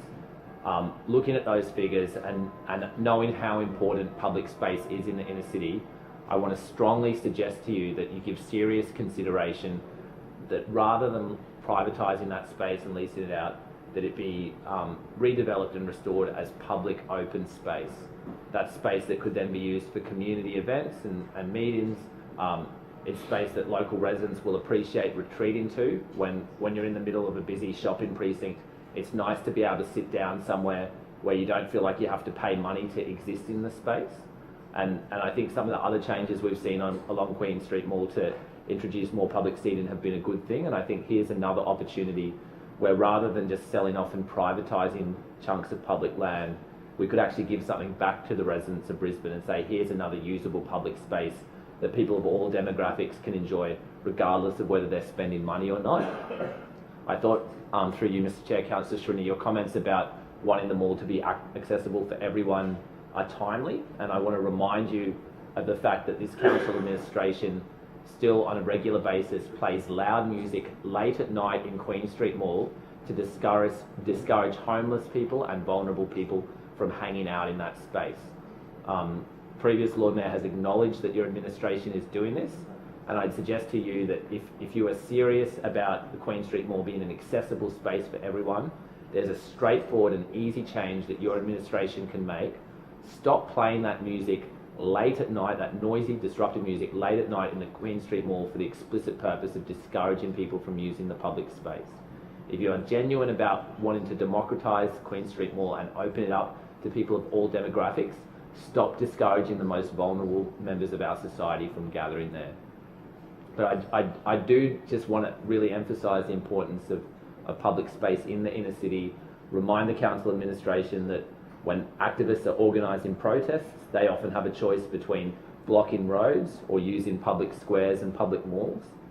If we provide those off-street public gathering spaces where community groups, where activists can gather for their events, that reduces the need for those groups to block roads and take over other transport corridors. So even from a transport planning perspective, it makes sense to open up more public gathering spaces in the middle of the city so that there's more room for those events. I've seen a couple of occasions in the past where King George Square has been used for one event, Redcliffe Place has been used in another event, and you end up with protesters having to block off major roads because they have nowhere left to gather, because all the other major public spaces in the middle of CBD have been privatised and commodified and taken up by restaurants and bars and other uses.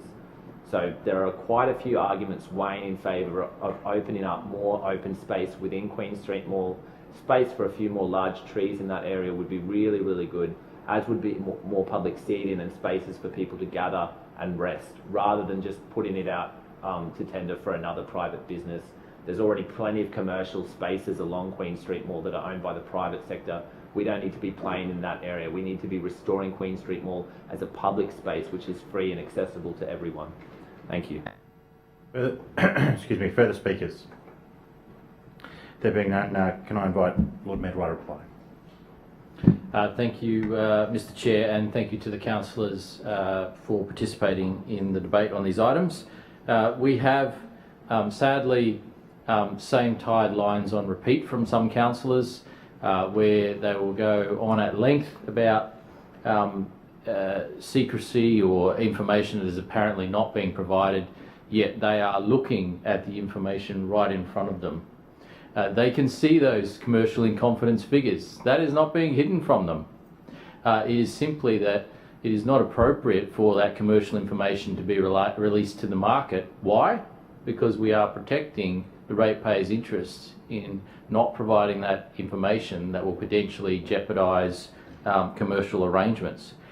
If Council were to broadcast all of its commercial in confidence information, that would actually impact on the prices that Council receive for tenders, and that impact would go up. There would only be one way for that, and that would be up. We know that when Council provides this information, we're providing it to councillors to help them make the decision, but it is commercial in confidence for a very good reason, that is to try and drive the best value for money for ratepayers.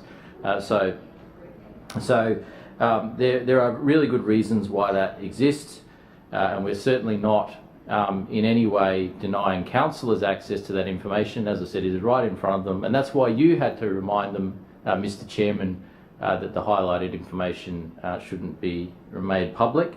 But the reality is we have seen all this information provided to councillors. I would also point out, though, that when it comes to the information provided on the Hanlon Park project, as Councillor Adams pointed out, this project is budgeted for, and indeed we couldn't go out to procurement unless the project was budgeted for.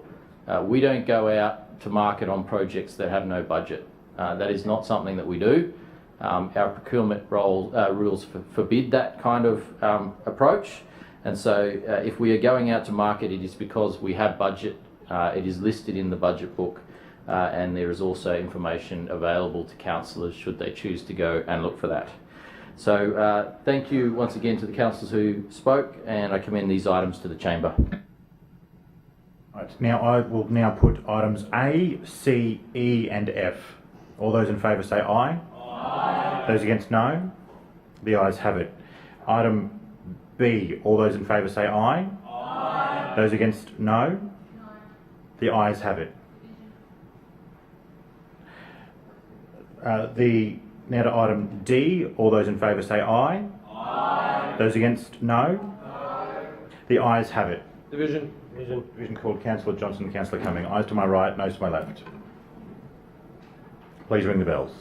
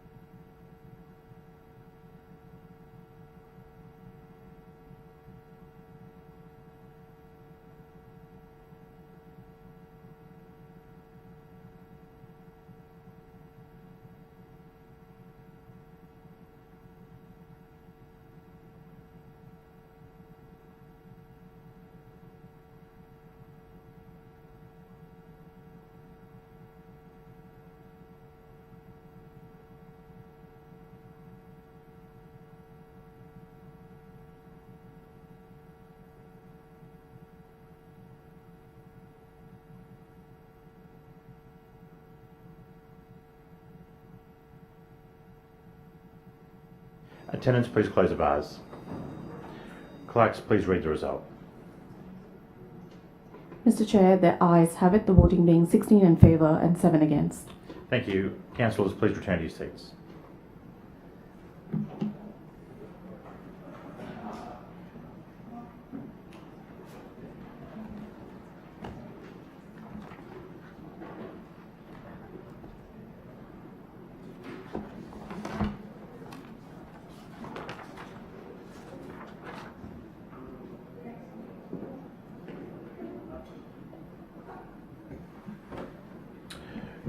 Councillors, can I draw to your attention the notation of decisions of the establishment and coordinate of the Councillor Hammond, the Environment, Parks and Sustainability Commission decisions, please. Sorry, thank you, Mr. Chairman. I move that the report setting out the decisions of the Establishment and Coordination Committee as delegate of Council during the autumn recess 2019 on matters usually considered by the Environment, Parks and Sustainability Committee be noted. Seconded.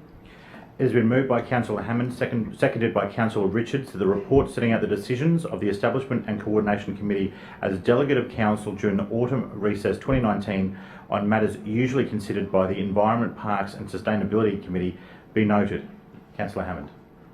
Thank you, Mr Chairman. First of all, I'd like to start. I took a question of notice from the committee this morning at the Heathwood Park petition for exercise equipment. I just want to answer that. They wanted to break down on the cost of the equipment, and the cost of the equipment was $71,895. I hope that answers the question for the committee this morning. I'd also like to, I took a question on notice from Councillor Cassidy during question time, and I'd like to return to it and provide an answer. The answer is, it's not very surprising that I had to take the question on notice, Councillor Cassidy, given that the sale you're referring to took place almost 10 years ago.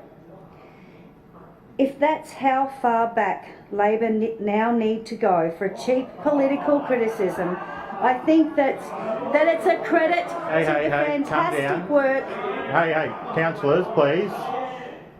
Councillors, please. Speakers will be heard in silence. Councillor Hammond. I think that I'll start again. If that's now how far Labor need to go back for a cheap political criticism, I think that it's a credit to the fantastic work that this administration is doing when it comes to bushland preservation in this city. The sale you refer to, 11 to 31 Bicentennial Road, Boondall, was approved back in November 2009 and involved a consultation process involving many areas of council. This includes the Natural Environment Sustainability, Local Asset Services and Transport and Traffic. Each area agreed that the sale was a benefit to council and the city. All subsequent development on that location all had to go through development approval process. I do wonder though how Councillor Cassidy has did he have a similar concern for the 8.5 hectares of Boondall wetland that the state government forcibly resumed and cleared for the Gateway Upgrade North project? Or perhaps the 4 hectares resumed and cleared by the state government in the Deagon wetlands for the same project? Councillor Cassidy, where were your concerns for the bushland preservation in Deagon Ward when the state government cleared approximately 6,500 trees in your ward? I didn't see any problems by those opposite when the state government sold off 5.99 hectares of bushland in Chermside, 818 Rhodey Road, Chermside West. This land is directly across from the Downfall Creek Environmental Centre. I remember quite clearly Councillor Norm Wyndham fighting for this land, and council offered to buy this land from the state government. The state government refused. This land, this 5.99 hectares of land, has significant koala habitat on it. I know for a fact that the Minister and the state pulled the development application in and approved 4 hectares of clearing of koala habitat. Where was Councillor Cassidy when all this was happening? No, I've worked that out. He was 20, so he'd left high school, Councillor Johnson. But where was he 10 years ago? This is what the question he brought up, Councillor Johnson, not myself. He brought up a question. He brought up a question 10 years ago, so that's why I'm answering the question, Councillor Johnson. This administration under Lord Mayor Schrinner is proud on its bushland preservation credentials. That's why this administration is on track to achieve its 750 additional hectares of bushland over the 4 years that we targeted for. That's why this administration has planted more than 130 trees as part of a environmental offset program since 2016, including 40,000 trees planted this financial year alone. That's why this Brisbane City Council has a 37% natural green cover and is on track of achieving 40% by 2031. So thank you for the question, Councillor Cassidy. But while you and your Labor colleagues spend your time fixating on the distant past, this administration look to the future and creating a clean, green, sustainable city for our residents. Back to what is in front of us today, there are seven items, all about park naming. 2 in my ward, park naming of Packer Place, which I've already spoken to at length, and place naming of Barry's Place in Chermside. I look forward to the debate. Further speakers? Councillor Johnston. Yes, thank you. I rise to speak on the park naming for Gracewell Memorial Park to name the laneway leading from Churchill Street to the Cenotaph Lieutenant Maurice Little Way. Can I just put on the record, I'm going to read my speech I read at Anzac Day with the announcement for the RSL, but I just want to put on the record and table some documents. If you looked at what's in this report, you would think that a request was made to Council and Council willingly agreed, and then they went ahead and they did this naming. And if you look at paragraph 25, you know, that's what's implied. So let me just give you a little bit of background about what actually happened, and I hope that Councillor King will take this on board as the way not to do this, which Councillor McLaughlin. Point of order. I'm sorry, Councillor Hammond. I'm sorry. Thank you. Councillor Hammond will take it on board as the way not to do it. On the 11th of December, I made a request after a meeting with the RSL, the Sherwood Indooroopilly RSL and the Oxley-Chelmer History Group, to name this laneway in honour of Lieutenant Maurice Little. The RSL was turning 100 this year, and they had asked me to make the request to honour their inaugural president, a First World War hero, and somebody who contributed very much to the veteran community in our district. And I table that request. And you might hang here, Billy, I've got another page. In response to that, less than a week later, Council came back and said Council would not be naming the laneway request after Maurice Little. And they told the RSL they could have a small bronze plaque on one of the new seats. Well, there aren't any new seats in there. Anyway, but let me be clear. The first response of this Council to a request I made on behalf of the RSL and the Oxley-Chelmer History Group was to say no, and I table that response. I know, you know, but if you read what's in the Council report before us today, you'd think that they'd said yes straight away. So now I've put on the record the fact that we had to have a fight just to get them to name this laneway. I had to go off to Council, I had to go to the divisional manager, I had to say, hang on, why are you saying no? The Council policy allows this to happen. And they came back and said, oh, there'd been a misunderstanding. And then they agreed to do it. Now, I hope that never happens. Well, it has happened again. And next week we'll have this same debate about what's going on. But let me be clear. Council said no to this very reasonable request. And if anybody wants to look, I have tabled those documents. But what I would like to do is very briefly read the key aspects of the speech I gave on Anzac Day to recognise Maurice Little, so that every Brisbane resident understands who this man was. And this is what I said. This year we commemorate an important milestone in our local history, the 100th anniversary of the Sherwood, now Sherwood Indooroopilly RSL sub-branch.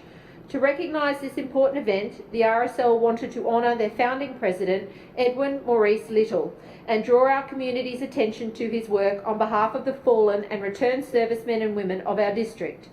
Today, Brisbane City Council officially names this laneway in Gracewell Memorial Park, leading to the cenotaph in his honour. Maurice, as he was known from childhood, was born in Barcaldine in July 1893. He later attended Brisbane Grammar from 1907 to 1909, and whilst at Grammar, captained the first 11 cricket team. After passing his exams, he became a teacher at the Brisbane Normal School, which is now known as Brisbane State High, and he later taught in Gladstone. He enlisted in September 1914 at the age of 21 years and was posted to the 4th Brigade, 15th Battalion as a sergeant and was later promoted to lieutenant. On the 25th of April 1915, a date that we all know well, 15th Battalion landed at Gallipoli at 4 p.m. in the afternoon and immediately moved up a narrow gully to an escarpment known as Quinn's Post, the furthest point reached by the Australians during the Gallipoli campaign. Here they established a defensive line and suffered significant losses over the weeks ahead. On the 24th of May, after a ceasefire to bury the dead, hostilities recommenced when a Turkish bomb exploded under the Australian trenches. In holding back the Turkish advance, Maurice had thrown 6 Turkish jam tin bombs that had been lobbed into the Australian lines back at the advancing Turks, when the 7th exploded in his hand. He was critically wounded, losing both eyes, his right hand and the use of his left knee.